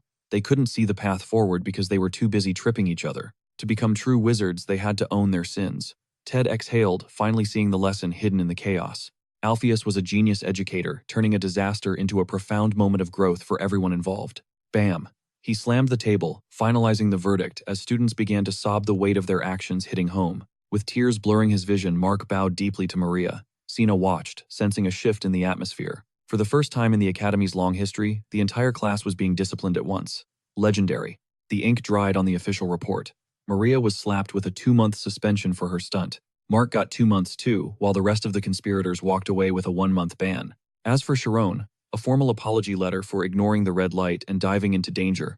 I just didn't want to lose, he admitted with a sheepish grin. The hunger for victory had clouded everything else. He barely remembered why he was so obsessed with clearing the labyrinth. Sina could only stare in pure disbelief. Talk about stubborn, she thought. He was naive, boyish, and possessed a persistence that was honestly kind of terrifying. The second Sharon hit his mattress, he was out cold. The day's toll finally claiming its prize. In his dreams, a voice screamed his name. Danger loomed as the dragon's labyrinth erupted in a blinding white light. Focus, he growled in his sleep, teeth gritted as a startling realization began to take shape in his mind. His physical form flickered, fading into nothingness as he repeated the cycle until his very soul felt like it was ripping apart. He was scattered across the void, becoming one with the world itself, until he suddenly halted, suspended within blinding pillars of light. Above him, a mystic seal shattered like fragile glass, and gravity claimed him as he plunged into the depths of a sprawling labyrinth. The abyss was endless, and terror ripped a jagged scream from his throat as he spiraled down into the magical hole. Then a melody drifted through the darkness, and his eyes snapped open to the elegant haunting notes of a piano. Sunlight spilled into the room, marking a new day. 72 hours had already passed since his narrow escape from the dragon labyrinth. The details of his nightmare were a blur, but the lingering exhaustion felt real, especially with the notebook Amy had lent him sitting nearby. That book was a literal lifesaver for mastering mana theory, and he needed to return it during today's joint session to settle the debt. She'd been his rock throughout the entire ordeal, but as he flipped the page, a strange detail caught his eye and left him puzzled. Moments later, he stepped into training room 2 and spotted Amy, whose head snapped around in total surprise at his greeting. Cyril chimed in, checking if he was still in one piece, and he flashed a reassuring grin, confirming he was back to 100%. He offered a basket of fresh fruit as a thank you, but Amy eyed the gift skeptically, asking if he really brought just apples. He figured they were her favorite, but her face flushed with annoyance as she barked that she was actually a cherry girl. She couldn't fathom why he'd think she liked apples, and panicking, she began frantically rifling through her notebook with shaky hands. There it was a scribbled apology in Korean, but since apology and apple are homonyms, Shiran had completely misread the vibe. I didn't write that, Amy shrieked, face turning beet red, while Cyril watched the chaos unfold, totally weirded out by her reaction. Wait, class is starting. Where are you going? Cyril called after the fleeing girl, leaving Shiran buffering with no clue what went wrong. He was left speechless by the scene even as Amy successfully crushed her exams and ascended to the senior class. Yet, a new unsolvable puzzle seemed to be living rent-free in her head. And a month later, the classroom dynamic shifted entirely. The seventh-year legends actually stood up to give him their seats, shouting for him as they returned from a month-long suspension. Chiron waved his hands frantically, feeling the cringe, and pleaded with them to stop making a scene every single time. Every day was the same. His former classmates treated him like an untouchable boss, as if he'd become the school's most feared legend overnight. Cyril sauntered over, teasingly calling him underclassman, and he smirked back, saying there was always room for a senior like her. She took her seat with a playful glint in her eye, noting how sad he looked, probably because his girlfriend wasn't around. He laughed it off, teasing her for being lonely without her friend, but she dropped a bombshell: she was planning to graduate early. Chiron's heart dropped as he asked if it was true, and she admitted her original plan was just to live a quiet, ordinary life. But he and Amy had sparked something in her, and it turns out Amy was now dead set on becoming a soldier. Chiron was floored, wondering if she really understood that being a soldier meant heading straight into the horrors of war. Cyril raised an eyebrow, asking if they were officially dating, while Chiron couldn't shake the dread of how dangerous her choice was. Tormia was at peace for now, but if a spark ignited a conflict, the entire kingdom would be plunged into a nightmare. Cyril reminded him that if war broke out, mages were the first line of defense, a duty the kingdom heavily encouraged and supported.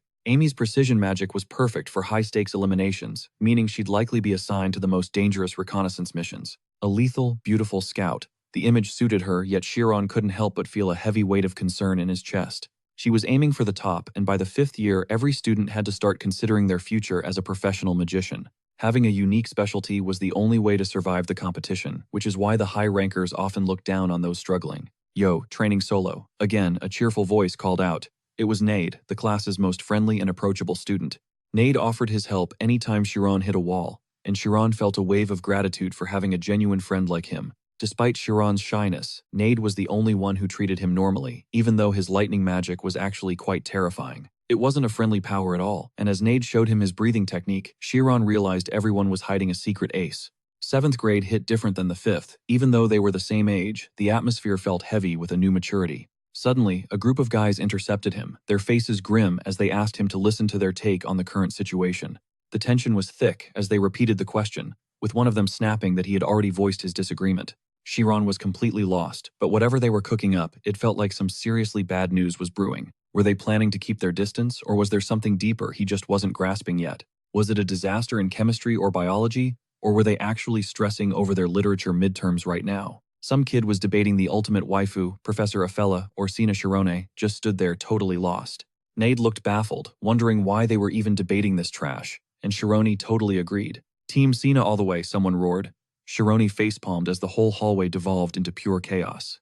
Nade fired back, insisting Sina was the peak of beauty and brains, but his rival screamed that Afella had that hidden charm that made you want to protect her. Typical teen boys arguing over nothing. Suddenly they cornered him. Well, Chiron, who's your pick? He froze, words completely failing him. Internal rage bubbled up.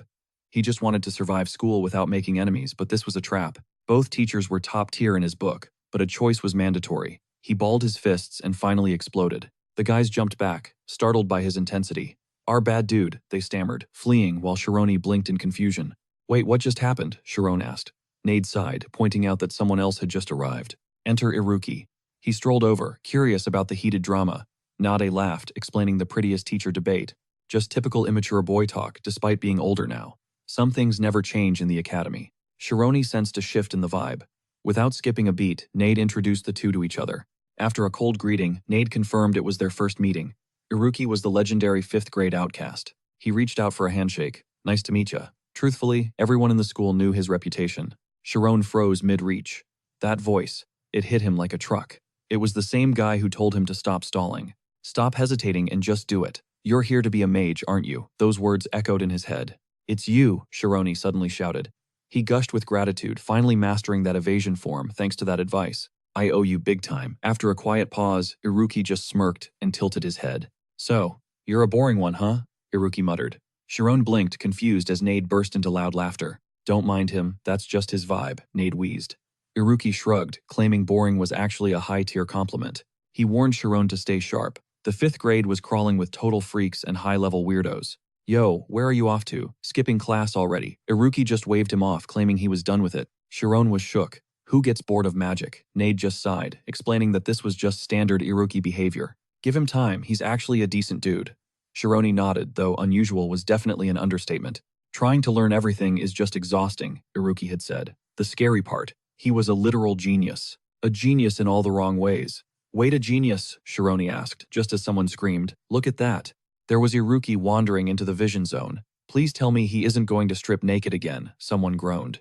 Wait, strip naked, Sharon stammered. Nade grabbed his head, dying of secondhand embarrassment. No way, what's he cooking? Nade yelled. They raced over as Iruki stood dead center in the zone. Suddenly, blinding magical rays erupted, flooding the entire hall. The light was so intense it washed over everyone's faces. The surrounding students stood frozen in awe. Could this possibly be a god-tier evasion form? He whipped it up in seconds. It was a spectacle only he could pull off, a true one-of-a-kind talent. Nobody in the entire kingdom could match this flex. Then with a snap, magical spheres scattered everywhere. The spheres zoomed outward. What the heck are those? The boys wondered. Are those moving targets? Professor Afella, mid-lecture for the 4th years, screamed in fury. Iruki, knock it off right now. Without warning, the spheres locked onto the students and Iruki unleashed a literal flame spell. Total panic erupted. Students shrieked, scrambling to escape the madman's fire. Then just as fast as it started, everything stopped. A blinding flash consumed the room. Suddenly, a ghoulish, terrifying face manifested within the magical orb. The crowd's terror peaked. But while everyone else fled, Sharon stood rooted, mesmerized by Iruki's sheer power. Stick around for the sequel, Iruki chuckled before vanishing. Afella's face turned red. Not this again, you menace. His suspension had literally just ended. Iruki yelled back that he didn't break anything, and she knew it too. 3 more days of suspension. You hear me, she roared. He just smirked. Aw, that's such a long time. Shironi watched the aftermath stunned. He was a beast at both evasion and fire magic. A terrifying combo. But seriously, what's his deal? He's the undisputed king of 5th grade weirdos with 0 social battery. Iruki's attitude is total trash. Yet they call him a genius for a reason. The guy is a hyper-specialist. He tanked his midterms with straight zeros, but in math and the hard sciences, he is basically a god. Chemistry, too. It is savant syndrome, a rare mental marvel born from neurodivergence or post-traumatic brain recovery. His brain operates on a level beyond mere mortals.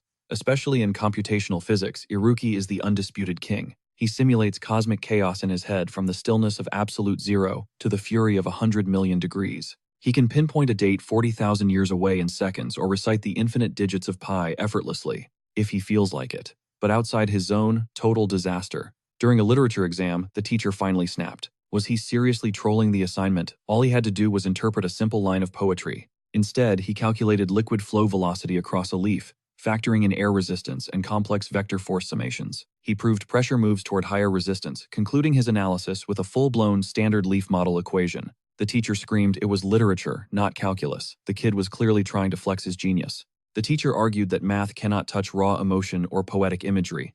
Iruki just deadpanned a cold rebuttal. He claimed nothing escapes the reach of numbers. If logic cannot explain existence, why even live in this mess? How could anyone survive such an illogical world? He even warned the teacher's face might literally explode soon. Take an angry flush, it is not poetry. It is just a basic chemical reaction firing off inside the body. Stress trashes hormonal balance, and the autonomic system, causing blood pressure to spike, and the pulse to spiral. Vessels dilate, skin reddens, and constricted veins start bulging right under the surface of the flesh. Those veins turn a bruised blue. Absolutely livid, the teacher roared for him to get out immediately. Get out, you are failing, the teacher lost it. Meanwhile, Shironi watched in awe. It was honestly legendary. His conviction was insane. Sharon wondered if they were even the same species. Some people are just built different. Nate explained that many teachers tried to fix Iruki before, but every single one eventually threw in the towel. Who knew Sharon would be the one interested? It was a shock, but Nade was hyped they connected. Really? Sharon asked, feeling a bit jittery. Man, Nade seriously had the tea on every person in school. Suddenly, a girl stepped up with a polite apology. As they turned, confused, she locked eyes with Shironi. She invited him to her research group. They were diving into teleportation magic and desperately needed a photon specialist. With his help, they would skyrocket. Plus, finishing the paper meant skipping the brutal vacation grading grind. They could even study together. Sharon felt bad, but he admitted his basics were still pretty shaky. He needed to master the fundamentals first. It was a killer opportunity, but he had to pass. She told him the offer stands. Whenever he felt ready, the door was wide open for him. Shironi thanked her warmly. Once she left, Nade sighed. Those high-tier study groups were the real deal. Nade teased that since he is around Amy, maybe he is distracted. Sharon was just lost. What did that mean? Sadly, his basics were non-existent, and his grades were stuck in the low 40s. Improvement felt impossible. Joining a research group was a pipe dream for now. Seeing Sharona's potential, Nade felt a sting of envy. Wait, do you not have a group? Sharone asked. He figured a guy like Nade would be in a top-tier squad. Nade smirked. He actually led his own group. Sharone's jaw dropped. Wait, seriously. Sharon felt guilty for doubting him, but Nade quickly panicked. It is tiny. Honestly, it is kind of embarrassing. Only 2 members left, and their budget was nuked. He only became leader because all the seniors graduated. Sharoni was stunned. Were there actually graduates still hanging around the academy labs? If they had graduates, that group had to be legit. It sounded way more prestigious than the others. Could he check out the lab? A moment later, they stepped outside as Nade spoke up. I thought you were not into research, Nade said. Sharon admitted he loved it, but feared being a burden. Nade laughed it off. Do not be crazy. These groups are not some strict prison camp. They are about vibes and studying. They reached the lab, and as Shironi stepped inside, he gasped. It was the magical vault, a high-tech storeroom packed with the academy's most advanced teaching tools. Just drop your gear in a slot, and it teleports directly to whatever room you need. Pure convenience. Shironi gaped at the bizarre method. Nade barked at him to stay back, claiming appearances were deceiving. But the interior was breathtaking, total jaw-dropping vibes. His seniors had guarded this sanctuary like a fortress. It was their crown jewel. Sharon double-checked. For real, could he actually expect a miracle here? Bet Nade chirped with confidence. He grabbed some chalk, scribbling complex equations across the blackboard. What awaited inside was a total shock. There stood Iruki, frantically filling the board with cryptic calculations. Every time a discovery was made, the very layout of the vault shifted and morphed. Translation: they were completely off the grid. The duo pressed deeper into the mysterious hallway. Sharon marveled at this perfect hideout. Nade grinned, confirming this was their secret base of operations. He gestured toward a weathered sign, the Society for Supernatural and Psychic Research. Shironi tilted his head in pure confusion. Psychic science. Since when did a magic academy teach the occult? Vibe check, Nade teased. It is peak cool. Think spirits, phantoms, and what lies beyond the veil. That was their whole hustle. A shiver ran down Shironi's spine. He had walked straight into a madhouse. Despite the red flags, his curiosity piqued. Suddenly, a violent snap echoed through the room. A blinding flash erupted. He stood paralyzed as Nade chuckled, blaming it on some magical dust. You will adapt, Nade promised. Sharon hacked and coughed, questioning why he signed up for this chaos. Why not just use a broom? As the haze vanished, Shironi's jaw hit the floor. Iruki was there obsessively, tattooing the board with math. The pair watched in stunned silence. Utterly baffled, they tracked his every move. Eventually, Shironi whispered, "What is his deal?" Nade admitted their squad was infamous. They had to keep their identities low-key to avoid heat, hence the secrecy earlier. But did he actually have a thing for the paranormal? Actually, it is the reverse, Nade explained. He is here to debunk it all. Pure rage bait for his brain. For a guy who worships pure logic, this place was the ultimate puzzle to solve. Suddenly, Iruki spun around with a wicked grin. Yo, Shirone, is that you? What is a prodigy like you doing in this dump? Glad you finally showed up. Lend me an ear. Shirone nodded. Iruki dropped a bomb. Matter can be totally annihilated, but the atoms persist, right? Shirone blinked, stunned by how fast the vibe got heavy. Iruki doubled down, claiming even atoms could be ripped apart into absolute nothingness. And then what? Shirone gasped, his mind racing to process the terrifying implications. I'm guessing. A colossal surge of raw, hidden energy would be unleashed. Bingo, Iruki cheered. He knew this kid was a legit genius for nailing that answer. He pumped Shirone's hand enthusiastically. Am I actually right? Shirone asked. Iruki just grinned. Absolutely. That inner power is terrifying. We are talking wipe a whole city off the map levels of destruction. Imagine the fallout. Shirone stammered. Wait, but would not that mean mass casualties? Iruki shrugged. Who cares? Look at the sheer magnitude of power we are talking about. Is ethics really your priority right now? Shirone's blood boiled. Are you serious right now? Do you hear yourself? The dean said. Mages carry the weight of the world on their shoulders. Our magic has consequences. Nade tried to play peacemaker, but the tension was already redlining. Shirone roared. Are you really okay with burning innocent lives for your sick little experiments? Iruki casually popped a cherry from his drink. Man, you are such a buzzkill, Shirone. He assumed other mages had the guts to do it, but they were all cowards. His massive brain was a tool for greatness, not restraint. Shirone was not having any of it. Genius does not excuse cruelty. I would rather be a fool than a monster like you. Iruki scoffed. Facts. The elite few always drag the mindless masses through history. That is reality. Your soft idealism. It is honestly the thing I despise most. His cold logic felt like a physical blow. Nade scrambled to de-escalate as Iruki sat brooding. Sensing a trap, Nade pressed his rival, asking if this was all a game. Who'd expect a logic-obsessed nerd to use the word rival? Iruki simply shrugged it off. He lived for numbers, but then he dropped a bombshell about Chiron's scores. Nade gasped. That miracle score got Chiron into the elite class. For a rookie, his speed was insane. Surviving the Dragon's Labyrinth required god-tier reflexes. Nade finally started feeling the heat of competition. Iruki smirked, claiming it was impossible without time-splitting. In that high-pressure moment, a reaction within 1/10,000th of a second was mandatory. Nade froze. 1/10,000th.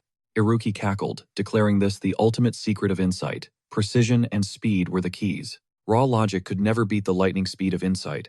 He then challenged Nade's own potential. Nade smirked. This was a war between calculation and instinct. He was ready for the trial. The legendary rapid-fire exam was coming. With only 2 weeks left, the tension was suffocating. Failing meant getting held back. In the classroom, students whispered about the high stakes involved. Someone noticed Chiron's practical talent and wondered just how high his final score would soar. Chiron overheard the hype, his mind already racing toward the mechanics of the upcoming gauntlet. The test demanded active spells to annihilate targets. Even support mages were forced to participate. The mission was simple: wipe out the target and advance. Success meant surviving the onslaught. Speed and accuracy were everything. However, Chiron pulled his teacher aside with a massive problem. He hadn't mastered active magic yet. To pass the exam, he needed at least 60 points. Sina praised his explosive growth in chemistry. She wasn't just being nice, his potential was real. He could process complex data simultaneously, but he still lacked a specialized offensive edge. She hinted at a niche field. Chiron wondered if she was referring to photonization theory. He thought that was only for passive teleportation, briefly turning the body into pure light. The effect was so fleeting it barely felt like magic. He never imagined weaponizing it. He had no idea that photonization could be used for an offensive, active strike. Sina explained it was a cutting-edge proposal. Chiron started imagining how epic it would look. Could a light-based attack actually be cool? At that moment, Sina handed him a manual. It was the legendary magic redline. Chiron's heart raced as he opened his first offensive book. He dove into the theory and discovered a shocking new perspective on light emission. The researcher demonstrated that the spell emits pure photons, essentially lighting up the entire room. It wasn't as flashy as standard light magic, so most scholars had simply ignored it. Skeptical Chiron asked if this was really the right move. Could he even pass with this? Sina smiled, knowing it looked useless to most. But she saw a brilliant future for photons. Light is the fastest thing in existence. That speed makes it incredibly easy to direct. The elite ivory tower predicted this would revolutionize communication and advanced magical theory. It was already powering top-secret devices. Mastering this meant leading a whole new magical era. If he continued this path, he'd be the pioneer of a devastating new combat field. Chiron was sold. Mastering every detail was the only way forward, just as she suggested. This magic would open a brand new world, and he was ready to conquer it. He tried to ignite the spell in the woods, but nothing happened. Just absolute silence. He couldn't believe it. Was his control really that weak at such a basic level? Later, the boys gathered at Site 32 for their 5th grade practical training session. Chiron stepped forward, focusing his mind to summon the light from the center of his palm. Though magic flows from the soul, he used his hand to visualize the photons manifesting. He stared at his hands, realizing that shaping light was harder than he ever imagined. His mind was built for defense, making it impossible to project the power. Suddenly, Professor Attella approached, greeting the 5th years with a warm smile. Could the real lessons finally begin? The crowd froze at Attella's sudden transformation, but the real shocker, her signature glasses had vanished. Sharon stared in total disbelief, questioning the bizarre outfit, while a nearby classmate chimed in. She likely just finished intense training. He pressed further. What kind of drill was it? Where and when? He revealed Attella was the legendary bishop of Karsus Monastery. Sharon gasped in disbelief. A bishop? Wait, she's a high-tier cleric. He nodded, confirming her status as a supreme high-ranking official. Guardian of the 12 sacred relics. Across the globe, only 12 bishops exist, and Teacher Attella is one of these elites. She holds the legendary title of Ion, an honor the kingdom grants only to mages who demonstrate god-tier mastery over the spiritual realm. Her overwhelming aura made it clear that despite her unassuming looks, her mental fortitude was absolutely off the charts. Attella was a straight-up powerhouse. Seeing this, Nade went full fanboy, screaming that he was officially joining Team Attella today. The hype for this special practical lesson was real, and he could not hide his pure, unadulterated joy. As the other guys watched Nade's antics in total confusion, Chiron focused on Attella, sensing her truly formidable presence. They were being trained by a living legend. Suddenly, Attella spoke up, asking about their upcoming rapid-fire exam prep. The class erupted in cheers as she revealed that every group would undergo intense practical training before the big test. Their mission today, master a high-level technique designed to supercharge their existing magical output to the absolute limit. To show them how it is done, she introduced a heavy hitter from the graduating class for a demo. The room buzzed with shock. A senior here. Then she introduced Samuel, a master of spiritual verbal magic. Samuel stepped forward, greeting Class 5 with a humble smile that masked his elite status as a top-tier mage. He explained that he had arrived strictly at Teacher Atella's request, even though a senior like him should not be here. He offered to share some wisdom, causing the girls to go absolutely wild. The guy was an instant hit. Atella clarified that his specialty was Kododama magic, the art of word weaving, which was the core of today's high-stakes lesson. She told them to lock in.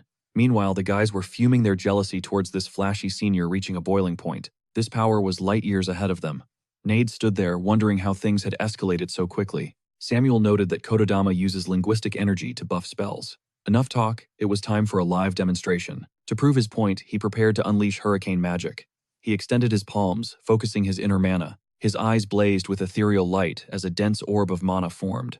Shironi watched, completely mesmerized. He recognized this spell, the exact same one the principal performed years ago. Then, things got intense. A violent hurricane erupted in the room, sending the students into a panic. This was not a game anymore. Samuel told them to burn this image into their minds. Now he was about to amplify the spell using Wild Mother Earth. He channeled the planet's energy, inviting them to witness the true depth of this ancient borrowed power. From his celestial vantage point, he began weaving generations of history into a single breathtaking moment of clarity. With nature's temple residing in his soul, he anchored his wizard's will into the earth, chanting a melodic hymn of praise. A single spark ignites fire. A searing wind births the storm. The boys watched, stunned by his flawless casting. His voice was hypnotic. But even after 3 full minutes, he was still weaving those complex, ritualistic incantations. His spirit and body were perfectly synced. A true mage fears no beast, not even the mightiest lion. Not the sun, the deep oceans, nor the winds that sweep across the planet. His will reigned supreme over all. Channeling the winds of eons, his devotion was absolute. However, the students were already starting to zone out completely. They wondered if this would ever end. Sensing their boredom, he snapped at them to stay awake. "Hurricane," he bellowed. Instantly, a monstrous gale tore through the area, leaving the boys screaming for their lives. They were terrified of being swept away. Samuel explained that he was not just casting, he was projecting his soul. Every syllable was saturated with intent. This was not some random chant. It was a deliberate manifestation of his power. Each word is spoken with absolute conviction, reflecting the caster's deepest desires and core values. This is the essence of Kododama, using language to augment mana. The catch, the setup is way too long. It is useless in a real fight. So he prepared to demonstrate the advanced supersonic variation instead. The class groaned, dreading another long speech. Suddenly, he slammed his book shut and began a rapid-fire chant. "Wild Mother Earth, grant me strength." He moved with frantic speed, his voice a blurred, high-pitched roar of power. His eyes rolled back as he screamed. "Hurricane," a cyclone exploded outward. When the dust finally settled, the boys were flat on their backs. "Excellent," he smirked. They had witnessed true upperclassman dominance. Shironi clutched his head in awe. This level of power was absolutely insane. If this was just an uncertified rank 10 graduate, how terrifyingly strong were the elites? He shuddered, thinking of Teacher Atella. As a certified 6th-tier mage, she was on a completely different level. He bowed low, pledging his life to her. This was the world's harsh truth. Suddenly, a student turned to Athela. "Will we utilize Kododama magic?" he questioned. She refused. They weren't just using it, they were going to specialize in it. The group exhaled in relief. However, Athela dropped a bombshell. They were now mastering a legendary technique called sequence. This method overloads mental focus through rapid numerical counting. Shironi raised his hand, doubting if power truly came from just counting numbers. The others were skeptical about the math. She explained that numbers are symbolic anchors for reality. They resonate perfectly with a focused mind. It isn't just basic counting. Like Kododama, every digit carries soul-piercing intent. Now she'd prove it with a demonstration. She prepared to supercharge her mental state by initiating a high-level sequence. Her goal was a chain reaching the magnitude of 10. Taking a sharp breath, she invoked the first anchor 100. An arcane barrier erupted around her instantly. The boys gaped. Did she really just skip to 100 in a blink? Her mental pressure spiked. In a blur, she chanted 400, then 1117, and finally 24, with ease. Shironi clutched his face in disbelief. It was impossible. How could anyone process such complex calculations at godlike speeds? Reaching 10,000, she finally exhaled. The massive shield expanded, shielding every student within the entire training grounds. With just the sequence, her mental capacity quadrupled. Does the true scale of this power make sense now? Kododama requires visualization, but sequence is pure, raw thought. The faster you count, the more your psyche transcends. Your base level stays the same, but your strength, precision, and combat aim will reach terrifying new heights. Shironi realized he could finally manifest a photon. Othello warned them, however, that the sequence isn't a simple cheat. If your mental foundation is weak, the technique fails. It demands a spirit forged in discipline and absolute logic. Never forget, the pillars of mental evolution are unwavering, discipline and cold reason. Strength follows the mind's clarity. Got it, the boys shouted in unison before dispersing. Alone at last, Shironi realized this solitude was his advantage. He hit 1,000 in a minute. Turns out focused counting is a brutal mental workout compared to simple math. He honed his focus during the lesson. He almost hit his limit but stopped just before his mind could fracture. He remembered the teleportation jump. He'd unknowingly used a sense that allowed him to perceive high-level numerical complexity. Using the sequence, he could batch numbers into hundreds, processing them in massive parallel bursts of mental energy. He could finish the count in 10 seconds. Aiming at a tree, he raised his palm ready to fire. He unleashed a photon burst, blinding lances of radiance screamed from his hand, tearing through the air toward the target. The onlookers stood paralyzed. The beam of light pierced through everything. What kind of monstrous power is that? They cried. What was that searing flash? Shironi blinked, stunned by the overwhelming brilliance of the magic he had just summoned. The boys buzzed with excitement. A photon burst. He'd clearly mastered that spell specifically for the upcoming speed shooting exams. Light-speed projectiles are insanely fast, but mastering such a high-tier spell just for a school test felt like overkill. The spell lacked impact, but Athala noticed the truth. Shironi, the defensive specialist, was already wielding high-level active magic. He'd already mastered the sequence. Sensing her gaze, Shironi turned to his teacher, his face pale with sudden fear. It seems so, she mused. Athala suggested he practice in the open zone. After a moment, her curiosity spiked. Starting high-speed training already. Interesting. As he finished his mental setup, she watched the young mage with focus. Call your targets. Nodding. Shironi shut his eyes, diving deep into the sequence to fortify his spirit once more. Numerical data flooded his mind as a radiant aura flared. Suddenly, the system blared as it locked onto every target. Status level 1. Count 0. Time. 1 minute. A searing orb of magical energy ignited within his eyes. He thrust his hand forward, roaring. Photon emission. Blinding rays of destruction instantly saturated the entire training field. This was the key. With shots moving at near light speed, the gap between aiming and firing had completely vanished. He hit 11 targets in 5 seconds flat. The speed was god tier. The students watching erupted into chaotic shouting. Was he even aiming? It looked like an instant cast cheat, hitting every mark without a single moment of hesitation. Athala's eyes narrowed as she understood his secret. Using a sequence, he was batching numbers into massive information modules. This was advanced modularity from information magic. Had he scavenged this forbidden knowledge back on that legendary bridge? What terrifying growth! Shironi didn't slow down, pushing his mana to the limit to saturate the field with light. A minute later, his score was 342. The guys gasped. Was this a perfect, ideal result? He obliterated 342 targets in 60 seconds. He considered using Photon Burst, but decided against revealing everything. Rainbow Drop was Chiron's secret weapon, his only key to success. Clutching his head, he exhaled a long breath, convinced that acing the final would be a total breeze. Even Nate admitted this spell had once been his absolute nightmare, yet he eventually crushed it with a staggering 342 points. It was an insane comeback. Right then, Iruki strolled in, calling the score mid at best. Nate's jaw dropped. Seriously, for a rookie that is actually cracked. With a mocking grin, Iruki sneered that while the numbers were trash, the potential was intriguing.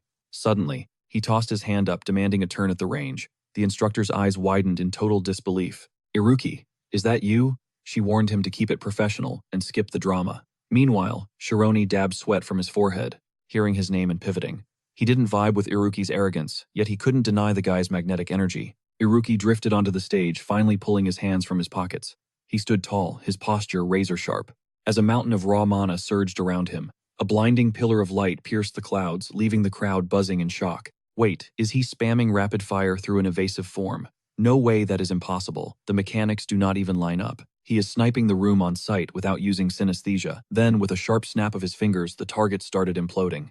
Shironi watched, paralyzed by a creeping sense of dread. What was this madness? Then, the terrifying truth finally clicked, as every single target fused into a mass before detonating in a chain reaction of brilliant, blinding explosions. The audience stood frozen as his score hit 13 in just 3 seconds, but he wasn't even close to finished. Magic illuminated the entire sky like a supernova. Shironi's jaw hit the floor, mirroring the stunned silence of his classmates, because Iruki was breaking records without even glancing at the targets.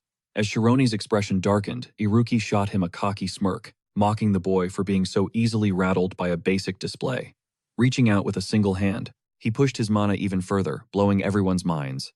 The crowd erupted, screaming that this was on a whole different level. As his firing rate accelerated to light speed, is Iruki actually a monster? Shironi squinted, analyzing the chaos. Realizing the guy wasn't aiming, he was calculating their trajectories using pure physics. But how did he track them through evasive form? How could he move so fast after solving the equations? Was it perfect consistency? Nade nodded grimly, confirming his theory, but added that Iruki didn't think in thousands. Wait, he can count past 1,000, Nade grinned. Try millions. Sharon's brain short-circuited.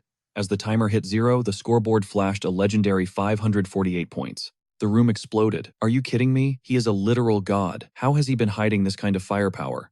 Mastering an evasive form like that? Is he even human? Even Atella looked shaken, admitting his strategy was pure genius. Iruki sauntered to the edge of the platform, locking eyes with Sharon. So he drawled, "Did you enjoy the show? Was it worth your time?" Shironi admitted it was breathtaking, confessing he had no clue that evasive form could be weaponized so efficiently. Iruki let out a dry laugh. "That is it. I am honestly a bit let down." Sharon blinked, confused.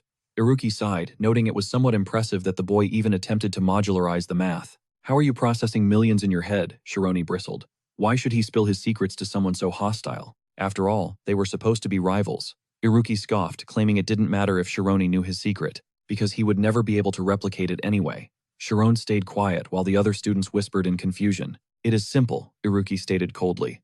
"I use logarithms to compress the numerical units." In that split second, Sharon's world tilted.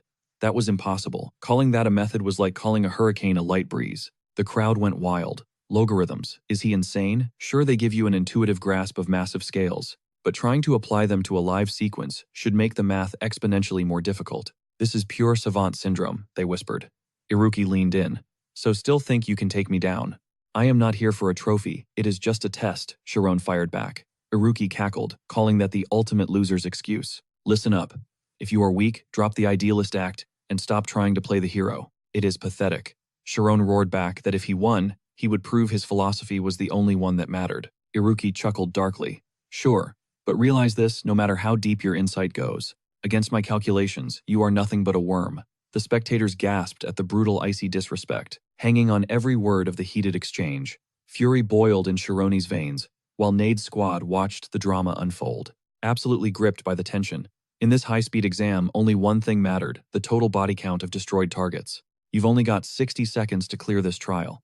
Target counts explode every level, and even a single leftover mark means failure. Progress is impossible if you miss. Plus, as the levels climb, these summoned targets gain insane speed. New waves won't spawn until the current ones are trashed, which directly tanks your final score. Most students average 400 points, with 700 being the legendary cap. To shatter that record without missing, he'd need level 30 in 1 minute. That means blitzing every single stage in just 5 seconds. Steel set in his eyes, he raised his hand. Then it happened. Brilliant flashes ignited the sky. The crowd erupted, completely floored by the absolute spectacle unfolding above. It looked like Sharoner was transcending the limit. His peers whispered, barely able to process the god-tier play. Shironi was locked in. He wasn't even glancing at his marks, just total instinct. Is that kind of focus even human? He'd jumped 200 points in 7 days. As the timer hit 0, his intense battle aura finally flickered out. His fire rate was relentless. Every shot landed perfectly, his rhythm evolving into something truly terrifying. He was clocking 4 hits per second. Wiping sweat from his brow, Sharon exhaled a breath and asked, "Well, did he break the record?" Suddenly, Iruki stood up, eyes cold. "Is it finally my turn?" Sharon watched intently as Iruki began to move, his speed accelerating. Even with a weaker mindset, he was faster. He was a blur. How is this possible? Moments later, he signaled his finish with a simple hand gesture. 568 points. A massive improvement, yet he trailed Sharon by a single point. A heartbreaking, razor-thin defeat. Shironi's growth curve was steeper. He was closing the gap fast, but then he realized something. That 1-point gap. Totally intentional. For days, the pattern repeated, an endless loop of calculated 1-point victories. The math was brutal. Beating someone by exactly 1 point requires perfect calculation from the very first level. It hit him, Iruki wasn't even trying. He was winning without breaking a sweat. Crushing opponents was effortless for him. Around campus, everyone wondered if Iruki's winning streak would ever end. Sharon was a beast, cracking 600 points, but Iruki, he was on a completely different level. She worried Shirone was overexerting himself. Meanwhile, a group of students swarmed Iruki, begging him to lead their research. They wanted his secrets and his peak potential. He was the center of gravity now. Shironi sat in the shadows, realizing he hadn't truly proven his worth despite giving everything he had. Without that realization, no strategy mattered. Right then, Nade dropped a hand on his shoulder, smiling. I believe in you, man. Honestly, he was just happy for his friends. Rivalry aside, they were squad. But Shironi wasn't vibing. Even at lunch, he was chewing on data instead of food. Nade joked that the fans were the real winners here. Everyone was hyped for a new record. Shironi paused, deep in thought. Is there a higher ceiling? What's the absolute peak? Was the limit hard-coded by the wizard who created this trial? Shironi stopped him. He wanted to guess. He didn't even know Amy's score yet. Wait, what do you mean? A senior named Amy hit 987, he revealed. The number hung in the air. Later, Shironi spotted Amy on a park bench. She looked thinner. The grind was clearly taking a toll. Senior year was no joke. Amy flashed a tired smile, promising she'd bounce back soon before handing over the requested documents. Passing the documents over, Shironi couldn't help but ask, is the transfer exam actually that brutal? It's not just hard, it's a different league, she sighed. Perfect scores don't even guarantee a spot. It felt like a total audit of her entire life's work. Shironi shuddered. That sounded absolutely terrifying. Amy told him to chill. Despite the fancy title, graduating class was just like being the apex of grade 4. She was talented enough to cruise through. But as Shironi looked at her, he noticed something different. Her aura had shifted. She'd gained a core of pure mental steel. Shifting the focus, Amy asked how his training was going. It's a disaster, she vented. They barely see each other. Is this even a real relationship? The drama was getting spicy. After hearing the full story, Amy leaned in intrigued. So Iruki is targeting Shirone now. She recalled how that guy used to mess with her back in 5th grade. Total weirdo, right? He fakes being oblivious to emotions just so he can weaponize them against his rivals. Cyril pressed further. So he is some legendary genius hunter. But what about Shirone? Doesn't he need backup? Amy looked down, insisting Cyril stop fussing since he didn't need any help. Cyril exploded in rage, calling Amy heartless for ignoring her boyfriend. Amy weakly claimed she didn't mean it. Shironi knew his mission. Gasping for air, he stared at his 500-point score, completely drained. After surviving that nightmare, no one expected a 5th grader to ever shatter the 700-point ceiling. The guy is a total beast. To hit that score, you would have to clear 10 levels in 10 seconds. It felt impossible. Shironi stood there exhausted when Iruki stepped up with a smug, confident congratulations. He praised the 700 points as legendary. Shirone simply replied that he had a point to prove. Fair enough, Iruki shrugged. Nearby, whispers erupted. Could Shirone actually pull off a win this time? Why does winning matter so much? It is just a test, Amy muttered, triggering another outburst from Cyril. Didn't she flex her invincibility last year? Had she already forgotten? She absolutely crushed a rookie. Amy held the 987-point speed shooting record, yet she claimed they never actually competed. She had ignored his bait but admitted she likely would have lost a real fight. Cyril stood there, totally stunned. What? Suddenly, Iruki flashed a score of 701. The crowd went wild at the unbelievable feat. He had edged out Shironi by a single point again. The spectators roared. The gap was still just 1. He looked effortless despite the massive score. What was his ceiling? Shirone felt, his confidence start to crumble. Back in his room, he slumped in defeat, staring out the window while obsessing over the upcoming exam. Only 3 days remained after the weekend. No matter how he planned defeating, Iruki seemed impossible now. Should I just quit, he wondered, before rejecting that weak mindset. He glared ahead with newfound silent resolve. Iruki's words stung. If you lack skill, stop preaching idealism and acting like you are the main character. Thinking back on the academy drama, Shirone realized his claims would sound like total nonsense to everyone else. Watching a flickering candle, he realized life in this elite academy had warped his perception of the world. The harsh truth remained, without power you are invisible. He refused to quit until he finally surpassed Iruki's shadow. He had to transcend mathematics itself. What defined these numbers? What was the true essence of their sequence? Overthinking was a trap. To see the grand design, he had to stop analyzing and just feel it. How high could he climb? His consciousness drifted into the void as he questioned this strange new sensation. Had he reached the final digit, impossible numbers are infinite. So what exactly was he witnessing right now? The mental wall exploded into fragments. Terrified, he gripped his seat, wondering what power he had just unleashed. Reality gave way beneath him. He was just counting numbers, yet the world was literally falling apart. Was he cracking under the pressure? This hallucination felt way too real to be just simple stress. A crushing tension gripped him. These numbers weren't just for counting anymore, they were stalking his very soul. 40 hours had vanished since he last slept. Suddenly, the dawn broke, signaling the start of a new day. Joint training kicked off. It was finally time for the 5th grade speed shooting exam, and nerves were fried. Checking the leaderboards, upperclassmen wondered why a swarm of younger students had invaded their high-stakes exam hall. "They are just here for the show," one guy shrugged. "We did the exact same thing back then." A loud crowd suddenly gathered, shouting in confusion.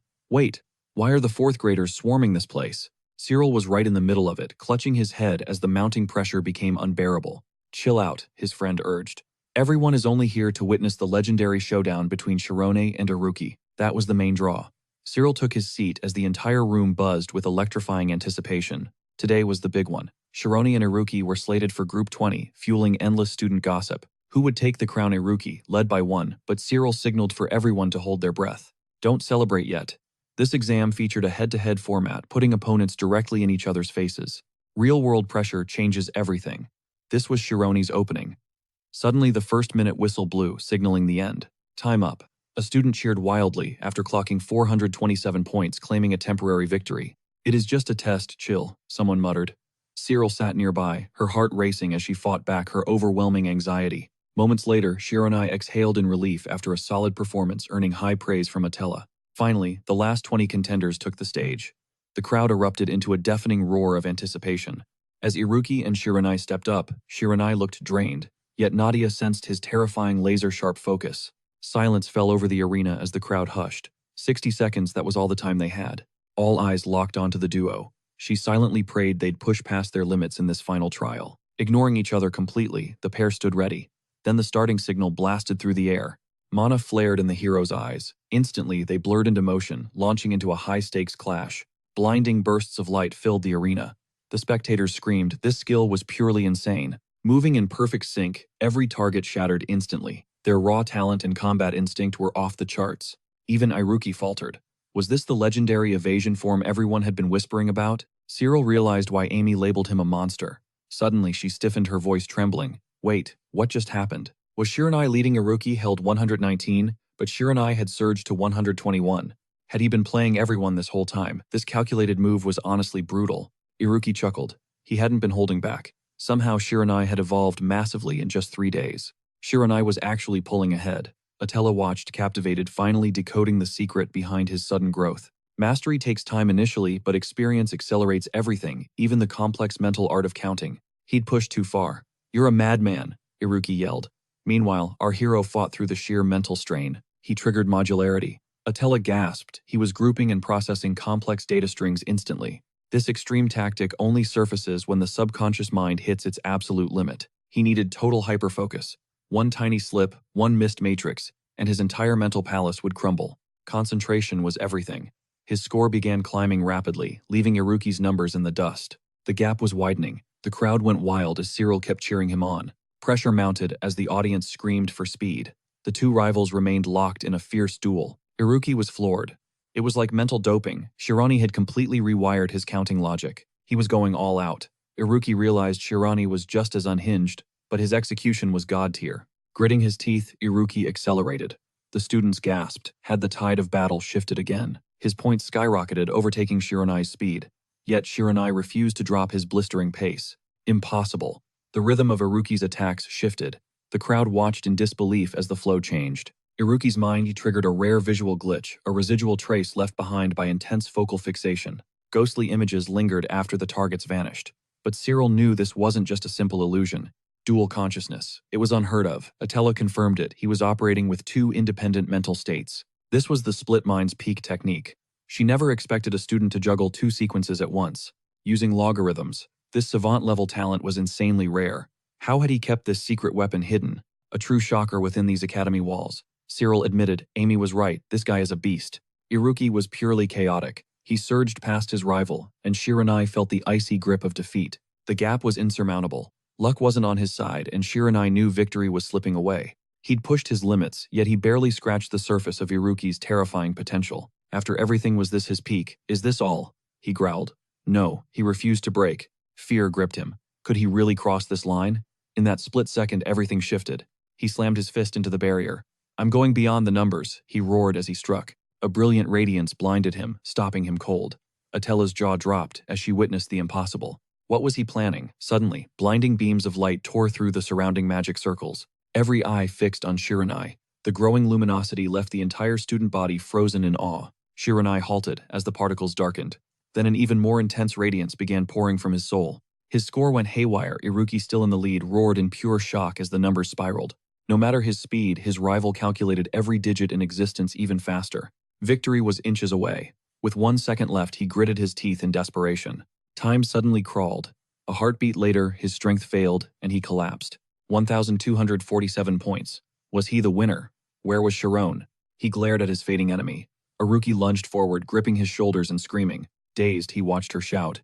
She was hysterical, celebrating his win and a record. 1,253 points. The crowd erupted with pride and triumphant grins. Confused, he whispered, "Did I win?" Iruki stepped forward to deliver the news. Exam rules forbade wide-range magic. Sharon realized the arena was glowing with blinding light. He smirked, calling it boring. He was trolling. Photon emission isn't actually photon magic. He congratulated him. Everyone froze, shocked by Iruki's blunt admission of defeat. Had the world turned upside down? Our hero shook his hand, seeking the truth. Does he finally admit living matters more than research? He nodded with newfound confidence. You're right, Sharon pressed. Iruki countered, explaining that explosions aren't inherently violent acts. They are just raw energy. Violence only starts when there is a desire to harm. The onlookers were paralyzed. Sharon argued that humans must hold the reins of power. The danger remains real. Iruki insisted the wielder must handle that massive force. He had a favor. From now on, he wanted him to take full responsibility. Explosions are uncontrollable chaos, but harnessed correctly, they become a miraculous power source. It could save 100,000 lives. A golden era begins beyond nature's limits. He lacked faith in noble dreams. Would it have been easier to be honest? No more misunderstandings. Iruki simply needed to see what kind of soul he faced. Sharon was speechless. Was he a man of force, or one who understood fear? Sharon saw it, then Iruki was terrified. He feared becoming an unstoppable monster. His victory proved his resolve. Now he was the only one who could stop him. He vowed to leave. The students wondered if he quit, because he feared himself. He feared his own potential. Sharon felt the conversation spiraling into something dark. Was he an idealist or a realist? Sharon wasn't sure, but one thing was undeniable. That terror in his eyes was genuine. He made him swear to stop him. The crowd gasped. Nade grabbed them both, laughing about how legendary they were. He was proud of them. Then Atella pulled Sharon aside for a private word. He followed her inside. Suddenly she spun around and seized his shoulders with intensity. "Sharon, do you realize what you did?" she screamed. "Were you trying to vanish?" He was lost.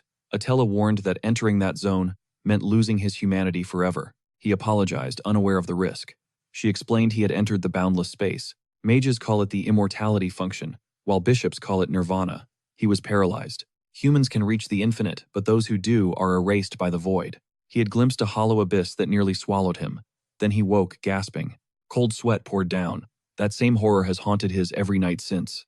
Since arriving, this dread hasn't left. He reached for water, his mind still reeling. The glass shattered as his hands trembled.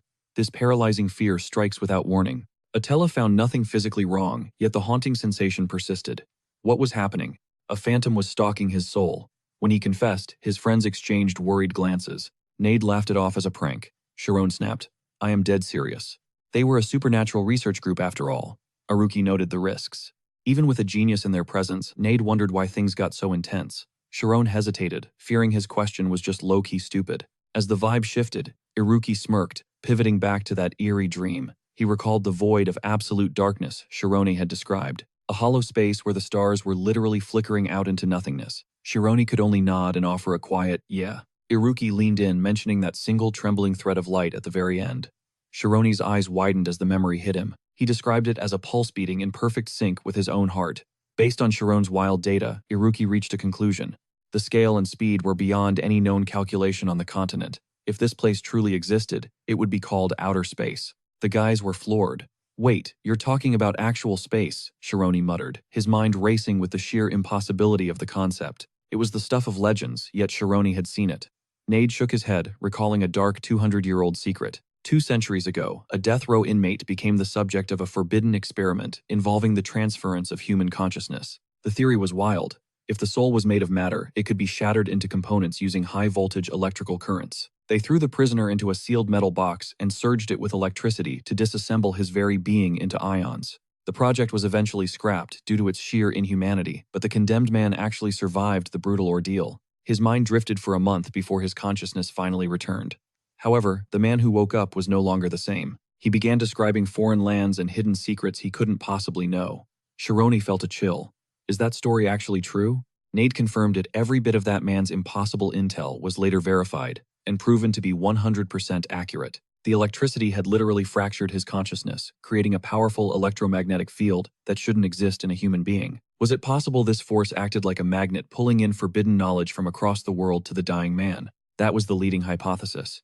He also felt a bizarre supernatural tingling sensation, something that defied every known law of nature. Chiron shuddered, clutching his own arms as the realization struck. Wait, is that the same tingling sensation I'm feeling right now? Iruki suddenly bolted upright with a shout. This was it. Shironi hadn't just dreamed, his consciousness had actually witnessed the cosmos. If electricity had triggered a quantum leap in his mind, it meant something truly insane was happening to his physical soul. The possibility was clear. He had somehow transcended the limits of space and time. Shironi gasped. Wait, I actually transcended time. Iruki explained that in the microscopic realm of electrons, logic goes out the window, and human understanding completely fails to apply. It's a world of pure probability, where observation changes reality. If a soul is lighter than an electron, the connection breaks. You'd break free from the shackles of time and start resonating with the primal cosmic forces of the entire universe. Looking at Shironi, Iruki was convinced this was his exact situation. Shironi flushed his heart, hammering against his ribs in shock. You really found an explanation for this? He asked, stunned. They might look like slackers, but this research team was legit. Nade brushed it off as total nonsense, but Iruki just smirked, admitting it was still just a very wild hypothesis. To prove it, they needed more data. Iruki stared him down. Why was Shironi still refusing to admit the full truth? Chiron looked confused, but Iruki pressed harder. Something had clearly gone sideways with his photon emissions during the rapid-fire test. Since that day, Shironi had been haunted by brutal nightmares every single night. He needed to know what really happened. Chiron lowered his gaze, finally ready to spill. He admitted that teacher Althea had dropped a massive, terrifying bombshell on him. The immortality function, the boys asked in unison. Iruki's eyes lit up. He definitely knew what that forbidden mathematics represented. He burst into a loud, chaotic laugh, slapping his knee. So that's what it was, the legendary immortality function. He'd heard his father mention it once, the ultimate holy grail for mathematicians and the master key to the entire world. Shironi mentioned how dangerous the teacher said it was. Iruki didn't disagree, shouting that it was beyond dangerous to touch. Because in that realm, everything equals nothing. He'd need that god-tier function if he ever hoped to take down his rival. Iruki found the whole thing hilarious, which strangely made Chiron feel relieved. He realized he finally found where he belonged. Right then and there, he decided to join the Supernatural ESP Society. The boys erupted in pure, unadulterated joy. Shironi was done being afraid. He was going to face his fears head-on with these guys to uncover the truth together. Nade was hyped, shouting that they'd tear the secrets of that immortality function wide open. They finally had enough members. They could officially register as a group again and secure that sweet club funding. But Iruki had one major concern. Would the teachers actually approve of Shironi joining a club with such a trash reputation? Nade just told them to trust him. He clutched the application with a devious grin. He was going to finalize everything without the faculty ever finding out. Are you sure this is okay? They asked. Nade just pulled them into a huddle, shouting, Don't worry, now let's hit the cafeteria. Hosting a bemicha for the rookie meant emptying his pockets. Iruki just smirked at his total lack of cash. Chiron claimed ownership of this squad. Forget Nade's whining. It was time to scrub this filthy office top to bottom. Sina, the academy's most terrifying teacher, intercepted the files. Her eyes widened. Was this really Shironi's doing? Flashback. Sina cornered Ted as he balanced a mountain of paperwork in his shaky hands. He explained these were pre-holiday research applications, a seasonal headache that never seemed to end. Most kids just formed groups for easy grades and ghosted. They needed to filter the trash immediately. A single page slipped from the pile, fluttering to the floor. Sina noted the clumsy mishap instantly. Ted panicked, but Sina had already snatched it up. She scanned the lines with piercing, hawk-like intensity. It was the Nade, Iruki, and Shironi trio. The legendary troublemaking society for supernatural ESP studies. No way. Was Chiron really involved? Fury surged as Sina crushed the application in her tightening grip. As dawn painted the mountains gold, Sina marched straight toward Professor Atella's private office. Atella looked up from her training, surprised. She didn't expect a visit over such a minor academic detail. Over steaming tea, the truth came out. Sina dropped the bombshell. Chiron had officially joined a research group. Atella gasped. He finally picked one. Which elite squad did he choose? The Supernatural ESP Society. Sina deadpanned. Atella nearly choked, spraying tea everywhere in sheer disbelief. Sina fumed. That group had been a magnet for chaos since long before they were even faculty members. Parents' complaints used to flood in daily. Why would a genius like him dive into that dumpster fire? He was the Academy's golden boy. Instead of grinding his skills, he was flushing his future away. Atella giggled. Isn't Nade the new boss? He's actually a decent kid with a solid reputation. He was well-liked and behaved. Surely the group wouldn't spiral into madness under his watch, right? The old troublemakers were gone. Even Traumia Mikhail Gold, the Magic Association's titan, was once their president. She felt certain they'd balance each other out and stay on the righteous path of magic. Back at base, Nade was lounging like royalty. He jumped when Shironi returned, his temper flaring instantly. He shielded his face, coughing as a fresh wave of thick dust swirled through the air. "No classes today. Aren't you guys supposed to be, actually studying?" Shironi asked. Nade just smirked, claiming he was under the weather, while Iruki exposed him as a chronic class skipper. They settled into a chess match. Sharon stared at the mess. He'd just cleaned, yet the filth had returned. No research, no classes, just vibes. He was starting to regret this, but there was no turning back. With a heavy sigh, Shironi cracked open a book. He was determined to learn regardless of the chaos. The duo mocked his scholarly vibes. Then Iruki leaned in, whispering to Nade about his secret project. "Is the invention ready?" Iruki hissed. "Wait, is it actually a real-life invisibility cloak?" Shironi's ears perked up. He abandoned his book, totally hooked by the mention of such legendary gear. It only lasted 60 minutes, but with the right tweaks, it could change the game forever. It sounded unreal. Driven by pure curiosity, Shironi bolted upright, his eyes sparkling with excitement. "I need to see it," he shouted. Meanwhile, Sina warned Atella that Nade wasn't the only wildcard. Iruki was a 5th-grade genius, playing dumb, hiding power that even the teachers found intimidating. If Sharon could tame these monsters, it would be a historic turning point for the entire academy. But if he fell under their influence, he'd become the most dangerous ticking time bomb in school history. Atella paled. A bomb. She hoped Sina was being dramatic, but the boys' shouting interrupted her thoughts. Nade hadn't made a cloak. It was a magical fragmentation grenade. Talk about a safety hazard. Nade cackled, admitting he'd stashed them for a grand finale. Iruki just rolled his eyes at the flex. His true goal, becoming a magical engineer. Shironi's jaw dropped. Wait, magical engineering? That is sick. He loved the electromagnetism concept. Suddenly Nade activated his gear and vanished into thin air. Then Shironi spotted a suspicious book. "What is this?" Iruki yelled, his face turning pale with shock. "Human body research. Why is this here?" Sharon froze quickly, averting his gaze in pure awkwardness. Sharon stared in disbelief. Wasn't this book filled with student secrets? His face turned beet red with pure cringe. Iruki spotted the manual. Knight explained, it was just a low-key intel guide. Circulated by a research squad, the art was mid, but it was packed with juicy academy tea. It was brain rot for the board. Shironi questioned if the school even allowed this chaos. He turned to stone, gasping at a photo of Amy. The crew wondered why he'd suddenly glitched out. Was he actually seeing that senior fuming? He snapped, that they had no right to see this? What was that about? Need was totally lost as Shironi pressed for more answers. Who'd run a study like this? Iruki blamed a ghost organization. With so many senior records, they were likely the graduates themselves. Shironi realized this was how seniors killed time. Meanwhile, Sina confirmed the grim truth. This underground circle of dark mages thrived on toxic pranks. The issue pranks pulled by the Academy's top-tier geniuses were absolutely unhinged. They've totally ghosted the school's investigators. They even left the Oizen group in peace. Since they weren't official, the elites were reviving it, and she'd take this chance to strike. To crush the Oizen squad, Althea smirked silently, sensing the deep worry for the students' path. The school avoids meddling without cause. To build grit and ownership in the kids, these circles stay autonomous. They must own every choice they make. If adults rob them of agency, they'll spend a lifetime paralyzed by indecision. Why not let them take the wheel? Sina scowled, casting her eyes downward. Admitting it was true, she still felt adults must sharpen the students' raw skills and keep them on track. Althea felt Sina's teacher instincts protecting Shironi, wanting to give him space to find his lane. But Sina's fire was real. She apologized for the delay, but she had intel on Sharon. During the speed shooting trial, he reached Nirvana. Sina was shook. She shrieked at the top of her lungs, "Say what now?" Her voice ripped through the woods. The echo boomed everywhere. The kids collapsed, panicking over the sudden noise. Need yelled it was code red and to stash the evidence fast. Shironi was baffled, asking what was up. Iruki warned a teacher was messing with the storage space. Shironi was frozen in confusion. The boys told him to stay put. This was a pop quiz. Sina entered, calculating she needed 3 minutes to conjure the room, giving them time to wipe the trail. They shoved Sharon onto the sofa. He shouted that a teacher was here, and they weren't even bowing. Need barked that it was fine. He had to act natural. Iruki warned that getting caught meant way more than just probation. This lab was their turf. If he folded now, they were toasted. Shironi nodded, locked in. Right then, Sina stormed the office, scanning the area. The boys sat like statues waiting. They faked total chill. Sina saw through it, realizing she had to act fast and shut this squad down. Tension hung heavy.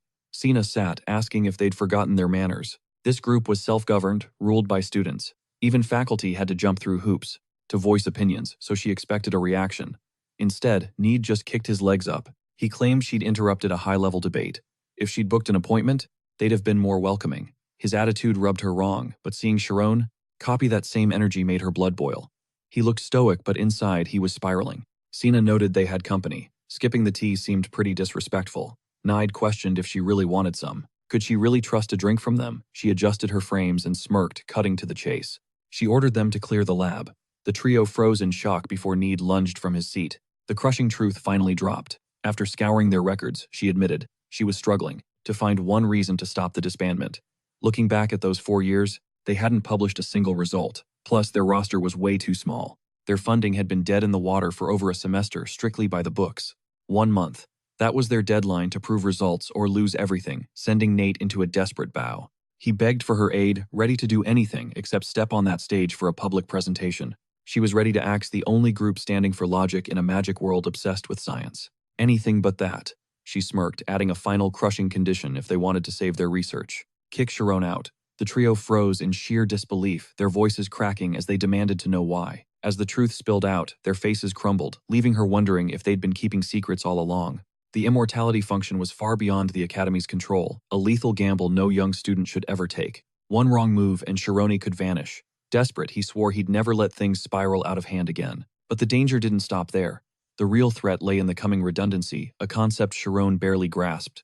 Iruki spoke up, recognizing it as the genius disease, a curse he'd been grappling with since age 8. To him it was no big deal. His father always said he was already mad, so why fight it? Nate's laugh was brittle with anxiety, while Sina simply buried her face in her hands, exhausted by it all. A heavy sigh escaped her lips. The core issue was how the Academy had sugarcoated the entire situation. Overload strikes when a human mind simply cannot process the sheer magnitude of a newly awakened power. It's like a dam bursting under a tidal wave, a mental collapse that leaves the soul completely shattered. Society labels it a genius disease, but for the kids who miss their window for recovery, it's a life sentence. The immortality function triggers this exact overload, creating a level of risk she couldn't even begin to quantify. It clicked for Sharon. The relentless nightmares made him feel like he was teetering on the edge of insanity. Sina laid out the plan Sharon would slash his credits and begin an immediate regimen of intensive therapy. She would oversee his recovery, personally refusing to let this trauma leave a permanent scar on his soul. If they cared for him, they'd let him go. But Nate wasn't budging his voice hard with stubborn pride. As president, the idea was dead on arrival. She snapped back, wondering if this was really the time for ego. Iruki backed him up, arguing that Shironi deserved to be the master of his own destiny, not her. They heard her fears, but she was crossing a line. Nate nodded, his eyes narrowing with realization. He accused her of acting out of hidden feelings for Shironi, a claim she confirmed with chilling, calm honesty. Is it settled? Nate clutched his head, his world spinning as he shouted that nothing was okay yet. Could a teacher actually fall for a student? She simply replied that the odds were never zero. They were just a man and a woman after all.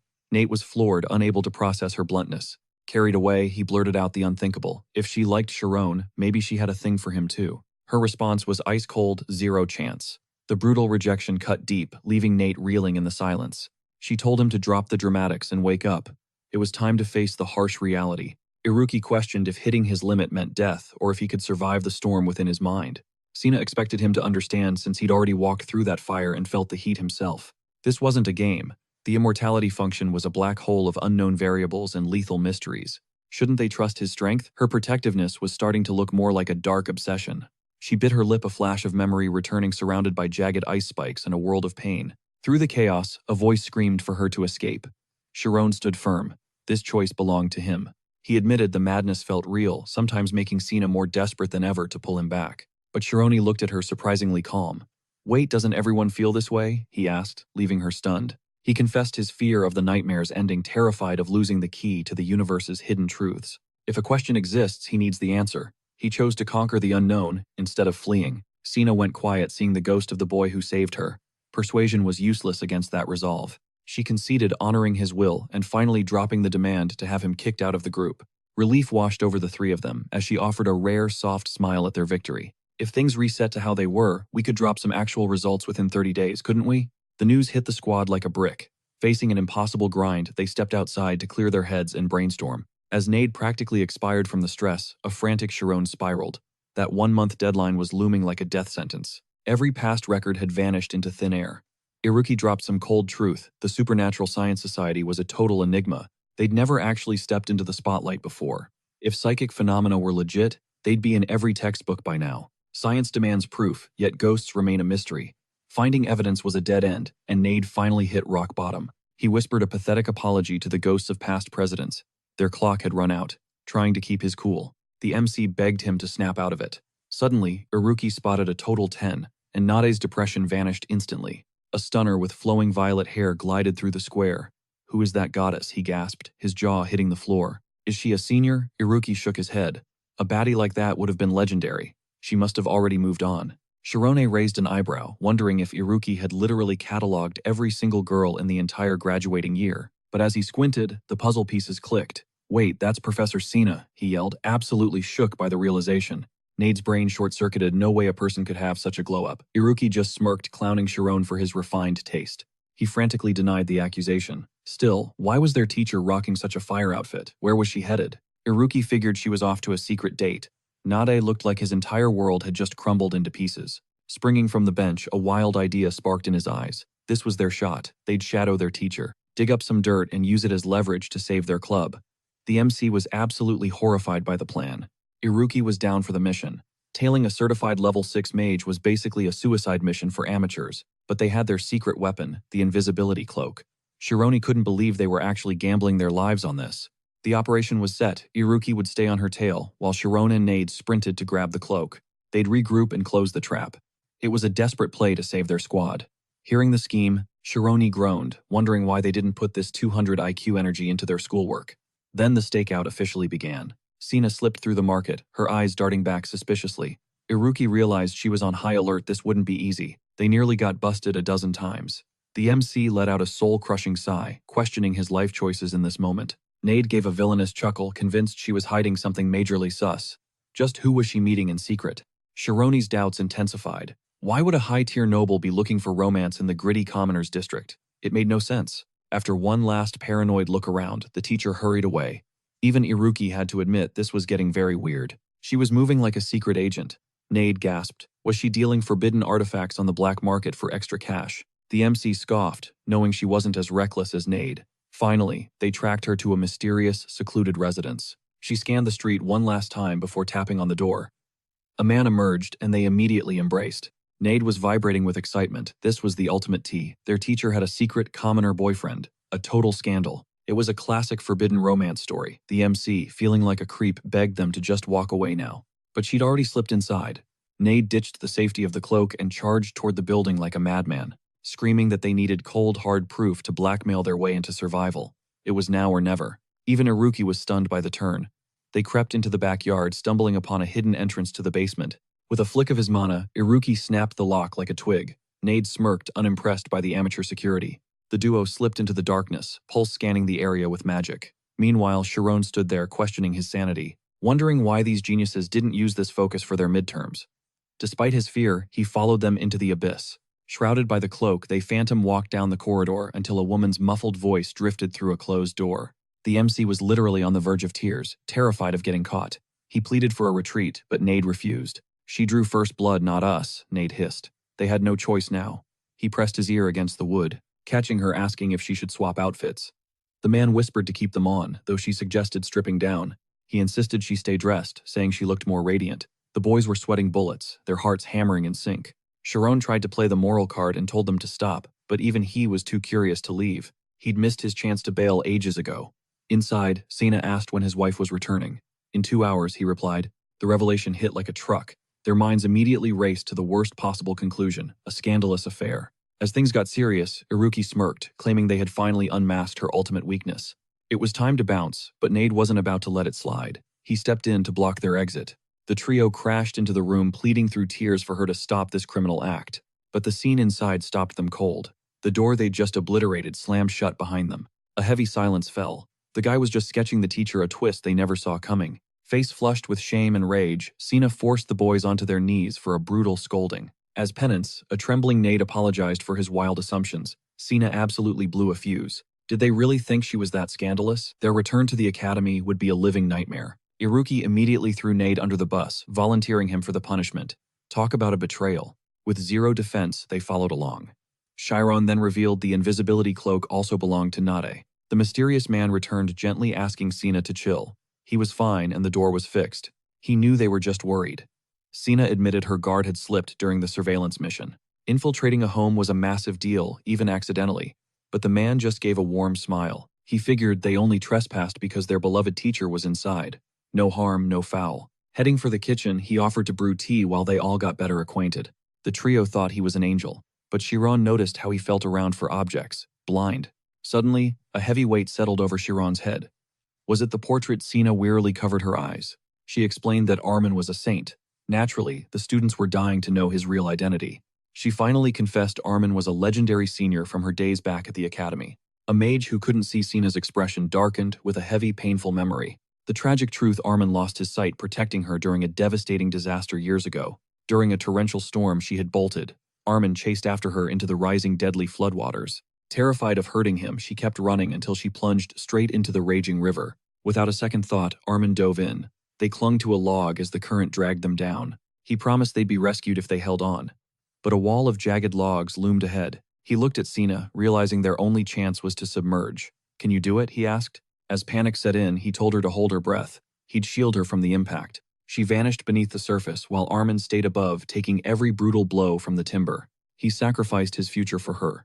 That day, the Academy's star genius lost his path. His magic died there. Sina was floored when he reached out, revealing his new life as a painter. Iruki finally understood.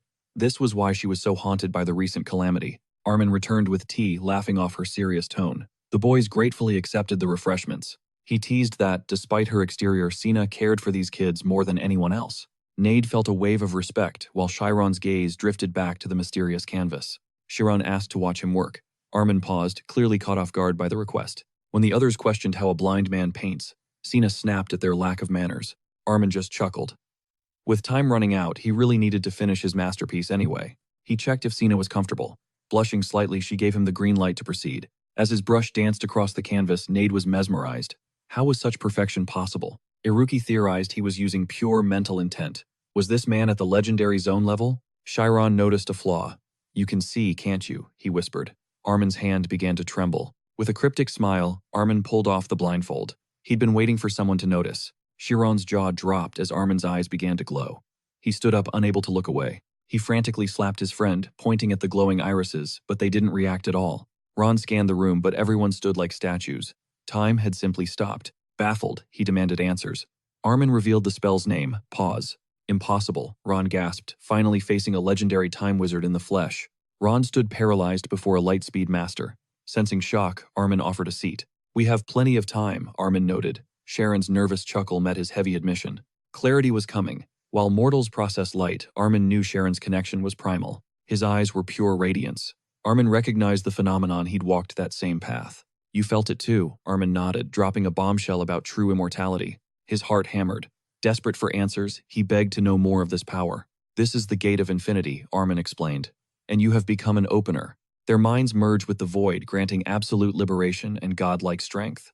Noticing his dread, Armin offered reassurance. Unless he crossed the threshold, he was safe. "Is this normal?" Sharon whispered. Every night, the cosmos consumed his dreams. Armin leaned in, intrigued. Sharon confessed his secret. These otherworldly sensations were growing. The pressure was maddening. Armin watched volatile sparks dance around the boy's form. "Magic adores you," Armin smiled. "These symptoms are just the start of awakening." He was touching a boundless universe, a sight that could crush any ordinary mind. That paralyzing terror sparks enlightenment. Most seekers eventually master the fabric of space.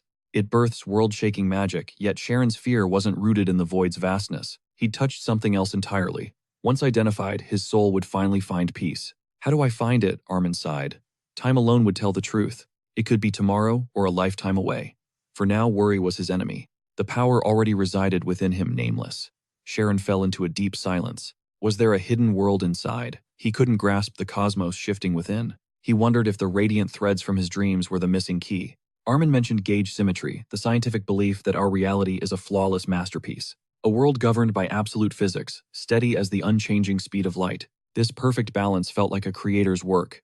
But beneath the truth was fracturing. The symmetry was shattered. Sharon glanced at his crew, recalling Iruki's cryptic warnings. Iruki spoke of a realm of probability. Armin agreed, their universe was far from perfect. No one knew what broke the world, but Armin trusted Sharon's inner strength. Hope flared in Sharon's eyes. He thanked the master, feeling a surge of confidence. He'd only meant to observe, but this meeting was a blessing. Armin turned away. Watch over her, Armin requested. She was fragile, making Sharon wonder why Armin hid. He knew the truth. Sina's constant worrying was fueled by a deep, lingering guilt. His sight wasn't returning, and he refused to be a burden. Time resumed instantly. As Armin returned to his canvas, Sharon watched his friends bicker and smiled. He'd keep Armin's secret. The man wanted Sina to live free from her past. The masterpiece was complete. Armin thanked Sina before walking them to the door. Today was the end. Sina asked to send letters once he found home. I'll be waiting, he promised before sternly telling the boys to study hard. A final farewell was cut short by a boisterous, cheerful shout from the path. His wife sprinted toward them, arms overflowing with bags and a triumphant grin. Is the art done? She chirped. Then spotting Sina, she insisted they stay lunch. The crew felt the awkward vibe. Armin's wife was a very unexpected force. Armin's wife narrowed her eyes, scrutinizing Sina's flushed face and questioning her intense blushing. Claiming she felt unwell, she summoned Armin while a panicked Sina scrambled to make a hasty exit. As Sina bolted with her students, Armin waved, but his wife's expression instantly turned cold and sinister. Letting out a weary sigh, she mused over a new interest, mocking if leadership would ever trust Armin. The legendary eyes of light, with that pathetic face. He snapped at her to stop complaining as they prepared to flee Kreis. Their destination was Kelber. Dangerous mongrels infested the path, but such beasts were mere flies to the mighty Armin, the eyes of light, or rather, the thinker of eternity. Entering the house, he coldly vowed to honor their dark contract. He needed to drop the act. She leaned in, whispering, "You kept Sina in the dark, right?" warning him never to forget. The lives of his precious ones were on the line. He paused, assuring her. Sina remained blissfully unaware of the truth. Meanwhile, Sina forced the trio into a line. Letting out a heavy, ominous sigh, she muttered that things had gone south. Her aura was pure fury. Upon their return, charges of stalking and trespassing would surely dismantle their entire research squad. Sina turned to leave in stony silence, but Nade's voice cracked the tension, begging for a meal before their doom. Iruki and Sharon jumped on the idea. Looming with shadows, Sina agreed they'd need strength for the hell awaiting them. Because after today, food will be the last thing on your minds, she warned, her voice growing increasingly dark. She declared they would feast until they exploded. Relieved, Nade plotted to use the meal to soften their teacher's rage. Hoping to dodge punishment, Nade smiled, while Iruki's only concern was ordering the most expensive item on the menu. The main character sensed her heartbreak over Armin and decided a distraction was necessary. Fast forward 2 hours, and the scene had shifted. A wasted Sina was now ranting incoherently, leaving her students pleading for her to put down the bottle. How did this happen? As the feast arrived, she immediately reached for the liquor. Her confused students watched, wondering if she was actually serious. Glaring at them with pure annoyance, she snapped, "If you brats can commit breaking and entering, I can certainly drink." Nade laughed nervously, encouraging her to indulge, since it was technically her day off anyway. Sharon was in food heaven, devouring every bite, while Iruki joked that this was the greatest meal of his life. Truly a legendary feast. Nade tried to top off her glass, but she slapped his hand away instantly. She barked that he was far too young for spirits. Masking his frustration, Nade focused on buttering her up. He aimed to exploit her drunken state while the others were distracted by food, searching for her ultimate weakness. Another hour passed, and a completely hammered Sina began aggressively pinching and pulling on Nade's cheeks. Cackling about what a naughty boy he was, she obsessed over his soft skin. The boys started sweating bullets. When her drunken gaze locked onto them, pure terror struck. They had no idea what chaotic move she'd make next. Pointing a shaky finger, she praised their insane performance during the recent speed shooting examination. "You've got the talent, so why do you slack off?" she wailed, suddenly exploding into a mess of tears. She mourned the brilliant students she'd lost, those whose dreams were crushed before they could ever truly blossom. "Am I just a failure as a teacher?" she sobbed.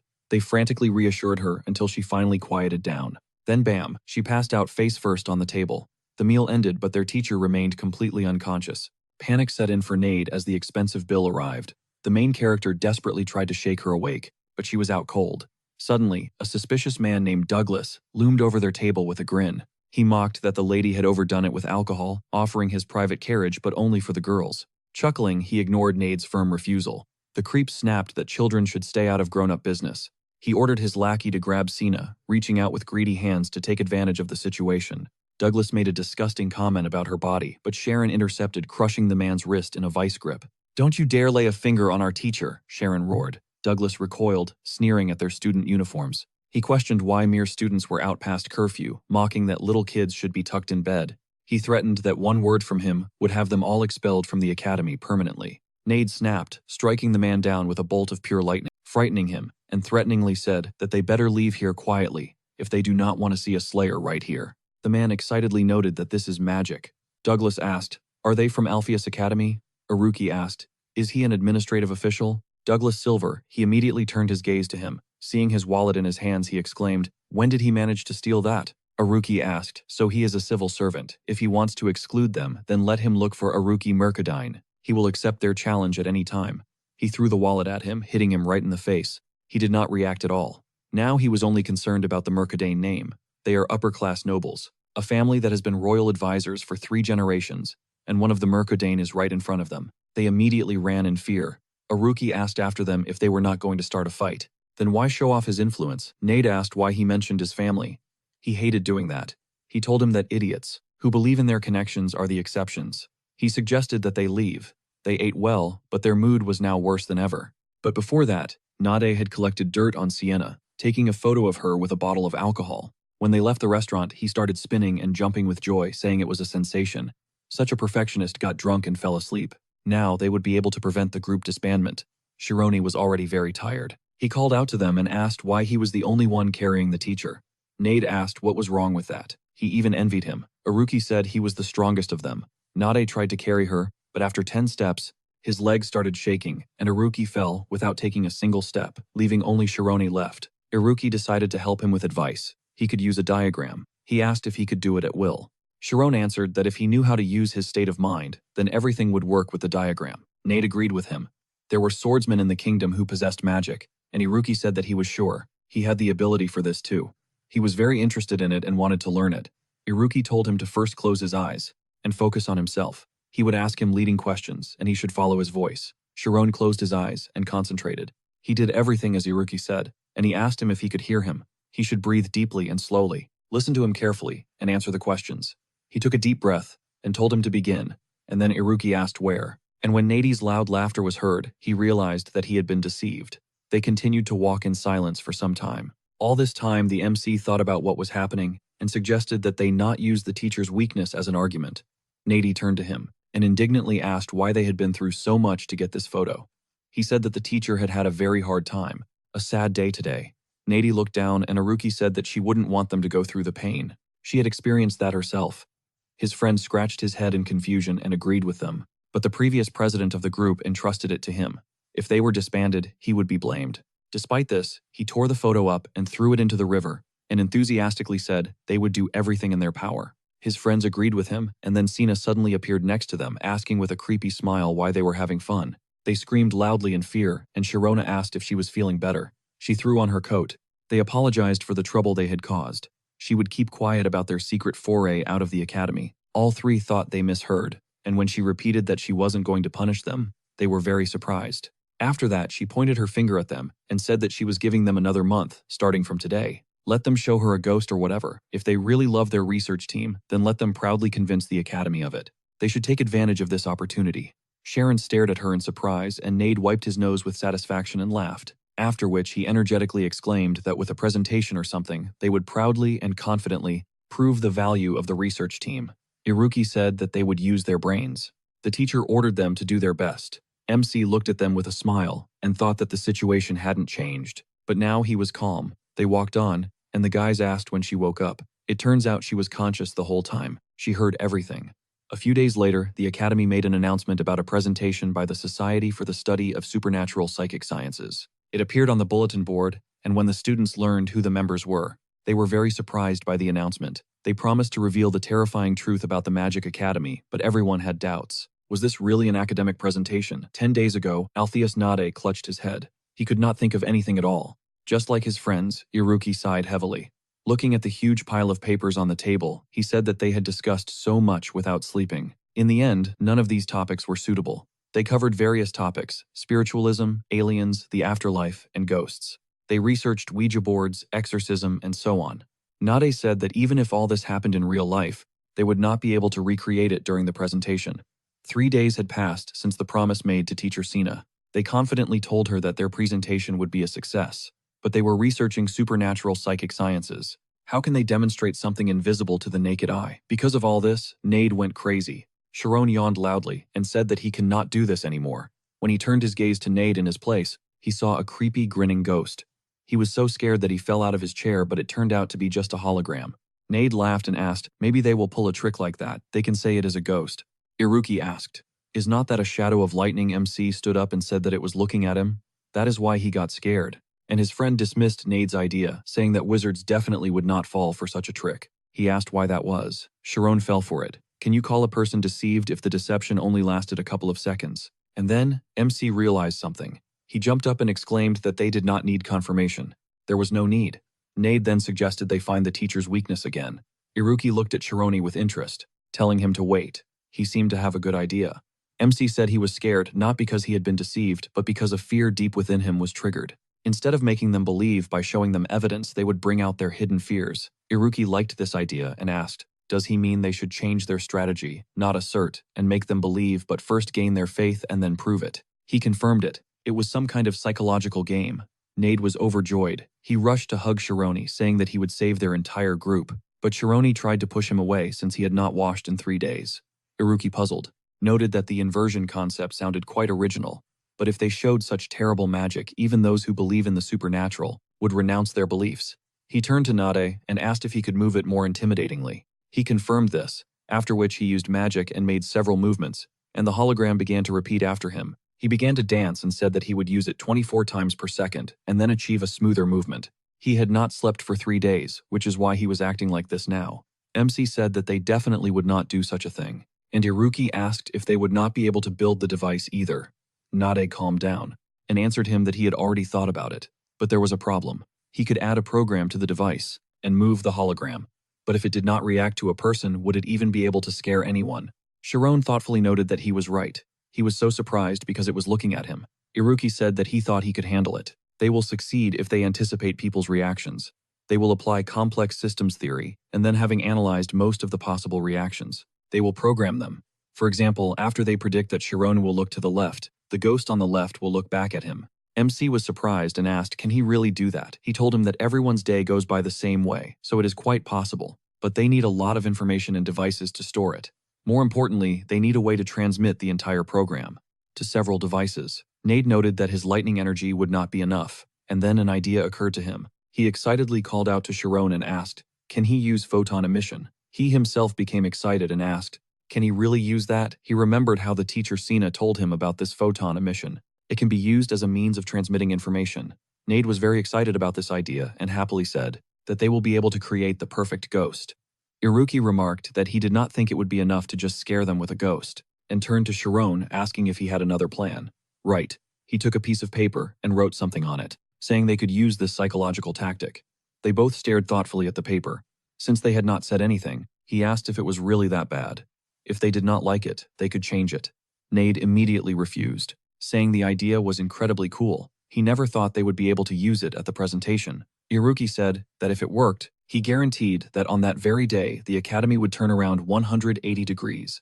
They both rejoiced, and Nade said that then everything was decided. He would immediately create a hologram projector. Nade would create a program that predicted the movements, and Sharon would prepare the photon emission that way. They would definitely be able to save their group. They joyfully punched the air, but Iruki still had some doubts. He schematically calculated the required number of photon emissions to send data. It would need 3 times more than Sharon had now, and they would also need to be held for at least 10 minutes. Hearing this, Sharon was shocked. He was faced with a truly difficult task. 10 days passed. Nade burst into the room and told his friends that he had hung up the notices, and something had happened. Iruki, who had been creating the equation for the movement pattern all day, looked up at him warily. Shironi, who was practicing photon emission, wiped the sweat from his face, and turned to him in shock asking what happened. He joyfully exclaimed that it was simply a sensation. Everyone said they would come. Iruki cursed and asked, is it because they wrote their names in there? There will be a lot of chaos if more people come. The amount of work will increase. How many do you think will come? He replied with a wide smile that he could not say for sure, but it would be more than half of the entire academy. They gathered their strength and continued working. There were about 17 days left until the presentation of the Society for Research on Supernatural ESP. Meanwhile, a girl walked through the corridors of the academy. Everyone around was talking about the presentation and the group members. She went outside, and a guy hiding in the shadows asked, is it true that the Society for Research on Supernatural ESP is going to show something? She told him that it had not yet been decided whether the group would be restored. According to her sources, if the presentation failed, The research lab would be returned to the academy. The guys said that of course the group would end. Its glory days were over. Some girls said that they do not know for sure because there is Iruki with Savant Syndrome and Sharon who disbanded the Dark Mages. And Nade's abilities also cannot be discounted. The guy laughed and said that they are still third-rate students. They should worry about what happens later. This is a war of the Shadow Research Group for the right to become the second hosts of Istaz. Time passed. Shironi continued diligently training in photon emission, and it was very difficult for him. After finishing, he caught his breath and immediately fell to the floor and stopped the stopwatch.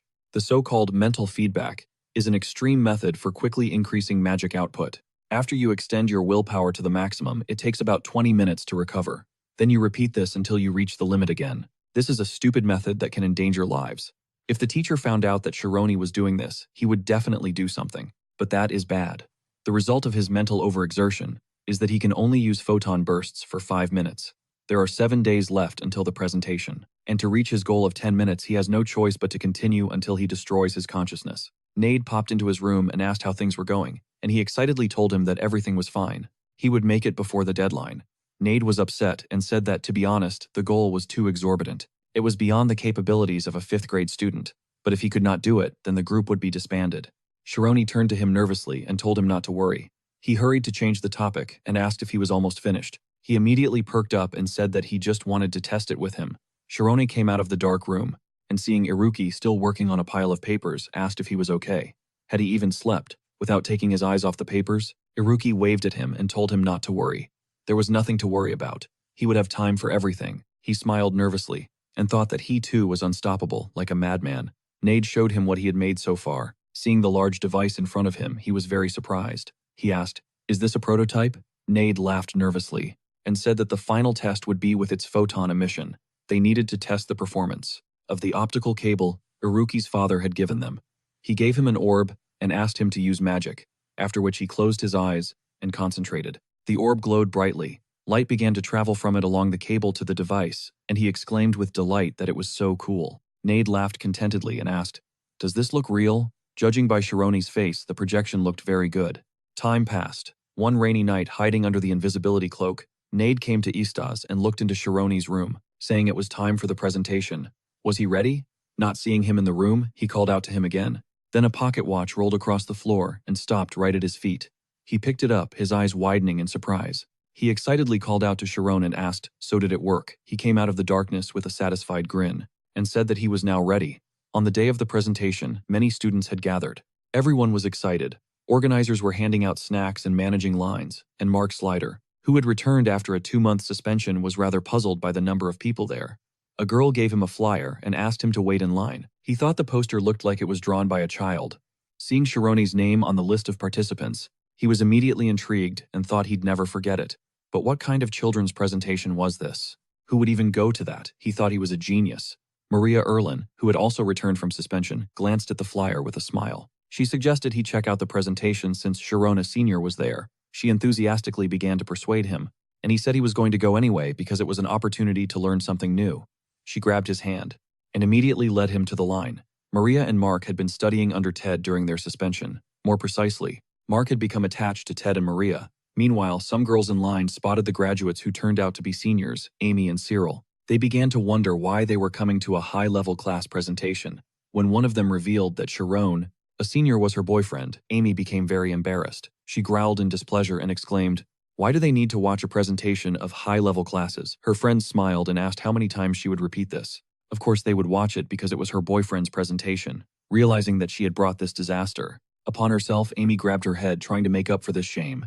Cyril noticed how the students began to crowd around one place and talk about a senior from the first class. She pointed her finger there, telling Amy to look. Senior Fermi was standing in the middle of the crowd, and everyone was very curious about what he was doing there. Did he really come to watch the presentation? And not only him, Senior Hussey and even Riken, who was nicknamed the Electric Beast, came with him. Besides them, Senior Richard from Alchemy, and even Caden were also present. Everyone was shocked. What was even going on here? Cyril, also, became curious about what the first class was doing at this presentation. Amy asked what she thought they had in common. "She's talking about them all. Rumor has it that they're members of a shadowy study group called the Golden Fleece. From the outside, they look and act like an officially registered study group, but the term shadowy means they break the rules or do things they're forbidden from doing. it's difficult to expose them. Because the number of members is kept secret and the list of names is often fake, everyone began to slowly take their seats. In the presentation hall, teacher Thea was just placing glasses on the seats for the judges at that moment. When she saw the director, she was very surprised and asked what brought him there. He laughed and waved at her and said that the students had prepared so diligently for their presentation that he couldn't help but be interested. She became excited and gave him a seat, and he thought that he was eagerly awaiting the opportunity to see what they had prepared. Amy and her friend also took their seats, and she looked around the hall suspiciously. There were recently suspended students, famous seniors, and even the principal. Was there something she didn't know? The spotlights came on. Nate took the stage and ceremoniously announced the beginning of the presentation of the Society for the Study of Supernatural Psychic Sciences. And so, their bold presentation began. Everyone was excited and expecting a spectacle, but 30 minutes later the audience was already throwing food at them. They were very disappointed because this wasn't what they expected at all, and they had been completely fooled. Amy was also surprised. Let's go back to the beginning. Nate thanked everyone for coming today. He would be presenting their work. The topic of today's discussion was spirits. Mark asked skeptically, what kind of souls are these? Nate warned them that some might find what was happening scary, so they should be careful. The large screen behind him lit up, and the principal laughed and remarked that the students were well prepared. Thea smiled nervously, thinking that it was a great idea to use the holographic background. What were they planning? An image of the academy appeared in the background, and Nate asked if they knew what happened before the academy was founded. He snapped his fingers, causing the image to change, and said that it happened 520 years ago. Originally, this place was a small village of farmers, but the world was going through a famous war of conquest at that time. People fled the fighting to the mountains, and of course civilians and soldiers were no exception. Suddenly, the lights went out. An ominous roar came from the stage, and Nate cryptically said that inhuman creatures appeared at that time. The audience grew nervous, afraid that something would suddenly jump out at them. Then a soldier in bloody armor came on stage and roared loudly. Nate said that it was a man, possessed by an evil spirit. Realizing it was a rookie, the audience burst into laughter, and when he barely dragged his feet backstage, they laughed even harder. And Cyril said, "It was so funny," her friend asked skeptically. "So is this a presentation or a play?" Nade continued the story. And so one night, a guy named Noah came home. Nade ran on stage, calling for his love Olia. Where is she? He came here to hide from the war and lost her, his most precious person. Maria became engrossed in the play and worriedly said that it seemed that by running away, he had found himself separated from his beloved. Mark grimaced with displeasure and thought, what is going on? Is not this a presentation? When will that guy show up? Suddenly, the MC ran onto the stage and he burst out laughing at the sight of him. Olia called out to Noah, her beloved, saying she was there. Everyone burst out laughing when they saw Shironi, a high school student dressed like that. Teacher Sina was completely shocked. She was curious to see how Amy would react to Shironi in women's clothing. When she saw her sparkling eyes and red face, she became nervous and asked her to control herself. Meanwhile, Noah worriedly exclaimed that he had missed her so much. She clung to him and suggested that they never part again, not even for a day. They slowly leaned in to face each other. Mark turned pale with excitement. Maria covered her face in embarrassment, and the boys devoured popcorn, never taking their eyes off the two of them. Their lips slowly approached each other. Amy became nervous because in plays they usually do this for real. When their lips were about to touch in a kiss, the soldier appeared. He sank his teeth into Noah's shoulder and began to tear him apart. Noah begged for mercy, for salvation, but no one responded. This bloody sight shocked everyone, and then the lights went out. Maria pressed herself against Mark as it all scared her a little. He swallowed nervously from such abrupt closeness to the girl. The light returned. Nade said that 6 months ago, the source of this story, an old diary, was found during research into the history of the academy. Their research team immediately began an investigation, and the result was a shocking truth. Souls turned evil due to being consumed by bad spirits wandering the other world in search of people to possess. This continued until today. A sharp bell rang. The audience became nervous, and someone asked if the bell rang at midnight. It was not even 7 p.m.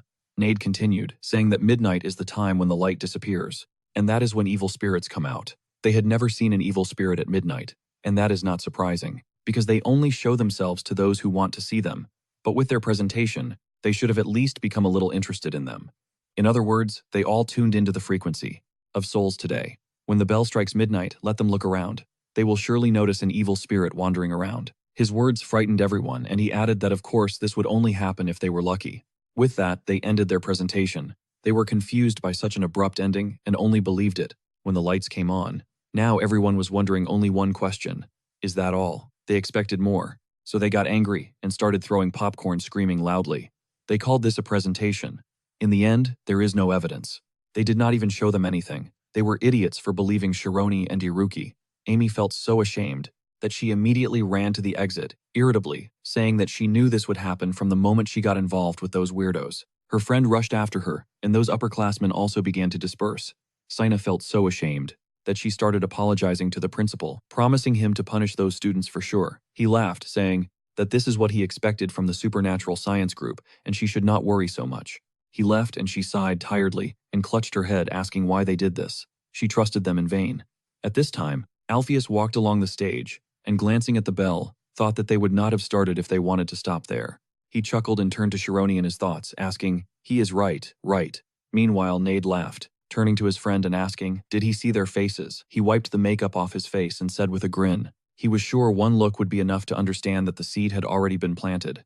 MC pulled off his wig and said that the first stage had been successful. If so, they would show them what spirits were. Night had fallen.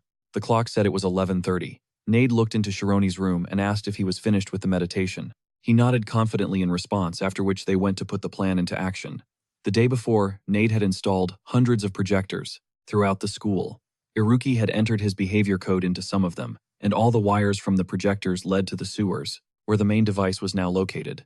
Shironi and Nade went down there where Iruki was already waiting for them, preparing everything. He looked at the time and said that there were 5 minutes and 15 seconds left until midnight. They couldn't rush. They needed to wait until exactly midnight. He told them to start when he gave the signal. Nade approached the control panel and told Shironi that it was his turn now. They were all counting on him. He took the ball and nodded confidently. When Iruki gave the signal, he released magic into the ball. A bright flash appeared, blinding them for a moment. Nade was amazed by such a powerful flow of magic. Iruki noted that he had achieved such a result in only a month.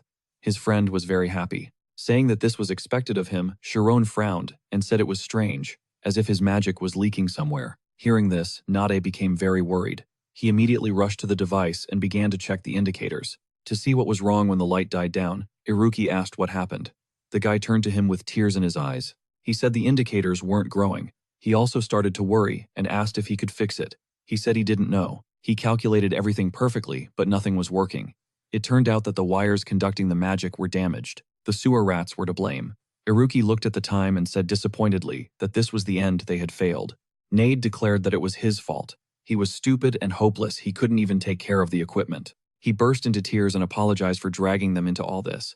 He had only made them all look like fools. He would take full responsibility. Shielding his eyes from the bright light, he told Shironi that this was enough, but he refused to stop. They sacrificed sleep and put all their effort into this, so he would not stop here. His eyes lit up. Iruki immediately called out to him worriedly, and Nade stared at him in confusion, not understanding. When he realized what Shironi was about to do, he became very worried and exclaimed that this couldn't be happening. Was he trying to use the infinity function? Chiron had already moved to another dimension at this point. His friends grabbed him and told him not to dare do that. Iruki tried to stop the magic, but it didn't work. Nade shook Chiron by the shoulders and asked him to stop, or he would disappear, bursting into tears even more. He exclaimed that they didn't need this research team. He didn't want to lose him. Chiron gave a confident smirk. He said that he wasn't afraid anymore. At that moment, the barrier holding the infinity function split into many pieces. The sphere began to pull magic out of him. He concentrated, remembering how Armin had said this. He wouldn't disappear. His body began to slowly disintegrate, but he constantly kept the thought of who he was. In his mind, the magic continued to consume him, but he managed to build a barrier around himself and preserve himself. The orb glowed even brighter. Chiron screamed, and Nade worriedly asked if he was okay. He told him about photons. Iruki asked him to look at the sensors. When he checked, it was even above the norm. He pulled the lever and signaled. Then he activated all the devices. Meanwhile, in the girls' dorm, it was already midnight. Maria decided to go to bed. Since classes started tomorrow, suddenly her body trembled. She hugged herself. She remembered that stupid story again. They came up with such a creepy thing with these ghosts. She looked at the window. Asking Shironi how he got to this point, she saw a disfigured woman stuck to the glass looking straight at her. She screamed loudly in fear. At this time, Amy also encountered a ghost. She threw a vase of flowers at him. She ordered him to leave. Who is he, and how did he get here? The ghost only smiled at her in response. This made her feel uneasy. When it began to approach, she ran out of the room with a loud scream. Sina ran out to meet her, exclaiming in fear that there was a ghost. She asked if she saw it too. Realizing that they both weren't imagining it, they slowly turned around and saw a crowd of frightened girls. They were running towards them, followed by ghosts. The entire academy was now in a state of chaos. The ghosts were on the streets and in the corridors of the academy. The students were very scared. They ran, but the ghosts pursued them. They ran outside and the ghosts gathered them in a crowd. The girls cried in fear, and the boys used magic trying to defend themselves, but the ghosts still approached them. This terrified them until they all suddenly disappeared. They calmed down for a moment. Then loud claps were heard coming from the roof of the neighboring wing. Nade clapped his hands. He thanked them for participating in their performance at such a late hour. Sina was also scared. Angrily, she walked towards them with a projector in her hands. She exclaimed, "What are they doing in the middle of the night? Let them come down to her immediately. Do they even know how much they scared her?" Nade winked at her, saying that today is a sleepless night. The students seeing the hologram projector realized that it was all fake. Alpheus arrived. He laughed, and Sina asked how he got there. He answered her that he decided to go to the end of the performance. Nade, meanwhile, turned to the students and said that ghosts exist all this time. Now they believe in supernatural psychology. The guy shouted that it was fake.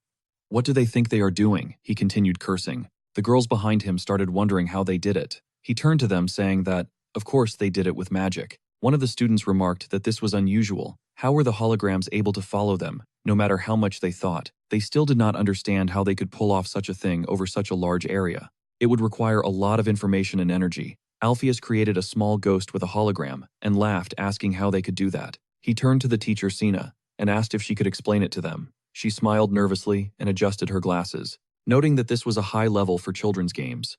MC, meanwhile, thought that, for a magician, the most important thing is intellectual strength. They cannot contain their curiosity about knowledge. The guys were very angry. They dared to deceive them. They could not even imagine what kind of mechanism they used. Sina said that even if they used an intricate trick, their group did not justify it. The director removed the hologram. She said with a smile that in reality, everything was much more interesting. She did not understand what he meant. The students started cursing at them, saying that in any case it was fake. Ghosts do not exist. How does this relate to supernatural psychology? Nade asked if they still do not believe them. They confirmed this because it was just a show. Then he asked them why are they here. They could not answer this, and he said that they ran here, shaking with fear. Like frightened kittens, were they scared of holograms? The emotions they were experiencing now are called the essence of supernatural psychology. They, not believing in the existence of ghosts, felt fear as soon as they saw them, which means there was a seed of doubt in them. About the existence of all this, they were in the role of gardeners conducting research, without knowing whether it actually exists, that science. The girl agreed with his words since even ordinary knowledge had previously been perceived as a lie. Nade continued saying that by raising their doubts, their group had proven its worth. The three of them bowed to them, declaring the presentation over, and thanked them. The students exchanged glances. Then they laughed and exclaimed that it was a masterpiece. It would not hurt to deceive themselves several times in such a gamble. Watching them, Alpheus asked where they had been and where they had gone to raise someone's doubts to show something that does not exist. In his opinion, it was a very important presentation.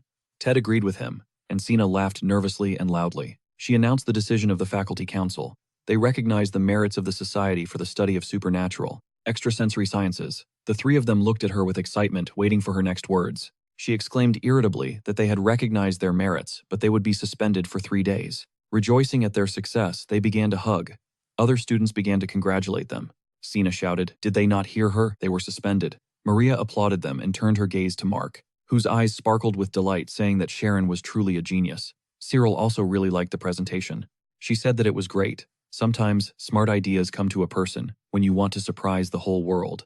Amy smiled and thought that she could not understand this in a time when even after graduation, there is endless study to be done. They waste time on such useless games. Watching them rejoice, she even felt a little envious. Meanwhile, the members of the shadow study group were annoyed. One of them said that, "Graduates leave behind 2 strong students. This domain will remain untouched for now, so they will not touch their ancient language study group right away." Another guy said that even if so, it is just class 5. Are they afraid of them? His friend irritably told him not to talk nonsense.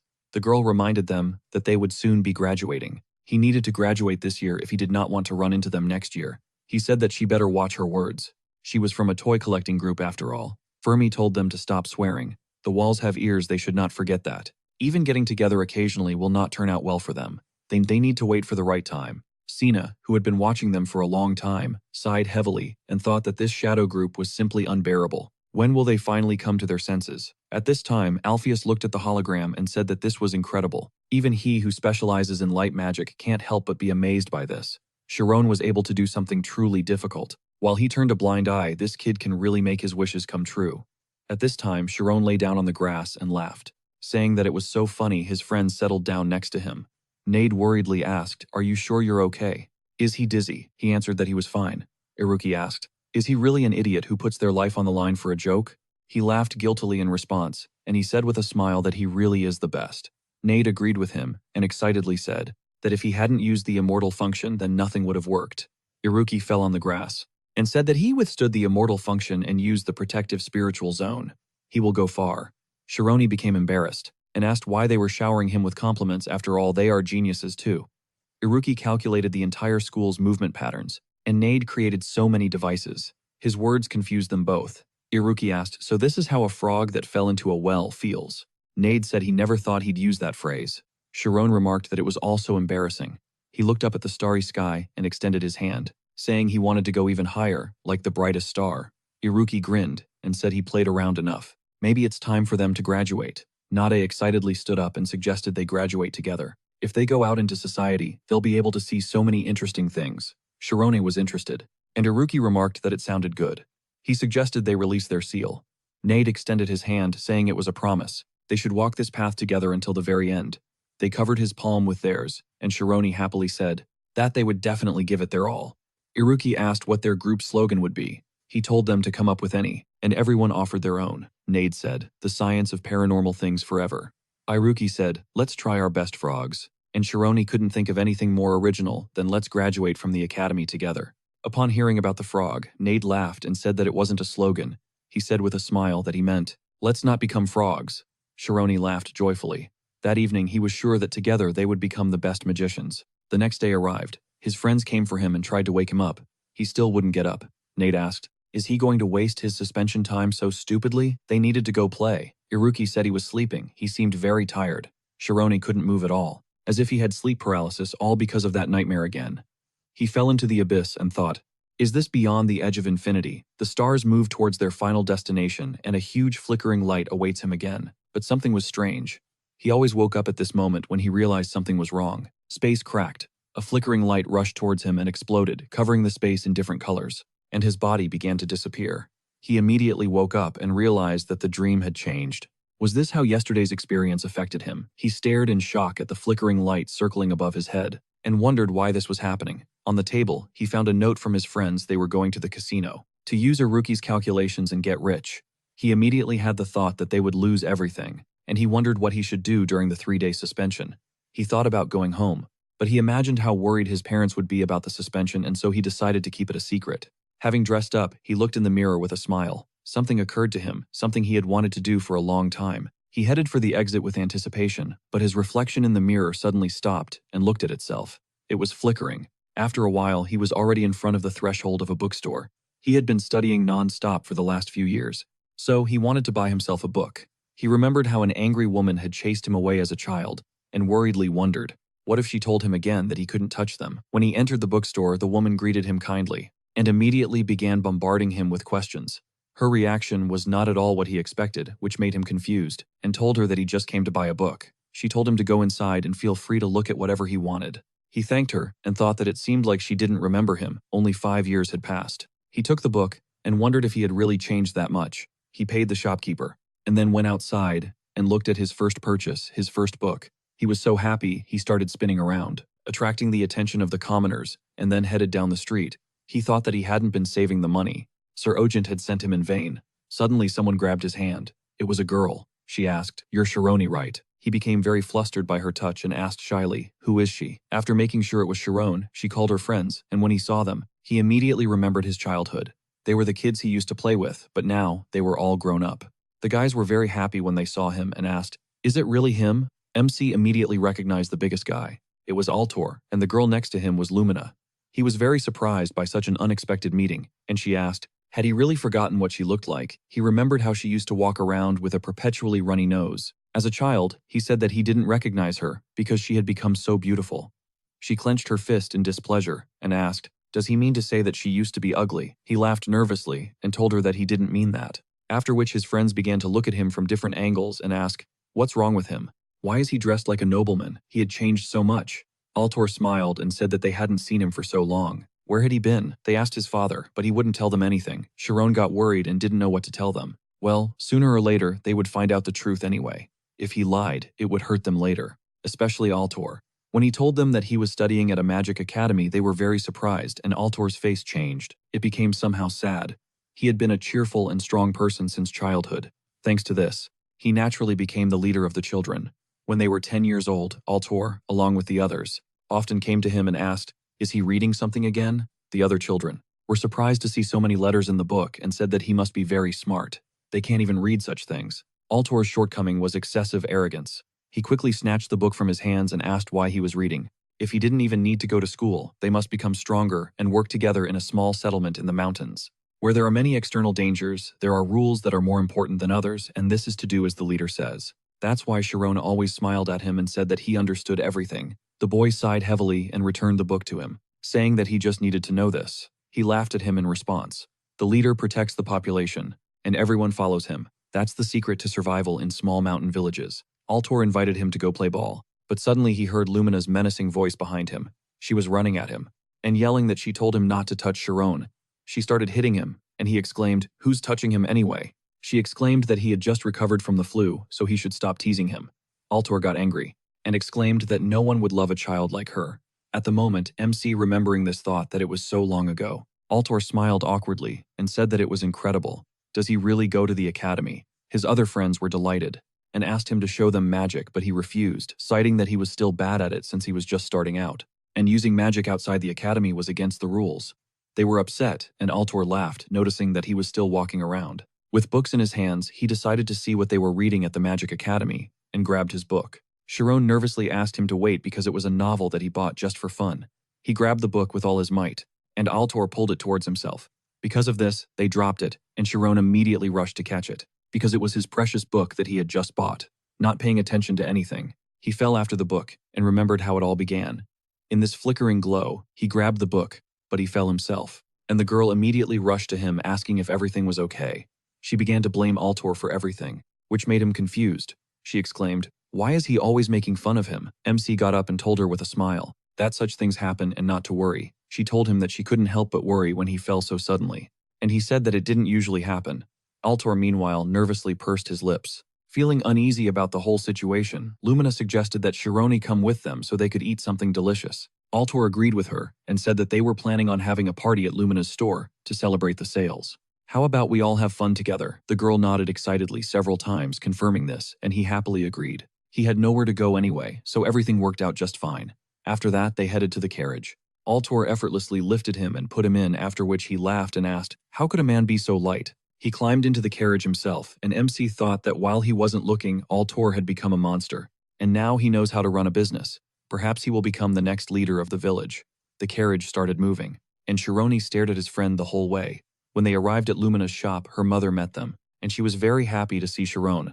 She said that he was becoming more and more handsome every time. Her daughter must be very excited. She shyly asked her not to say stupid things, after which her mother set the table for them. They decided to have a glass each. The guy looked around the table and said that everything here looked so delicious. Lumina told Shironi to eat more. He thanked her, and one of his friends staring at the mug asked if this was really beer. But his friend quickly upset him, saying that it was just soda.